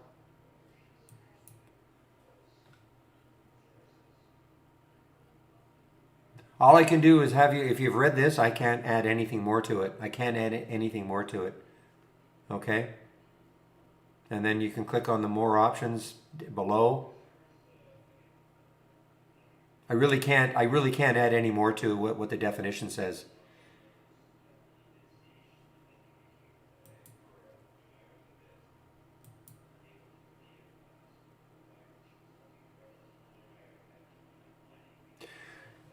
Well, I mean, okay, you call it the this is what I call, so to answer your temporary name 101, there is another room. I call it the main room. There's a lot more activity here, okay?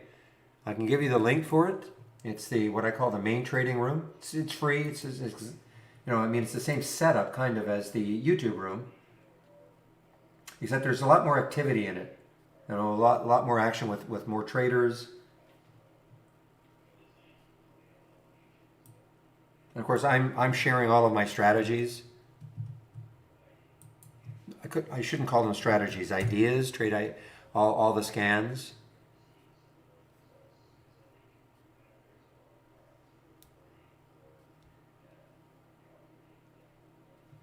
Well, again, I can't answer the question. I mean, if it's not answered in the help, I have no idea. Okay, I honestly have no idea. I've never used it before, but I mean, if here's your definition of the channel breakout. Okay, all here.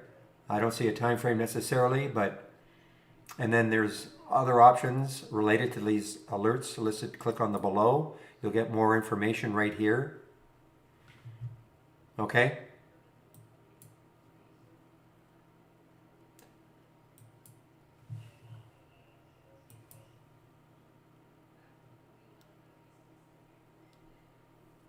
So Trey, I thought you were interested in the sort of this, okay, the unusually strong options volume, but moving lower.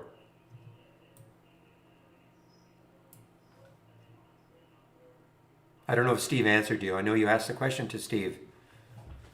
I don't know if he actually, I mean, it's just a matter of flipping the strategy, that's all.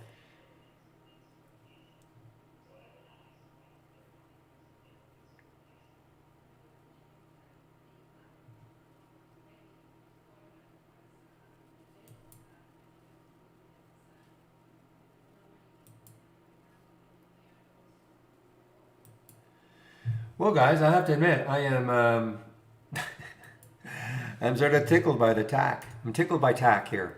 TAK keeps moving, inching its way down. It's been an extremely relaxing short. And this is a short based on news, I have to say. It was based on news.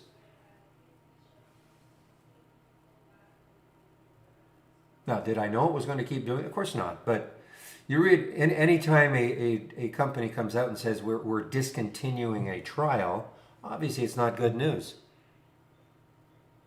All right, so Trade, do you have the option scan up? Do you have the one, do you have my options moving up on unusually strong options volume? Do you have that one?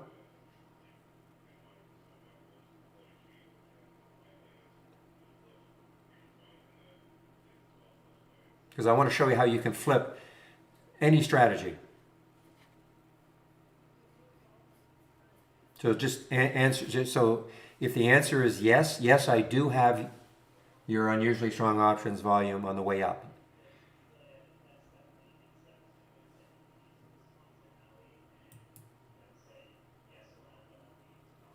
No, I understand. So, so my question is, do you have this one? Do you have the unusually strong options volume moving higher? Do you have that one? Do you have that? Do you have that scan from my webpage or my homepage?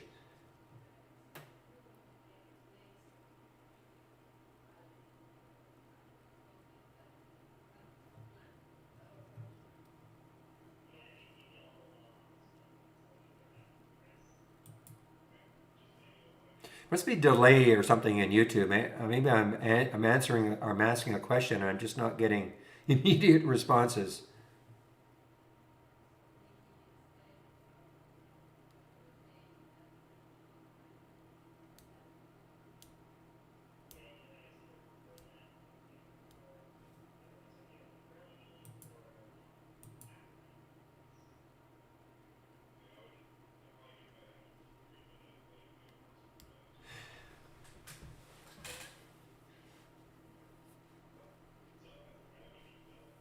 Okay, but answer my question. So you're okay. I just need a yes or a no. Do you have this one moving higher with unusually strong options volume?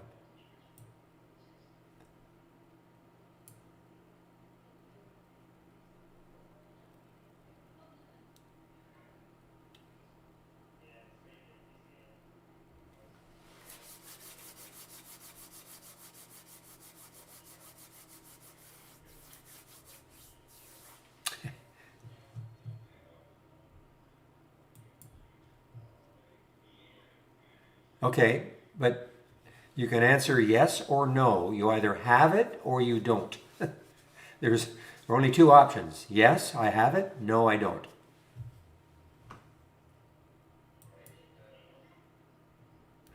Listen, what I'm trying to do is just show you and others how you can flip a strategy, okay? And this would be general knowledge for everybody.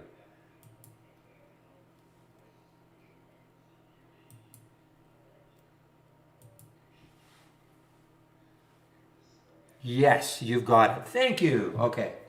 So what I want you to do, and anybody else, it's a very cool feature in Trade Ideas.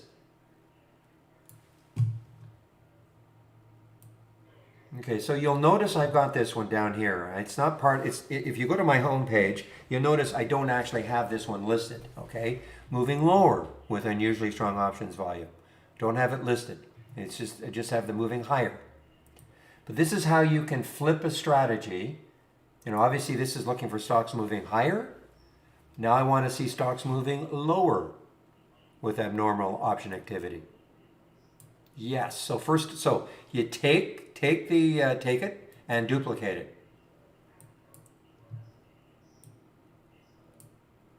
Okay. Once you've duplicated it, now again, to duplicate it, right click, duplicate. So now you've got your duplicate. Now right click, configure. Sorry. Right click, configure, flip. So what is that going to do? Well, obviously, it'll flip things that can be flipped. Obviously, I could flip a new high to a new low. I can't flip price ranges or volume or these contracts, but I can flip where it says price was up at least 0.01% from the previous close. I can flip that so it's got to be down at least 0.01%. Okay? So it'll look at the filters and the alerts that can be flipped and it'll flip them. So watch what happens. Flip. So there we go. New low now instead of new high, and down. See, and it shows you the changed items right here. Now just give it a name, a new name. You know, call it moving lower with unusually strong options volume, and you're ready to go. Say okay, and that's it. Now, and the reason I do this is that, yes, could I have given you this? Of course I could. I mean, could I have given you this? Yes. But I think it's a neat little feature because there could be other situations where you want to have, almost like competing strategies. Things that are going up versus things that are going down with very similar filters. Okay, so instead of having to recreate a strategy from scratch with all the alerts, or excuse me, all the filters, this is just a shortcut. All right?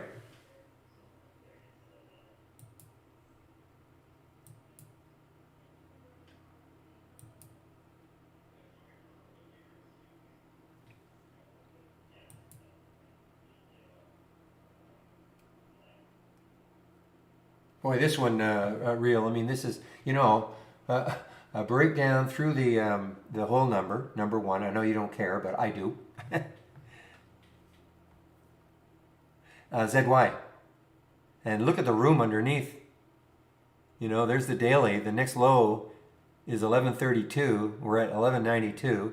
Through a whole number, through all this.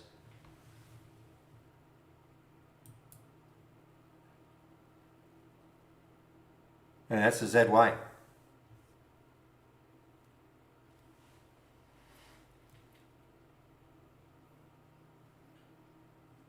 ZY, sorry, for those not bilingual.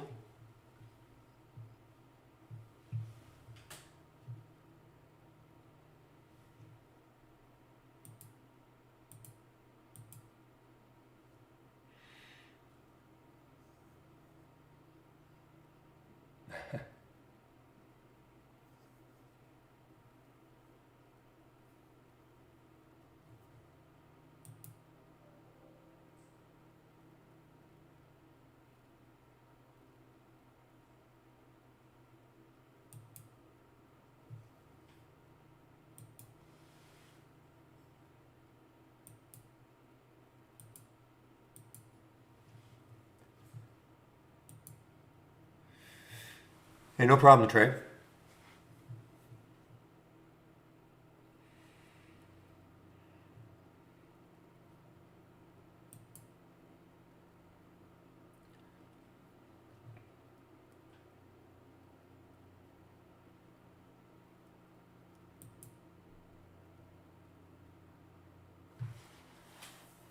All it does is it just shows me stocks that are trading in a normal way. That's all it is. It's just another way, instead of just looking at pure volume, we have a relative volume filter, of course, all right? So it's just finding stocks in a slightly different way with unusual option activity. That usually means that they're in play in some fashion. There's going to be a lot of activity. That's all it is. I'm not trading the options. It's just a matter of zeroing in on those. When you have unusual option activity, something can be up or down.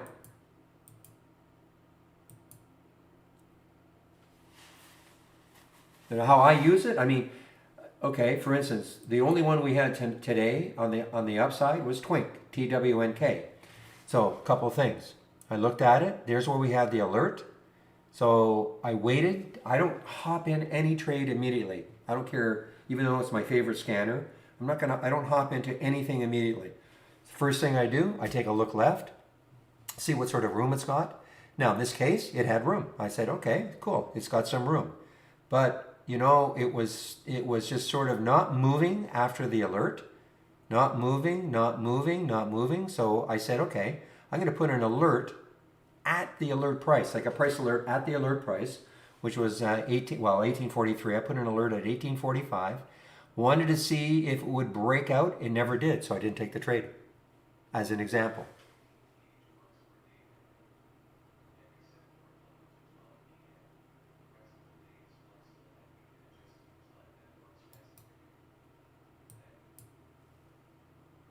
Okay, so I have to look.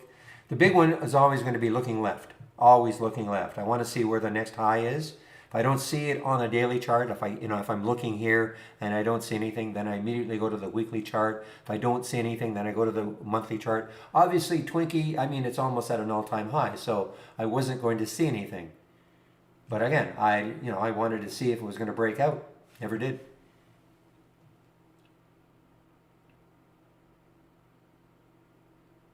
Not really temporary, no. These candles, of course, the way I've color coded them, this is selling volume orange, buying volume green or blue, okay? So, I don't know if that completely answers your question, but, the way I've color coded my volume candles here, or volume bars here, that is telling me.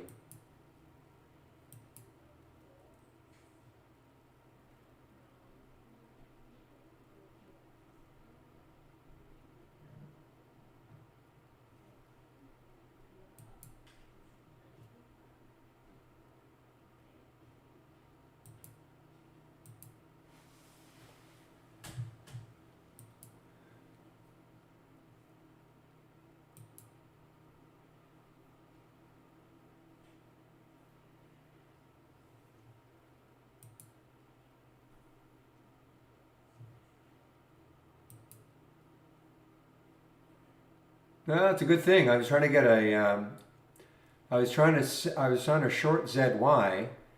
They would not fill me. I was in at 1191 for the longest time. They wouldn't fill me because they wouldn't fill me either. They wouldn't fill me because it was one of those ones that was down more than 10%.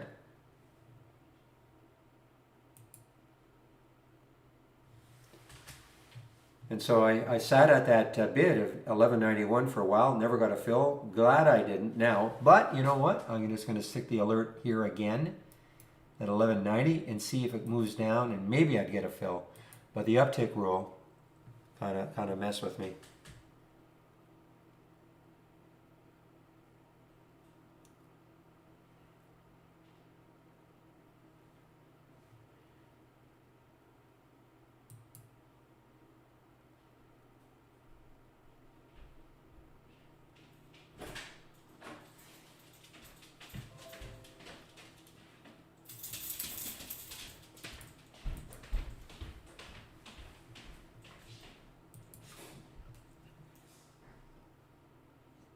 Yeah, what Becca says. I mean, news is important. You know, I don't want people. Somebody said yesterday.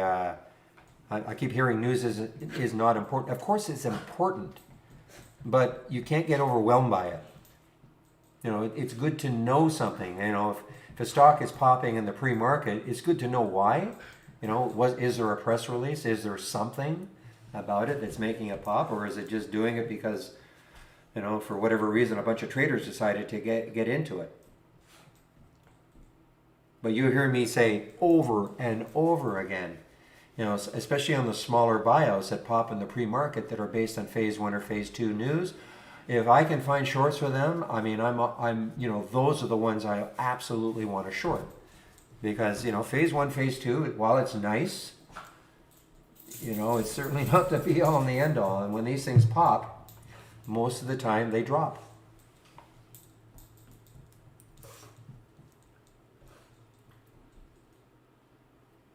That I have no idea, Nelson. No idea. You'd have to go to our true tech support for something like that. I have no idea. Now, when you say updating, are you talking about there's a delay in the update, or it just hasn't updated at all? Because I know that, for instance, if I heart something right now, it won't show up immediately. It might take 30 seconds at a top list, or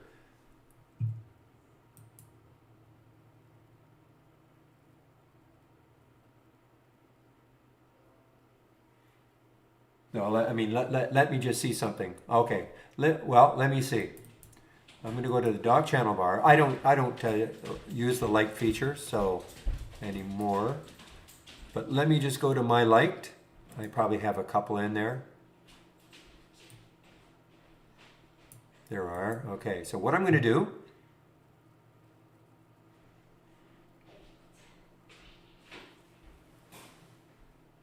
okay, so I know this must be some from decades ago. So what I'm going to do is I'm going to get it out.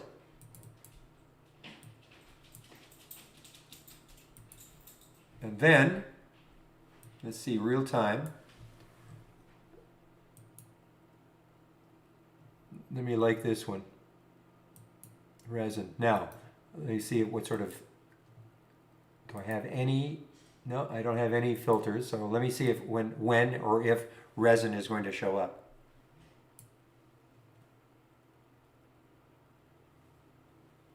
Say it is not instant, I know that. But you know, a top list window gets updated every 30 seconds. But let me move this off.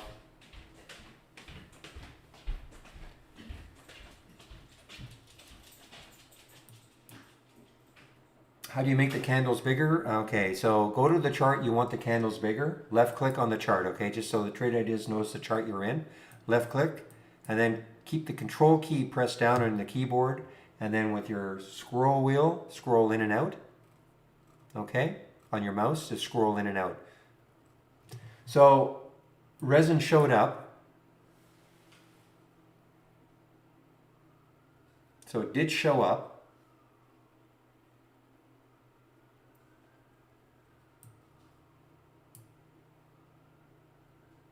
Oh man, I got out of the, you know what? The only reason I got out of the SBAT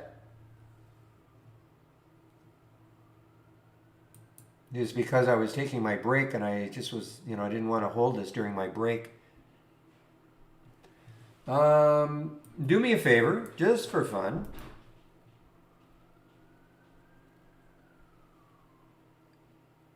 Let's see, give me your link. Can you collaborate? Not collaborate. Can you put the cloud link in? Say, is it a top list?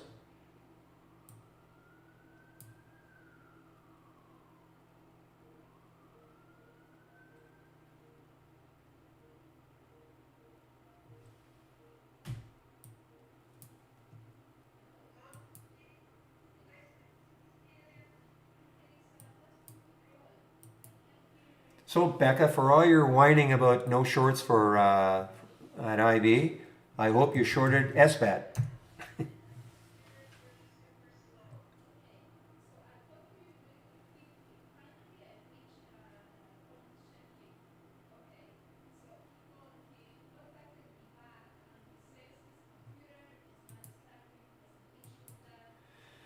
It is a new stock. It is an IPO today. Yes, VLCN. It is an IPO today. Yes.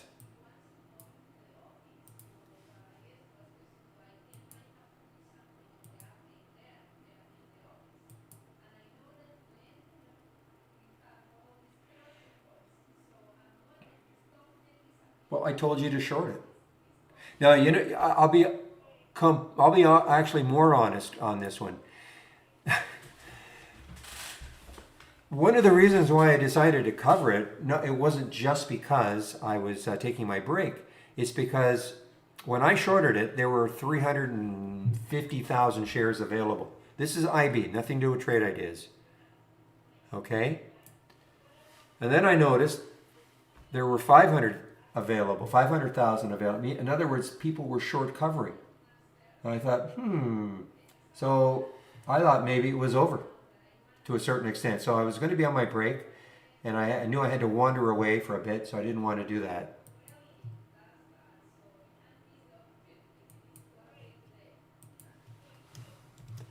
All right, I'm going to take that, and is Nelson, that is just a one scan, right, or a topless window, right? Okay, promise me it's not a layout. Okay.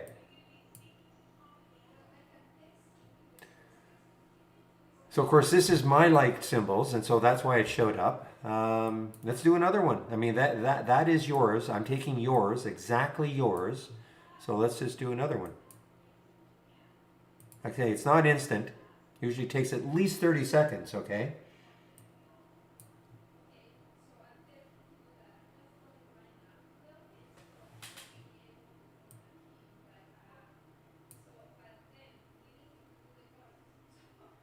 The reason it's not going to show yours is because it looks at the symbol list that I've got, of course, called my liked.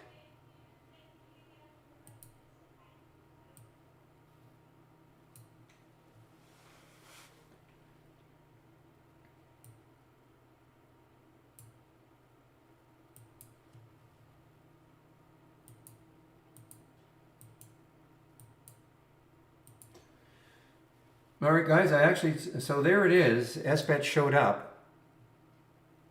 Well, I don't know what to say. If it's not showing up for you, I don't really know what to say. I took your exact layout. I added SBET. Let me see if I can, how long it takes to get it out. So I don't know what to say, Nelson. You might have to go to our tech support.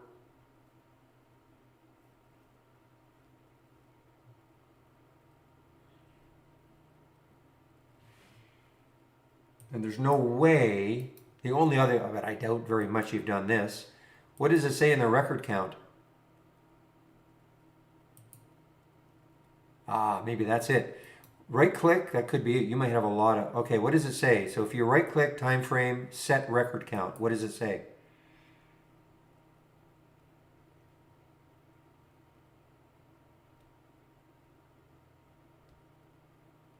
So again, I did that quickly.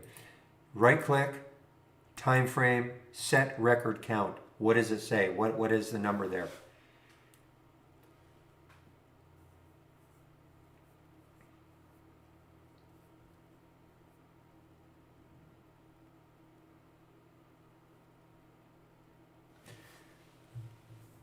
All right, how can that not be available?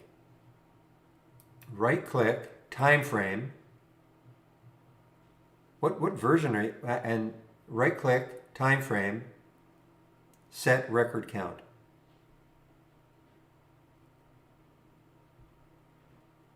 I mean, I'm doing it right on what you gave me. Right click, time frame, set record count.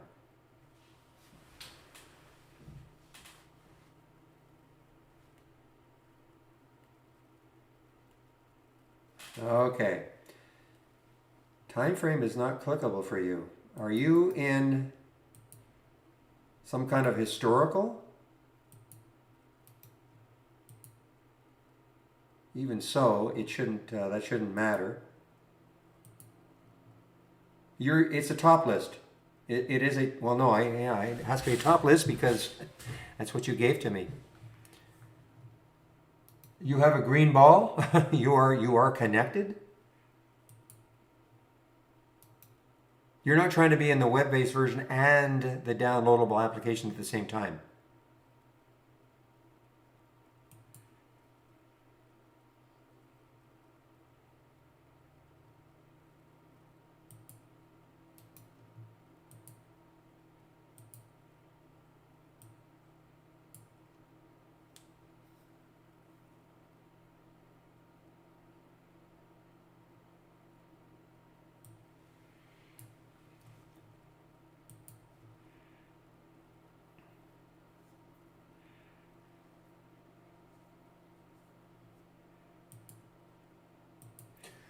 So guys, I've made my first little cover of tack. It's the first little move it made up. So I've covered some of the tack.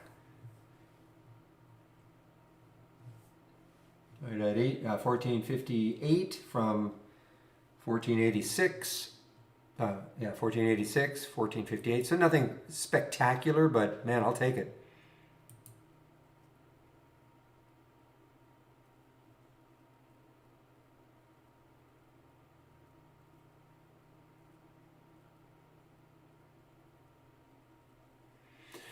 All right, let's see what happens. So now that you have 200, but what did you have before? So you might have been trying to add something, like you had a 50 or 100, or that might have been it. You were trying to add and it wouldn't let you.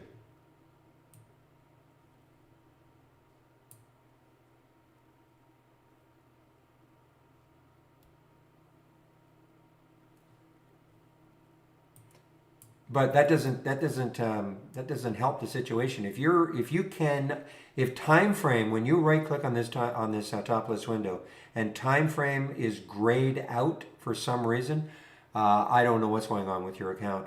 You know, the only thing I can think of is do a reset, do an account and do a reset. We were having issues with our top list windows. Maybe just do a reset a couple of times. Maybe reload trade ideas, because if you're connected, if you've got a green ball, and then you right click and you don't have time frame, you know, I don't know what to say. You're going to have to really go to our tech support. But maybe do a reset.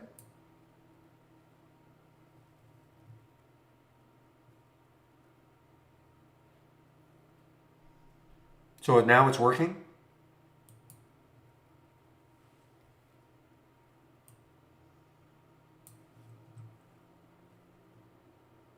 Yeah, Zine is still weak. Nice one, Zach.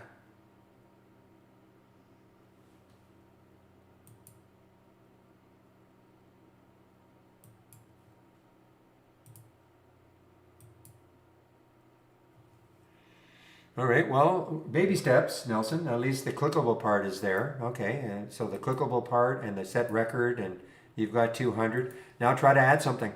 You know, just heart something.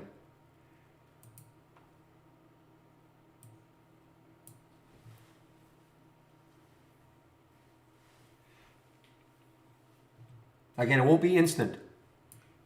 A top list refresh every 30 seconds anyway.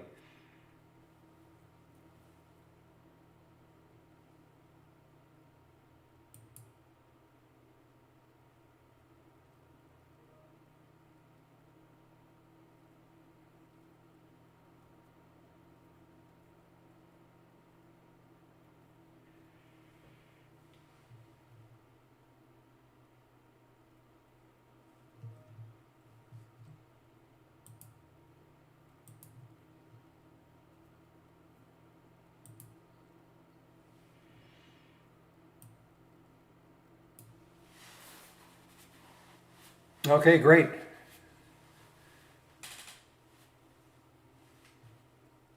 Yeah, I just noticed it showed up here. Lazy Boy showed up here. Okay. All right, we're good to go.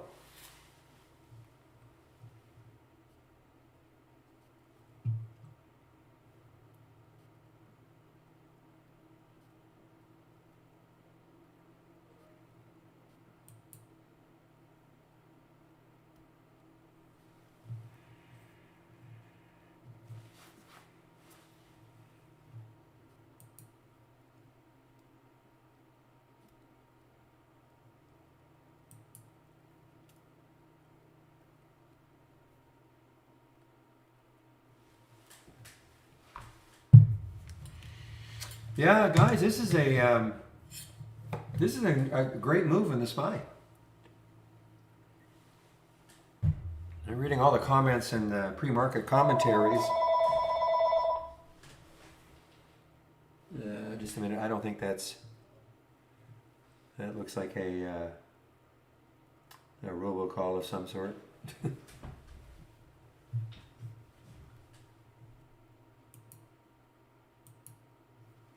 Yeah, this is a great move by the SPY, guys. I mean, look what it did. It took this area out right here and just making new highs.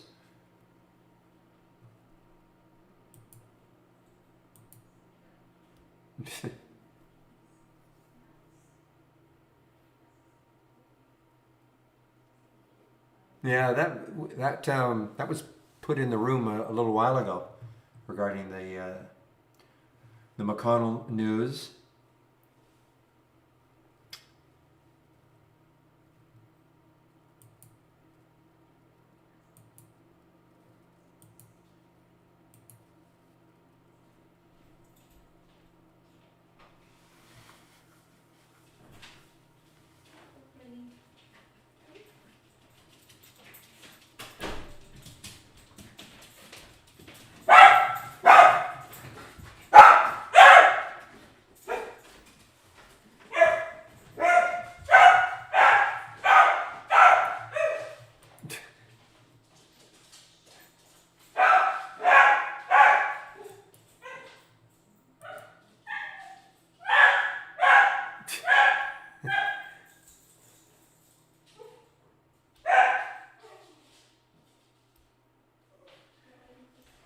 Wow, lots of activity in the background here. Yes.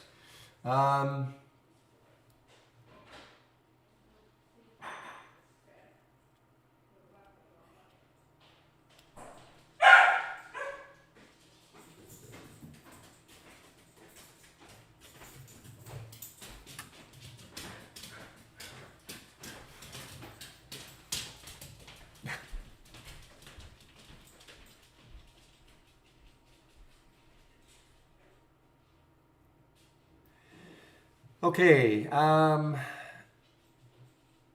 me see if I can answer your question, Melissa.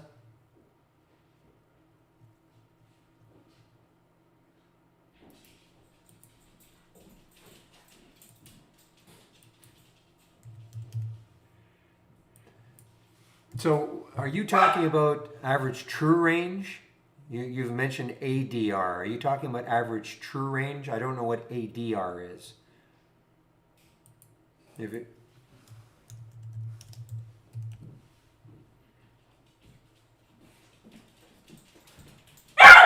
okay, just a minute.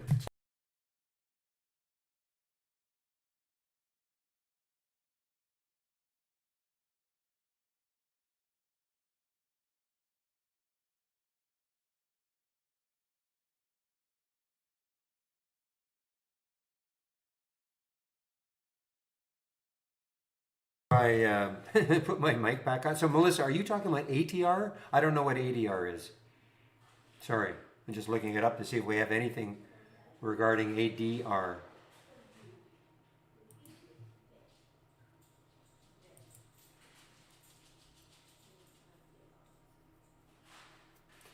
Well, that's what I mean. Like I average true range. I mean, it might be the same. If you're talking about average true range, yes, we have an average true range. In other words, you're looking for stocks that are in a specific, if it's broken out or a percentage of the ADR, we'll call it ATR. Yeah, but is ADR the same as ATR? I mean, it might be just semantics.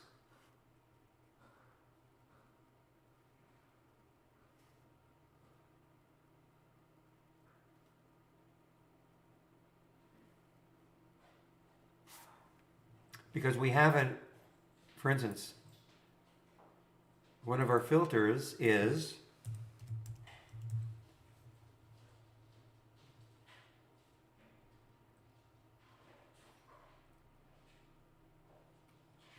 okay, so here it is, okay? Change from the open to percent of the average true range. I think you know the average daily range. I think it's the same. You know, we call it the average true range, ATR. Okay, so if you wanted to see stocks, see that's what I don't know, Aja. I don't know. I think it's got to be the same as an ATR.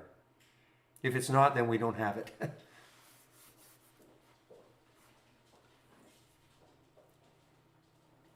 So for instance, you could find stocks using this filter that were, you know, double the average true range, or 50% of the average true range, or whatever, you know, whatever percent you wanted.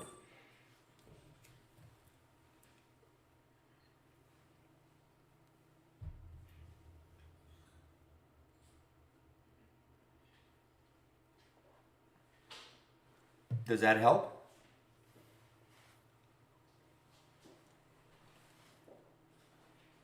And that would be in combination using the ATR filter.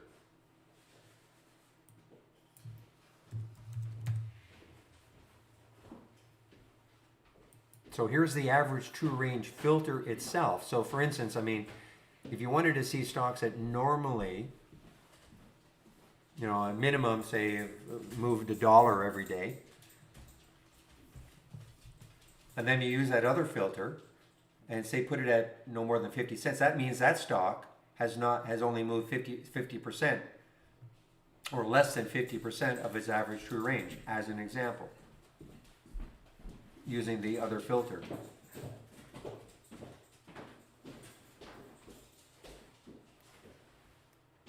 Does this all make sense?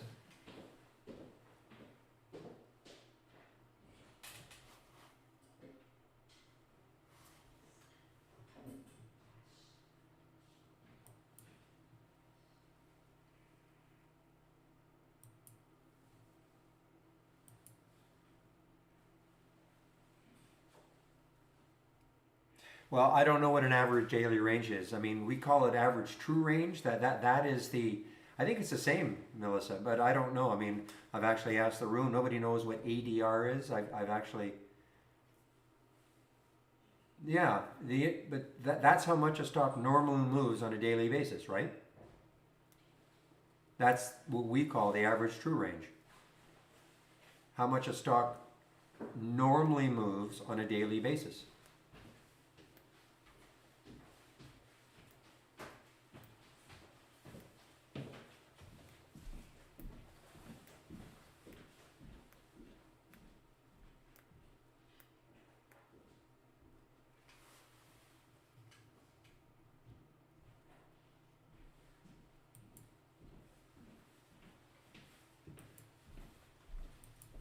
Just a moment, please.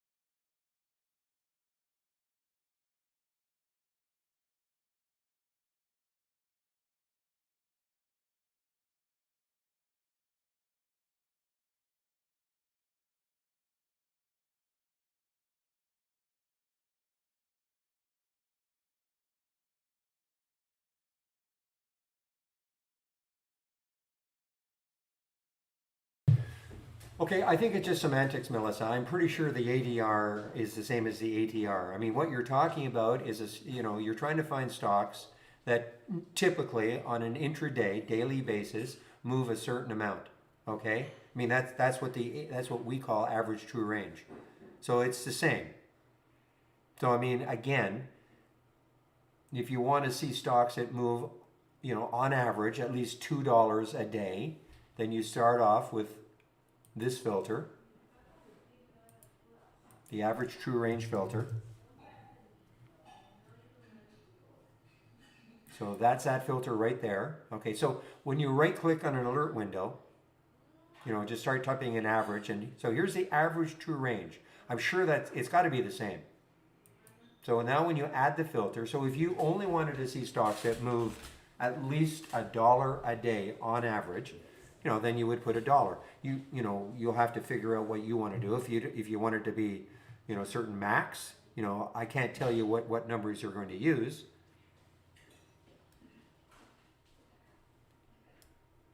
And then, in conjunction then with this filter,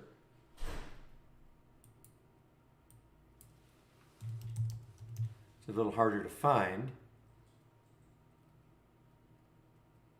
This one called the change from the open percent of average true range.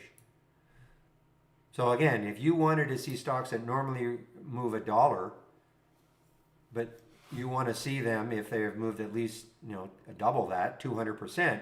So that means that stock that normally moves only $1 is moving $2 today, as an example. Or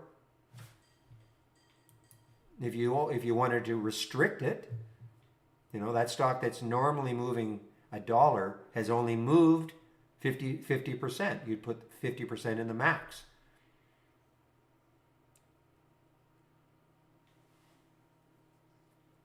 Okay?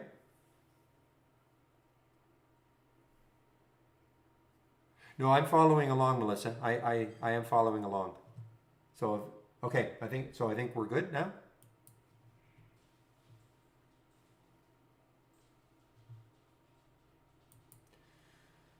Well, shoot. There's the ZY. Couldn't get the shorts.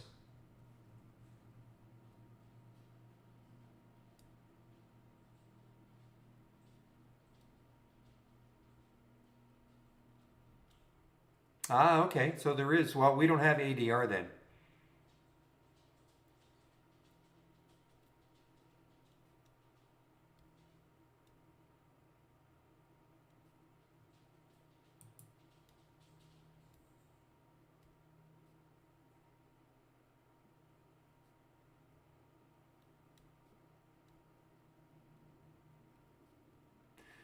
Yeah, I checked. I didn't see anything that said ADR. So,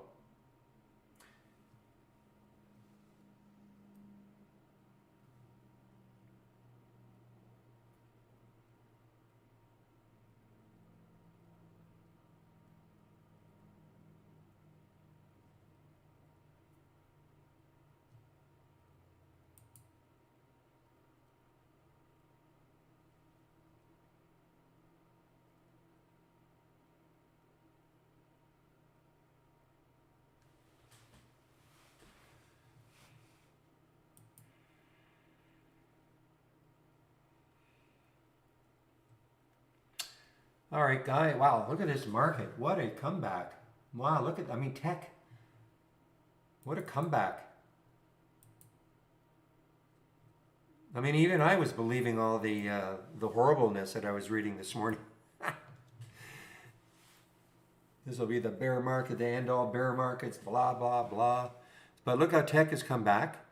Remember, the last time we looked, it was 20%. When we first looked at this pre-market, I think almost 100% of the stocks were down for the day. But, consumer staples, almost 50-50. Even energy, there's some stocks that are above yesterday's close. So this is a big comeback. Because remember, virtually every one of these was all red. That bar was almost all the way over.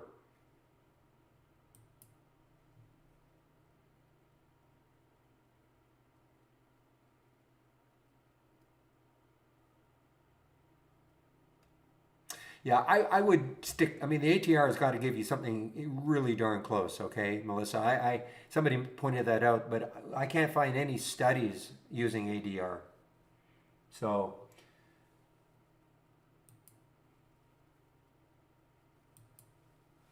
Becca.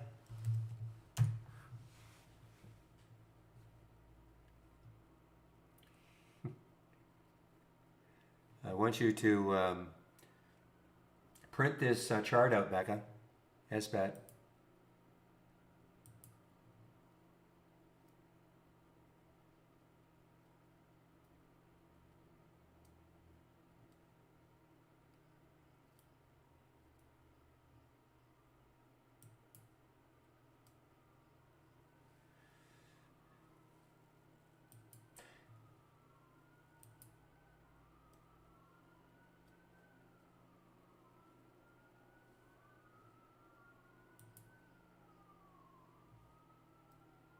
No, it's got nothing to do with fees. I just like trading individual stocks. It's that simple. I get more action.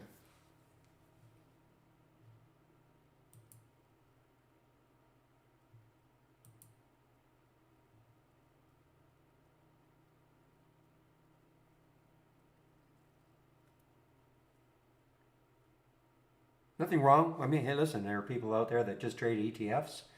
But you know, I prefer to try to find stocks that are really trading abnormally, like the ZY. No, but seriously, it's stocks that are trading really abnormally.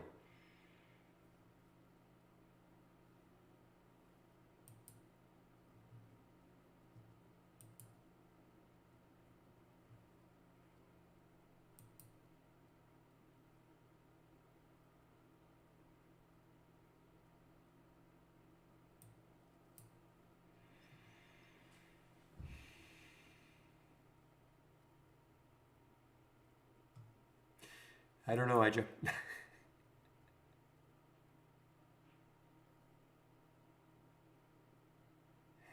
good. I like the name.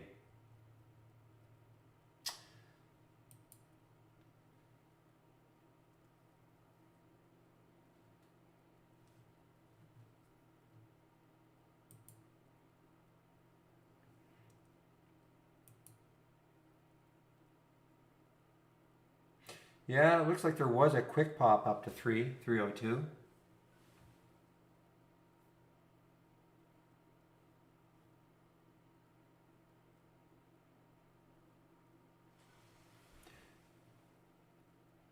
You're talking about the GSS?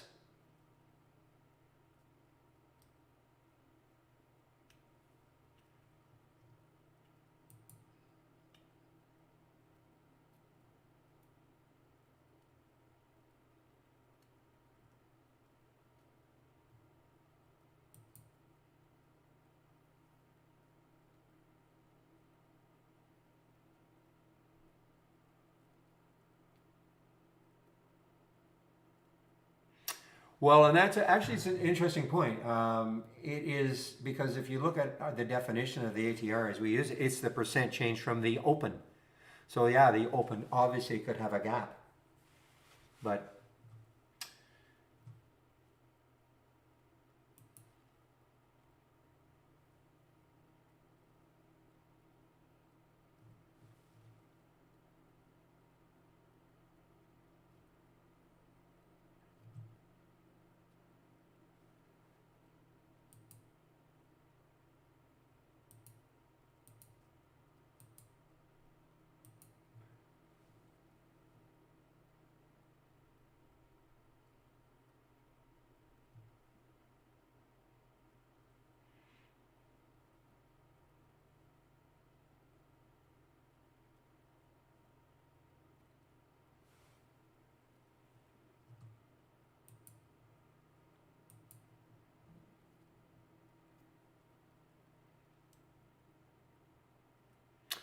all right, guys. Well, I am not getting anything new.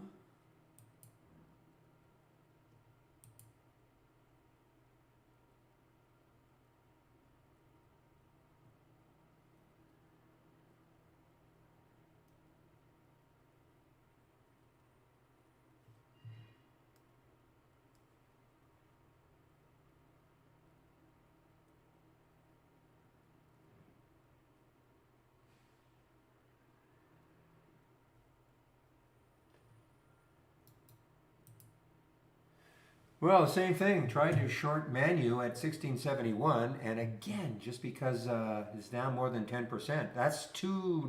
No, that would have been dumb. That would have been dumb. I'm glad I didn't get it because there's the 200-day moving average sitting right there. Didn't even see that. But that's the second one today, not being able to get a short. Not because shorts aren't available, Becca, just because of the uptick rule.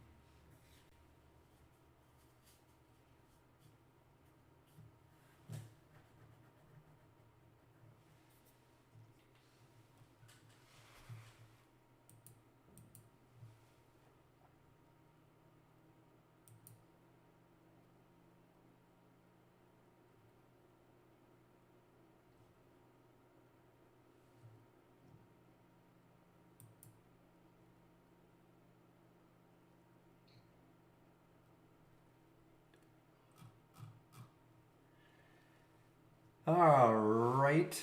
Yeah, SLGC. Bit of a bad spread. I'm looking at this is again from Reels, the reverse, the daily breakdown.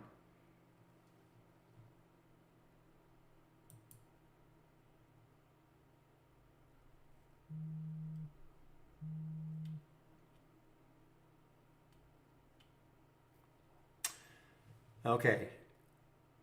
You obviously didn't load it like this using the dock channel bar. Correct, Femi? You loaded it just from the channel bar, not the docked channel bar. All right. Why did you do that? First of all, do you have the option? Dock channel bar or channel bar. Do you have that option?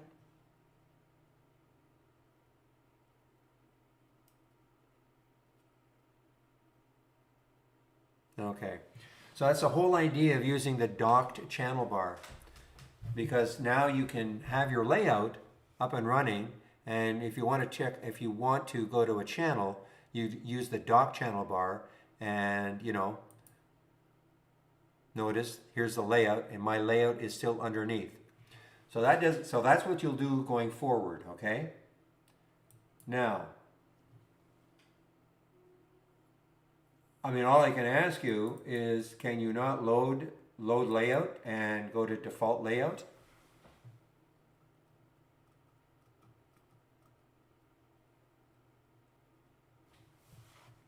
I don't even know. I think there's something called default layout right here.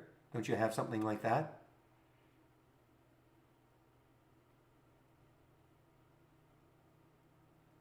First of all, always save your work to the cloud, number one. Number two, you can also save your layout to your computer. I would always give it another name. Femi's layout or something like that. I'll always give it another name. But you should be able to get, your default layout back just by going File, Load Layout, and then just scan for it or take a look. If you don't have a lot of layouts, I see default layout right there. So if that's what you saved your layout to, it should still be there.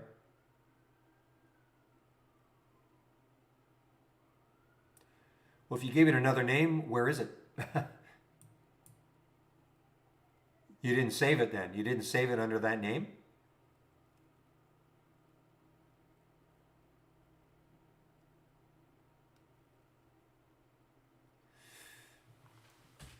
Well,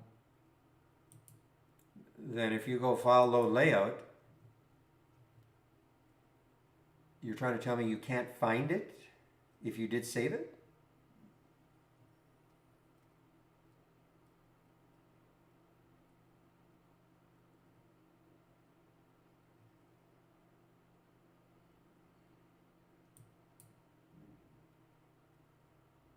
Did you save it to the cloud?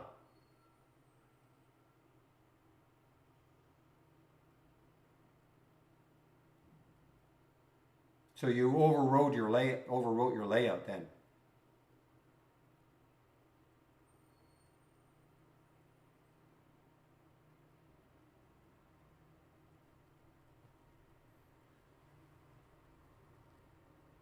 Did you save it to the cloud though also?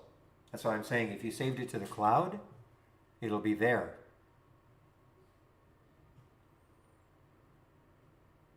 Ah.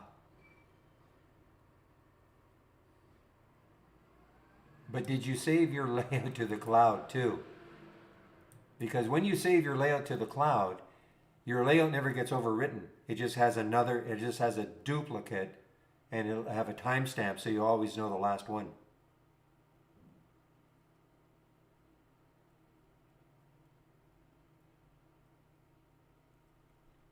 See, these are all my, if I go and load from cloud and I type in layout, well, good. As long as you saved it to the cloud, it's there. Okay.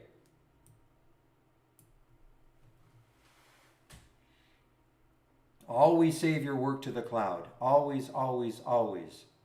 Individual scans, individual and your layouts, always save things to the cloud. Just in case you do something like you did and you overwrote your layout and you saved it, but you saved it to your computer. Not that big a deal. You know, because it's in the cloud, you just bring it back. But always, always now use the docked channel bar. Okay? That's why it's there. I almost wish we got rid of this as an option.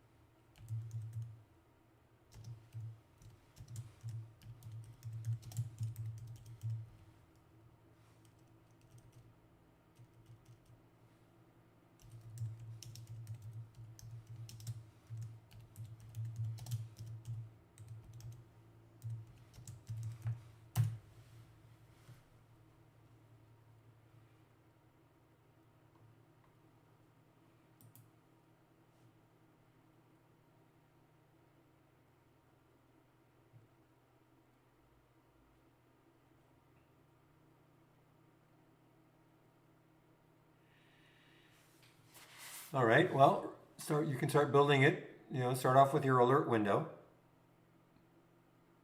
What is going to be your trigger, or do you want it as a topless window? No, cold. That's the ETF for gas, right? Bear ETF for gas. I have no thoughts.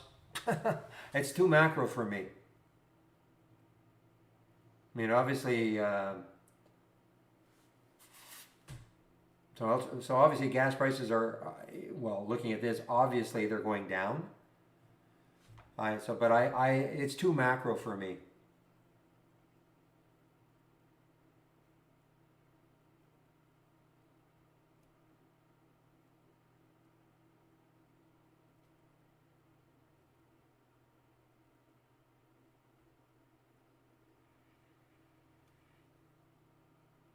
No, but you need an alert, okay? If it's an alert window, you're going to need an alert. Like, is it a new high for the day, a new low for the day, a new 5-minute high? I mean, or do you just want to see stocks? optional stocks that have an ATR over 2 with an average volume of 200K.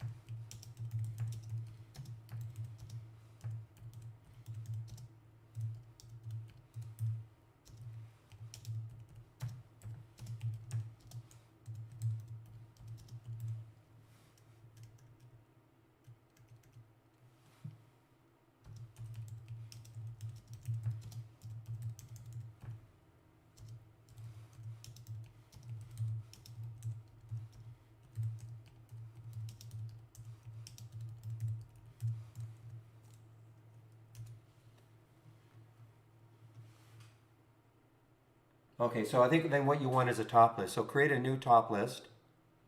Okay, you know what? Why don't I just do it? Just do it. For you, Femi, just for you. All right, so I'm going to create a new top list.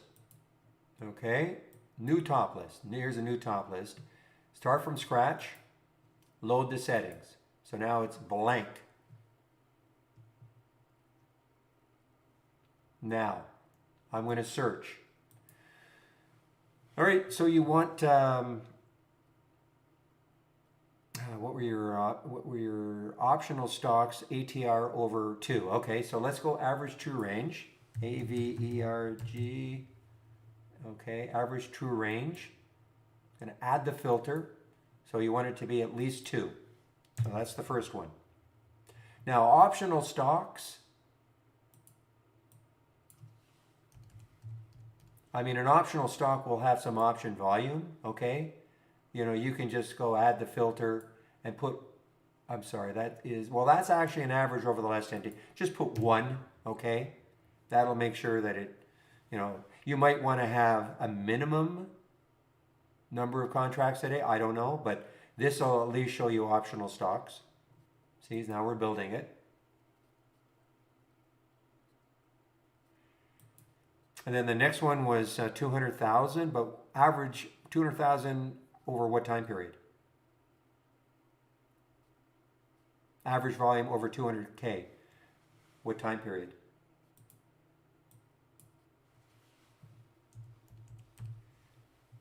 So we have 5-day, 10-day, 3 months.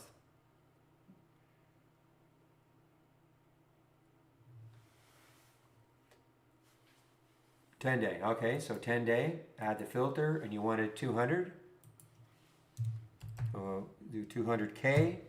All right, so now it's built. Daily volume over 10 days, averaging 200,000 a day. Average true range is at least 2. Average option volume is at least 1, meaning it trades. At least it'll have to be trading options. Okay, good so far.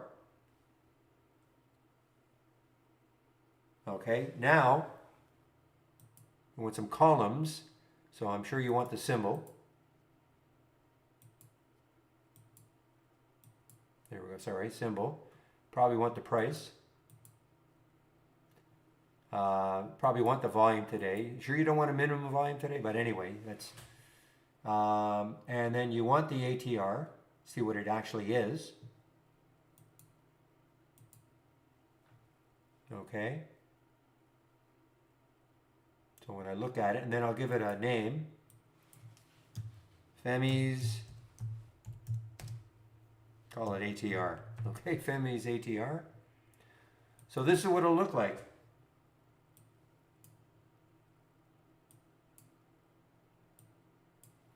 Now you can sort on the different columns, of course. And actually maybe because if you're that interested in the average, what that actual average is.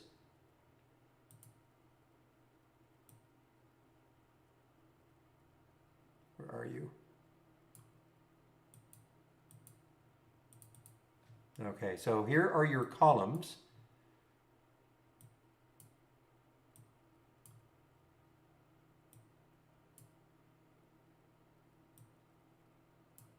Ugh. Sometimes it's hard to.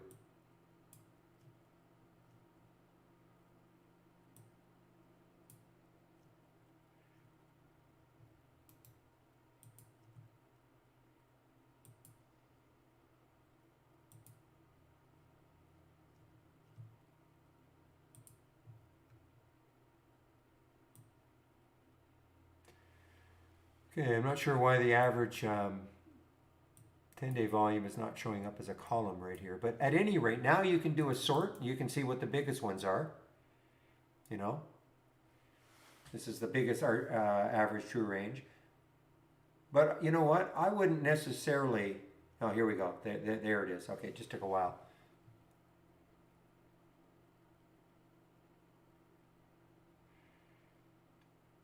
Okay, so now that's when you want to use the other filter. So you don't want it to have achieved the ATR yet? Okay. So now we use the other filter. And it's going to be the change. Now we're going to use this one. Change from the open, the percent of average true range.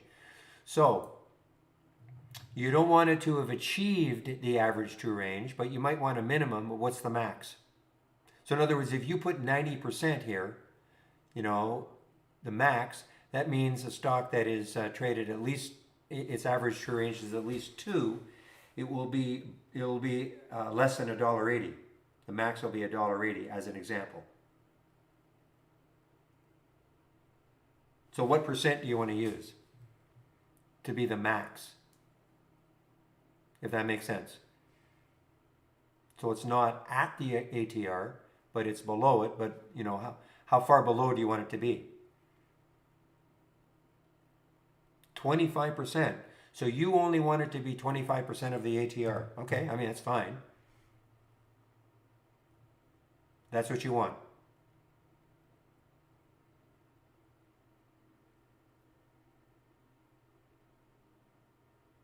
Now, you can always change these, of course, but okay. Well, then let me go to the columns also, and add that column.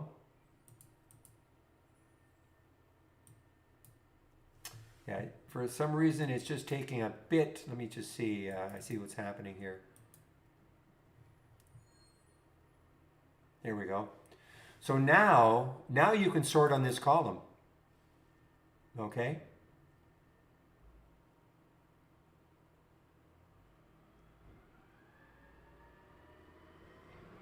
So now you can see the ones. It's certainly they're all going to be, you know, less than 25%. And so you could say, okay, LEGN still has, you know, 80% left in it in its average true range. As an example.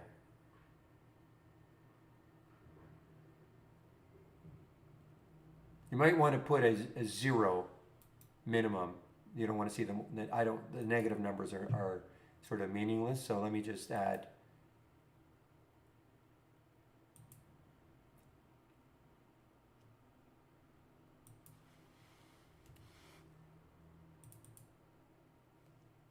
Okay.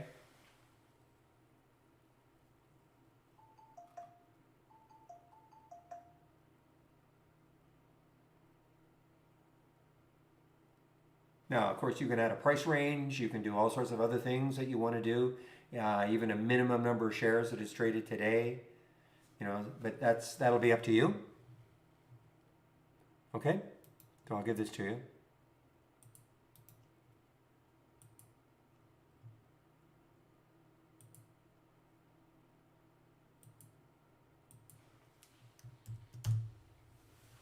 And save it to the cloud.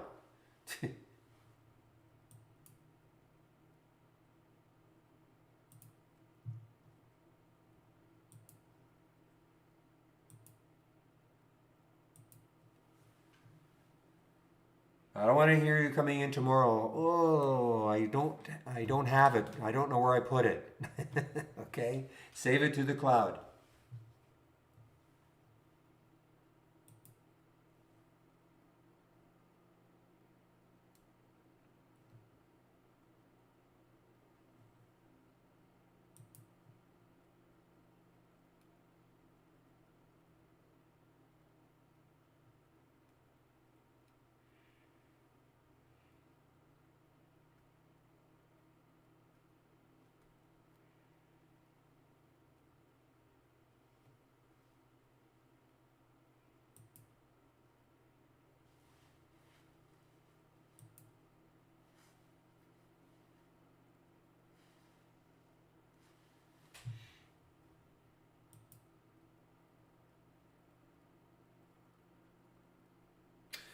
Yeah.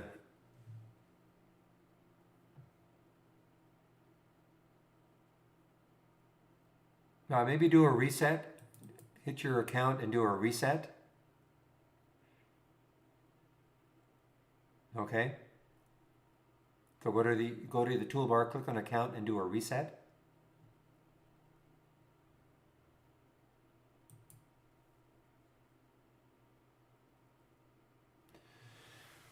All right, guys. Well, I still have some of that tack left. I did trade a little bit out in that 1458 level, just waiting.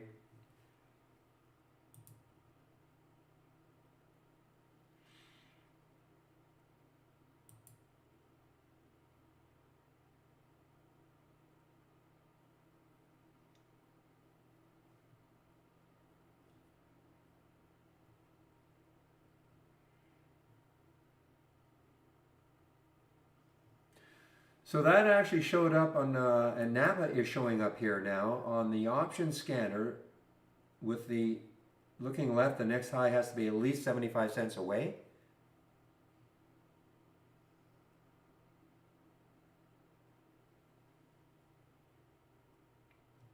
And you can see obviously with Napa, when you look left, the next high is way more than 75 cents away.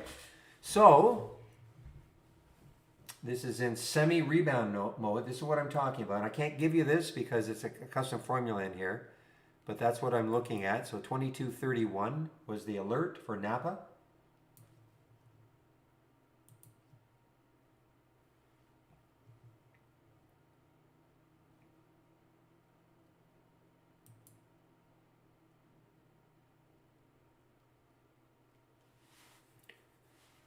Becca, yes, bed.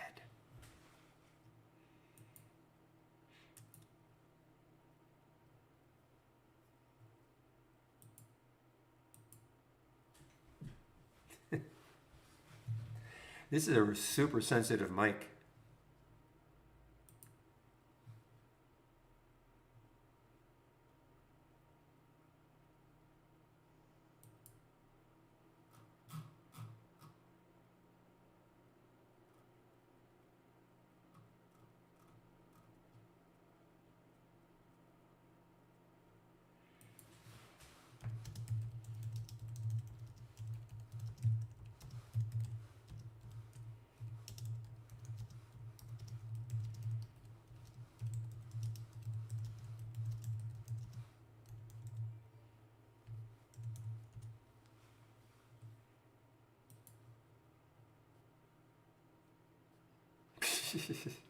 Was this Beetlejuice?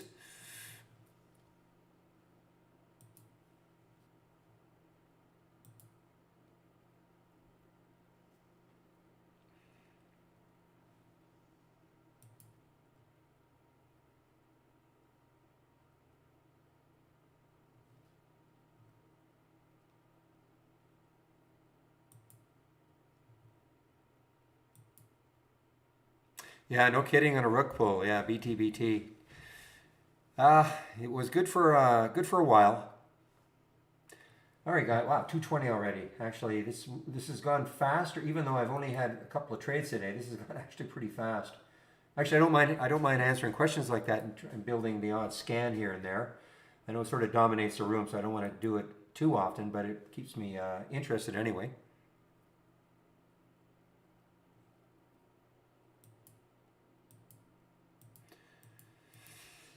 Yeah, I'll give you a bus ticket. Look at this, guys. We went positive. I'm just going to say we have the chance to go positive. Look at this. What a day this has been. Oh, what a recovery. Happy days. Happy days.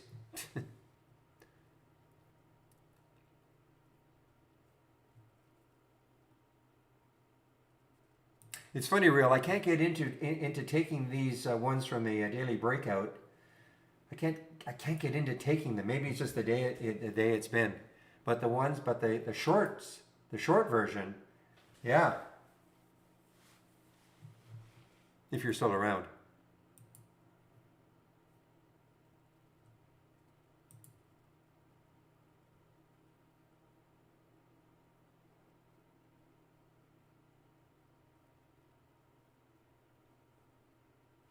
You too, Trey.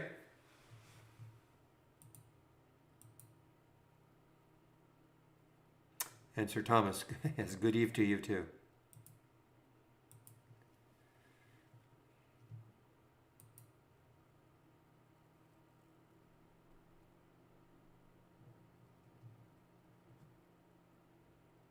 Now, I should preface all that. I mean, if like Vert is showing up, but I'm looking at, looks like there's pretty decent resistance just around 26, but also I guess it's from the pattern too.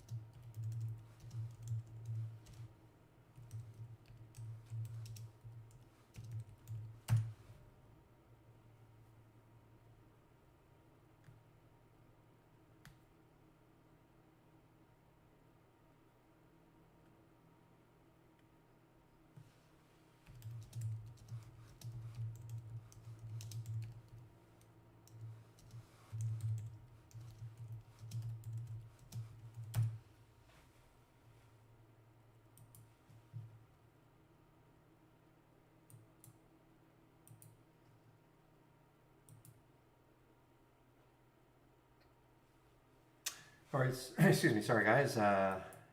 Internal stuff going on.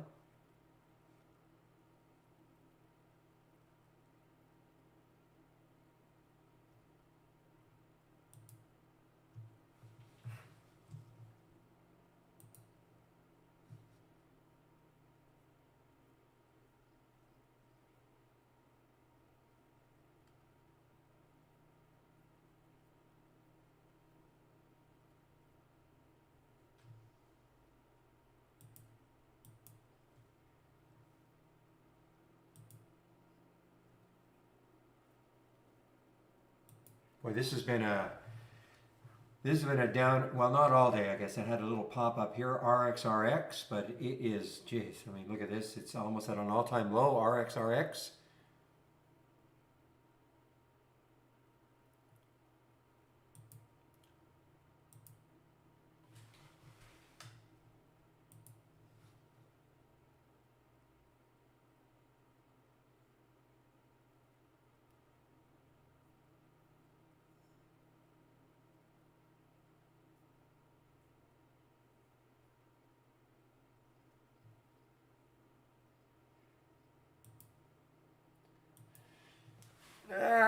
ZY. ZZY. Why did you not allow me to short you?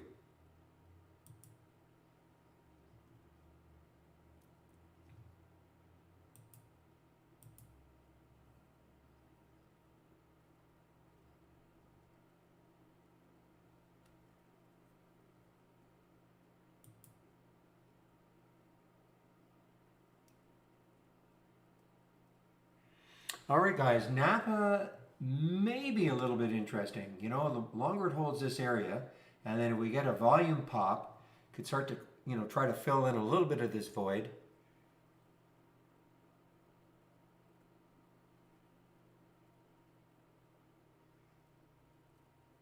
Yeah, no, I'm finding that.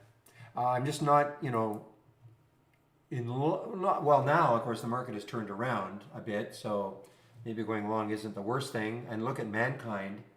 Doesn't trade, it does trade options. Actually, it does trade options.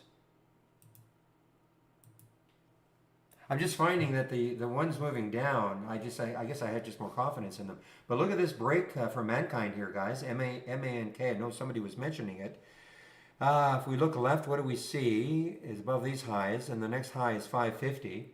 But that's a great consolidation break on the 15-minute chart on volume. Now, how will it hold 5?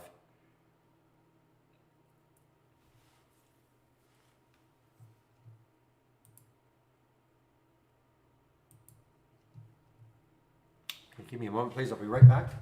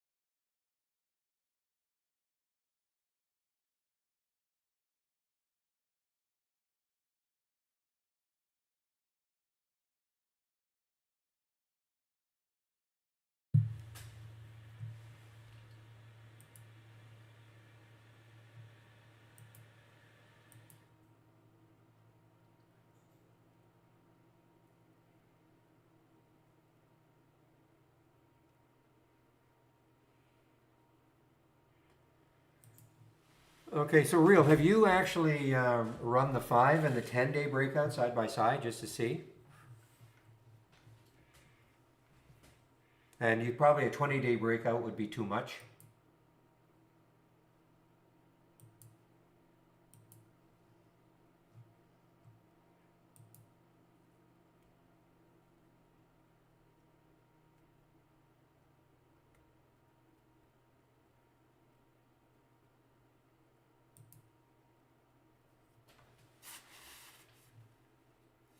Gee, even TAC is showing up in that.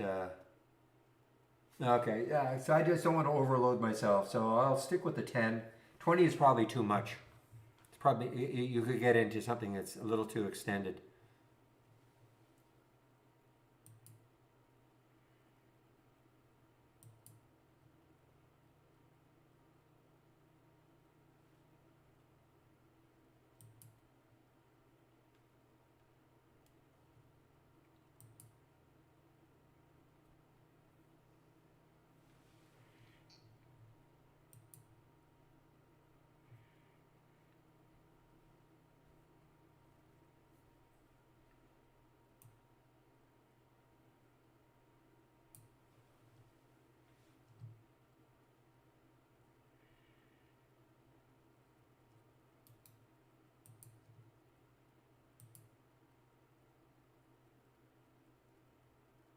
You know, it's really nothing. I mean, it's when I say very, very few fill. I actually added 500,000 shares. Okay, and I actually added. Wait a minute now. Do you have the current volume of one, or did I add that? I can't remember if I added that or not.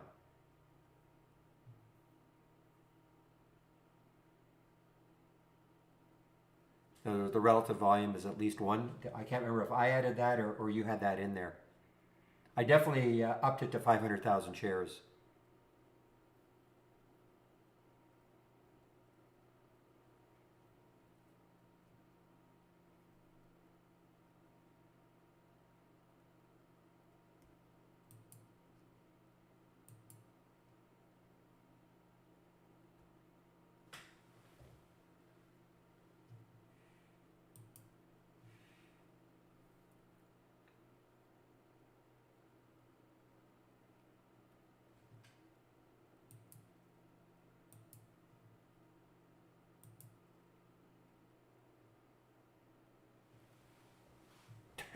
Yeah.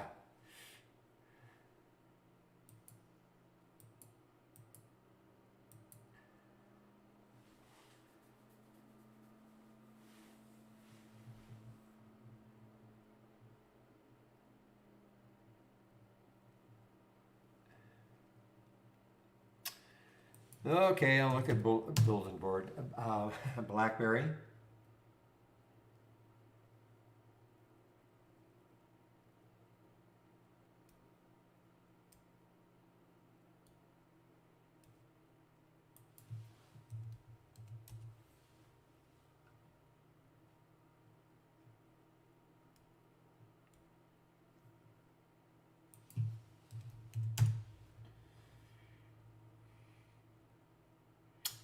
China Online. All right. Yeah. Well, there's obviously some volume coming in. Ew, what a horrible looking daily chart for COE, but there is volume coming in.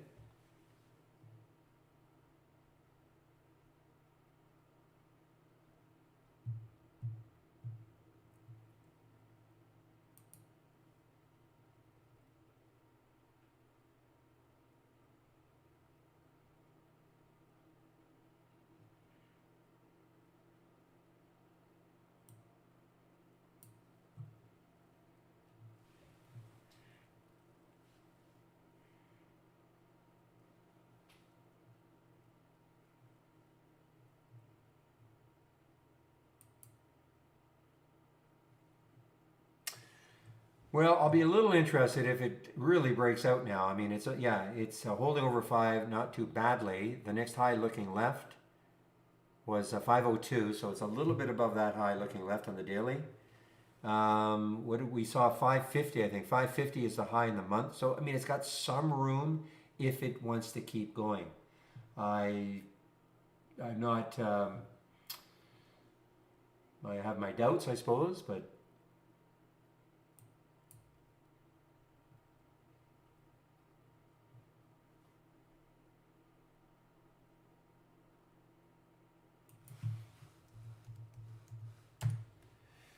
yeah, VYGR making a bit of a comeback, yeah, from 350 almost up to 4.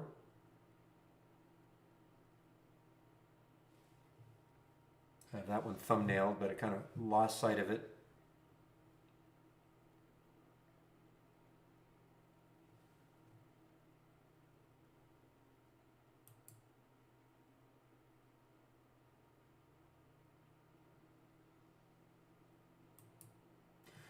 Wow, I haven't seen this one for a long time. The beleaguered PCG. Too extended. But man, PCG.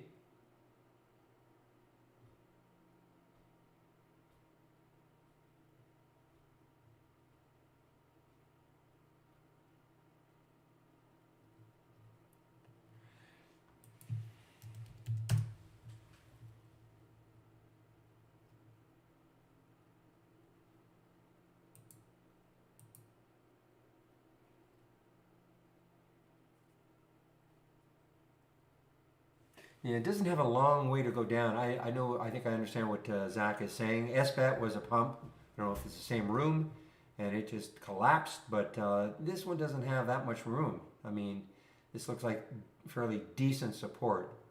It's not very much volume, so.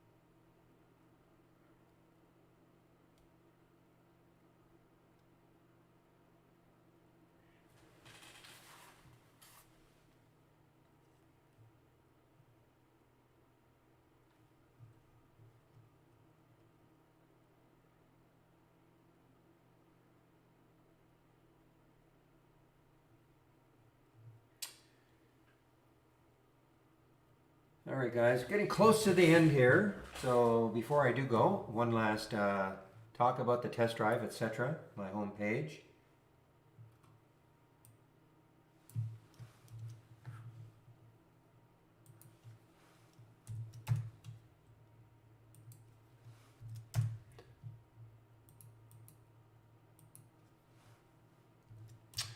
All right, so there is the test drive link. Click on it. This is what you're going to see. Sign up for it. You want to try us out for up to 10 trading days. $11.11. You'll have our full premium service for those 10 trading days. If you're standard, you want to try our premium service out for those 10 trading days, you can do so also. Once the test drive is over, now, before I say that, when you sign up, if you sign up today, all you're doing is pre-registering, okay? No live data until the 11th, Monday. You'll actually have access to the program, though, about an hour after the market closes on Friday. So you can play around with the program, get set for the test drive, and you, in my opinion, should do this. Take a look at the 20 lessons. Okay, take a look at the 20 lessons.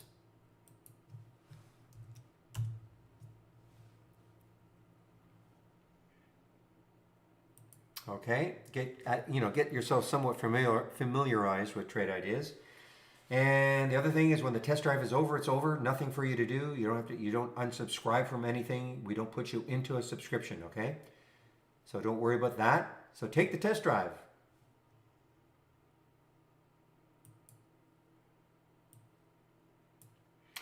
And then my home page, save the link.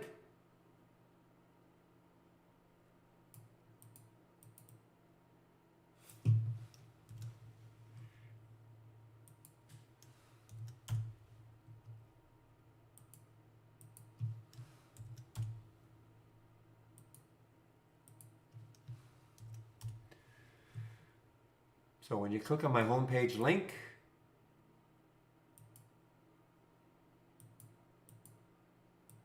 yeah, I gotta click on it now. Okay, click on my homepage link.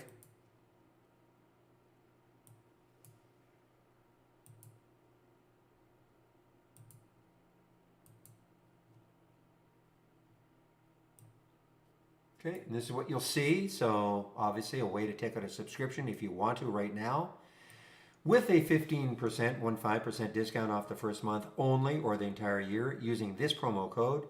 You can sign up for the trade of the week free. It happens every Monday morning before the market opens. Stock of the day, free. I do it at noon every Monday to Friday. And all the education that we have here. So those are the introductory lessons, the support lessons in our YouTube room between 12 and 1. Daily webinars. There is one tomorrow. That'll be the last one for 2 weeks while the test drive is on.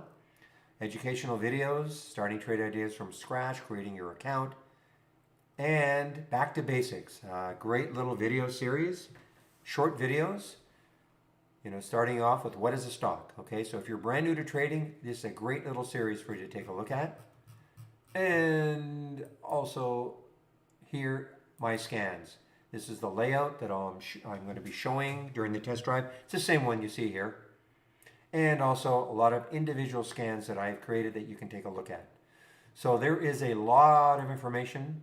My home page, especially in these 2 sections. Save my link, then you can take a look at them whenever you want.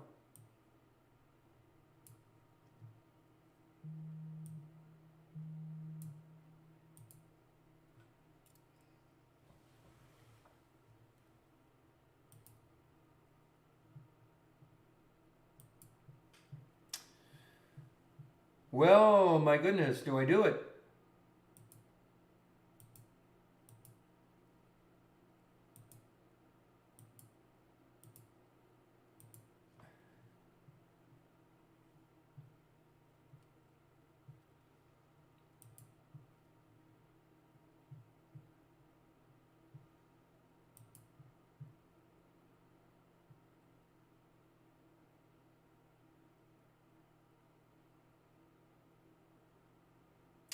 And I'm talking about the ONDS.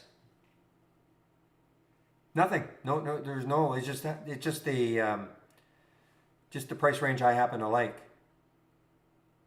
I just like stocks under $25. That's all. But there's no problem. You can set any price range you want. It's like here, the basic highs and lows. I think I'm up to 20 in this one, maybe 25. Yeah, 20. It's just a personal preference, but you can. Everything that I share can be tweaked to whatever you want. Certainly the price range.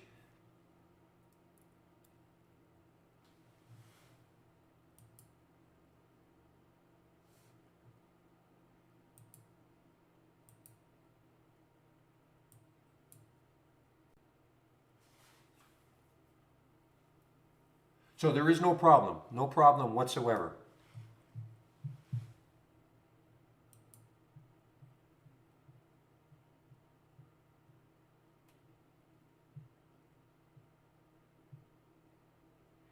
No, I think it's mainly because stocks 25 and under or 20 and under, they can give me the biggest percentage moves. I'm going to be hard pressed to find I'm not saying there are no $100 stocks that will move 10 or 20%. I'm not saying that doesn't happen ever, but I'm just looking for I'm just looking for stocks that could have big percentage moves.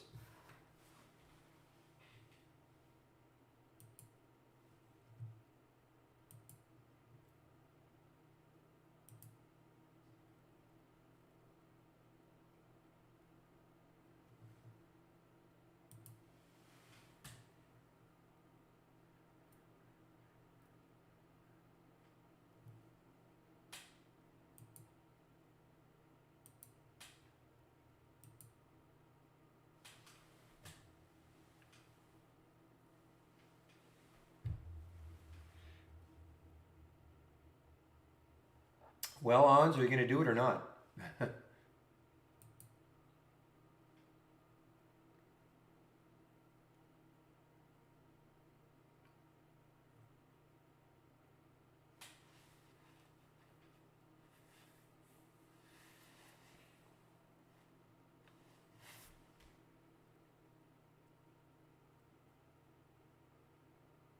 Yeah, VYGR is a big wow. That tried to get to 4 and then just dropped immediately.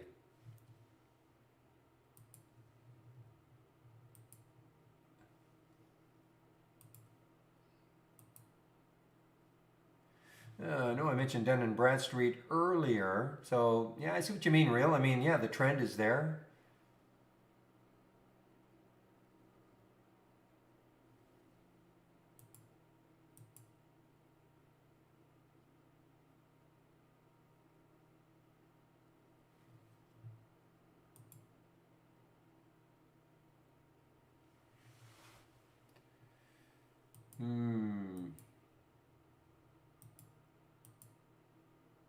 Pay close attention to this ons. I don't want to see it drop anymore.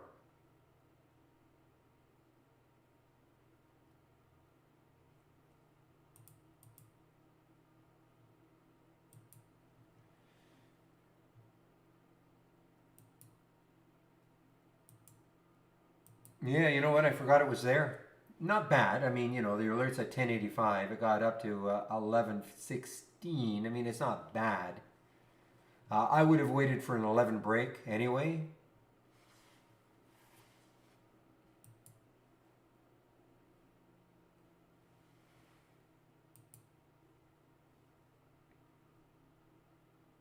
Now, you've heard me say this before. I mean, I'm not in love with the ones under 5. Now, this has a little bit of room, you know, on a percentage basis. I mean, the next high looking left is around 419.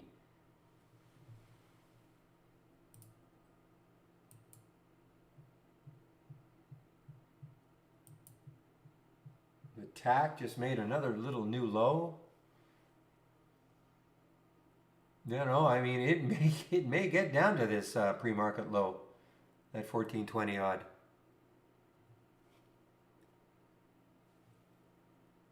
You guys have been talking about AFRM. I haven't affirmed.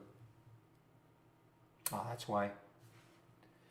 Yeah, just out of the price range I like to trade. But you know, hey, 19%.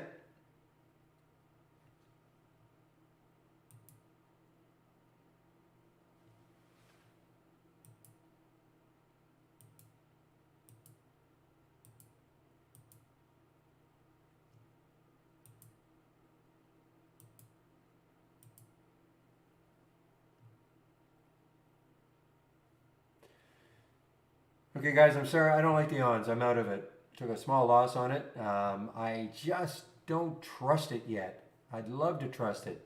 ONDS. I might get back into it if it, you know, takes out that high up here. I mean, it has plenty of room. Yeah, you're giving up 15 cents or something, but I just don't quite trust it. Not the way it's, you know, kind of traded. So, took a small loss on it. And no, I didn't have a 3-cent stop. Back up.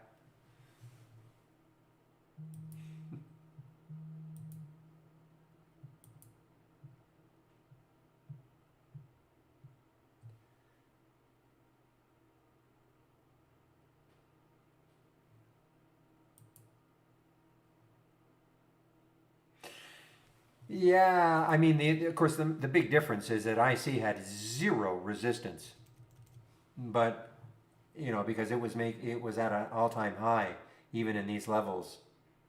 I mean, this still has some stuff to get through, but hey, listen, it might happen, and I'll watch it. I'll keep watching it, and I'll be shutting the room down in a bit, but I'll keep watching it to see if it recovers and then starts to move on some volume, though. Needs some volume.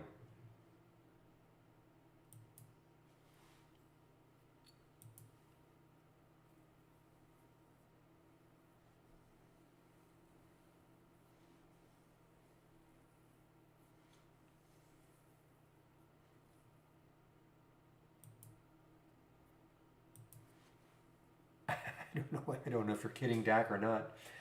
And I should also say, you know, you can head over to YouTube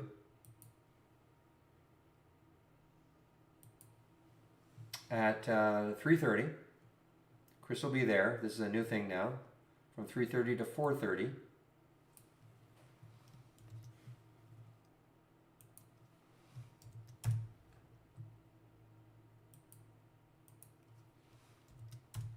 So Chris will be there from Trade Ideas, and he can answer questions and whatever might come up.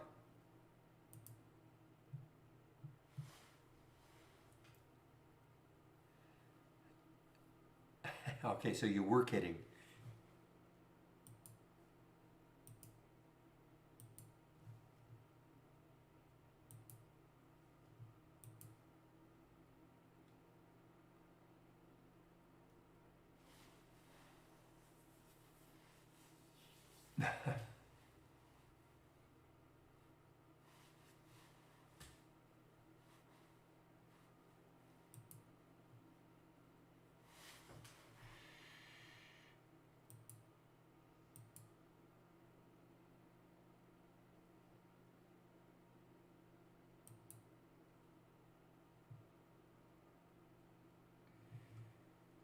Okay, PVG showed up on real scan, but it's coming right into that 200-day moving average.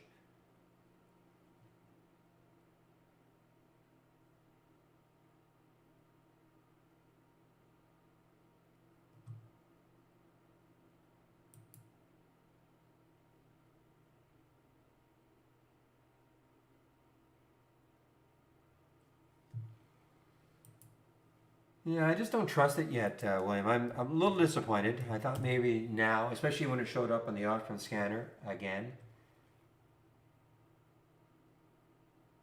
But I think, if it takes this out here, I'll probably be back in the 1020. I should refresh my memory though. Yeah, so on the monthly chart, 1327, obviously far enough away. And the next high looking left on the weekly is way up here at 12. So I mean, there is room if it wants to, get back up to these levels. It does have room.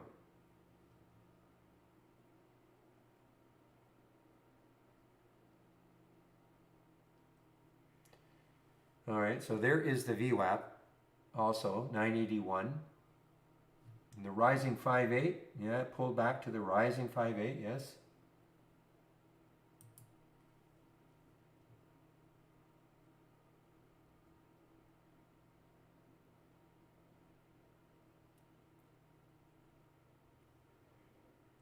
All right, well, hey, listen, it's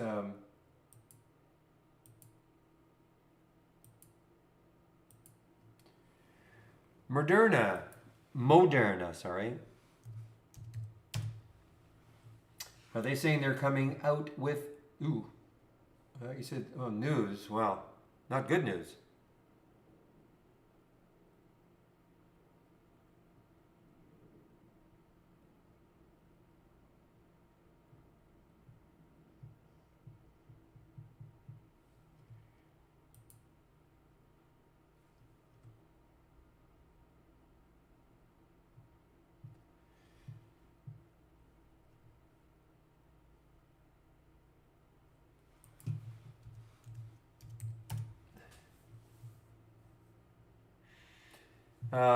Sweden, Denmark paused the use of Moderna. Is that the news? That happened at 2:09.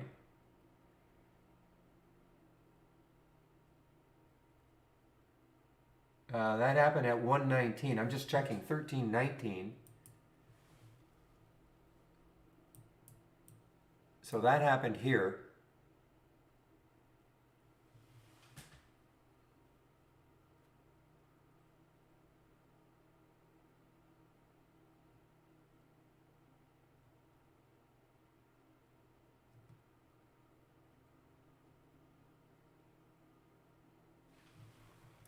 Hey, we're brothers, Zach. Then, yeah,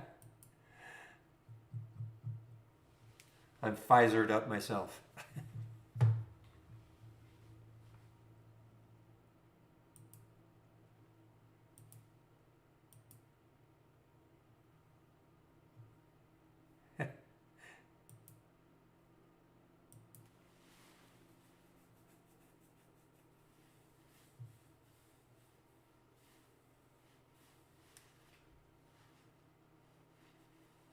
Well, it's a big level for it. Wow, I mean, it takes this out. Now, of course, the original reason for all this is the Merck news about an oral tablet. I mean, but I know Moderna and Pfizer are trying to come up with something like that too. But that is not that's not great news.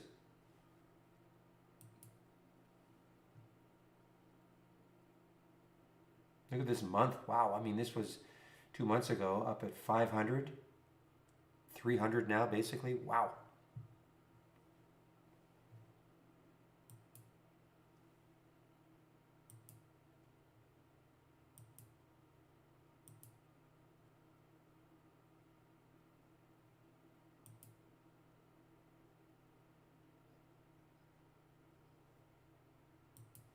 KPLT from Ija in the YouTube room. What's Catapult doing? Yeah. Next high looking left is 513. I don't know. I just don't know about these. I just don't like to see all these little areas of potential resistance. If it didn't have all this, I mean, it would look great. 623 next highs in this area.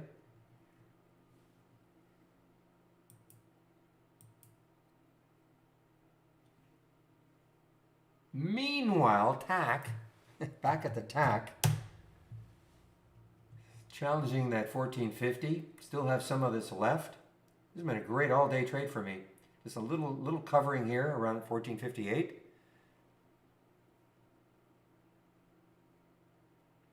This is what you call a relaxing trade. You know, the only little run it had was here. It wasn't that, it was kind of minor. And I'm talking about the TAC.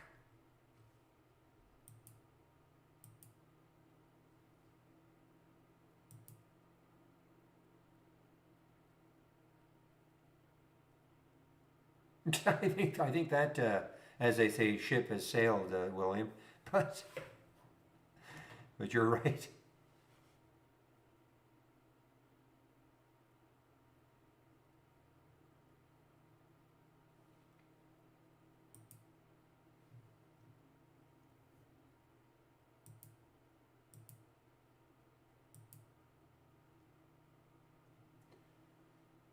What does ONS do? Maybe I should even check to see what the heck they do.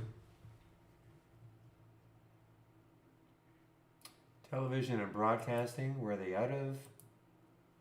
Nantucket, okay.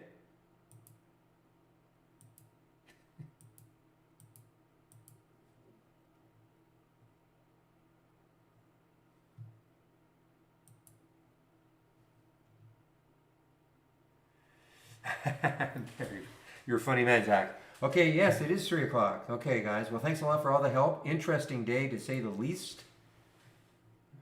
Going to definitely keep a bigger eye on real scan tomorrow. On the downside and the up, especially on the downside.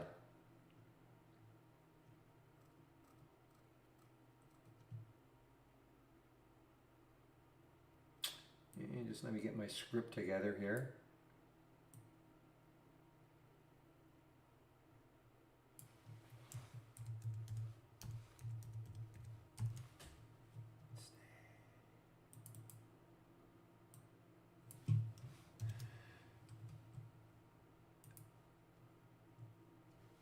Okay, guys. Yeah. So again, thanks a lot for all the help. I'll open the room tomorrow at 9 o'clock Eastern time. So have a great evening, and we'll see you tomorrow. Bye bye.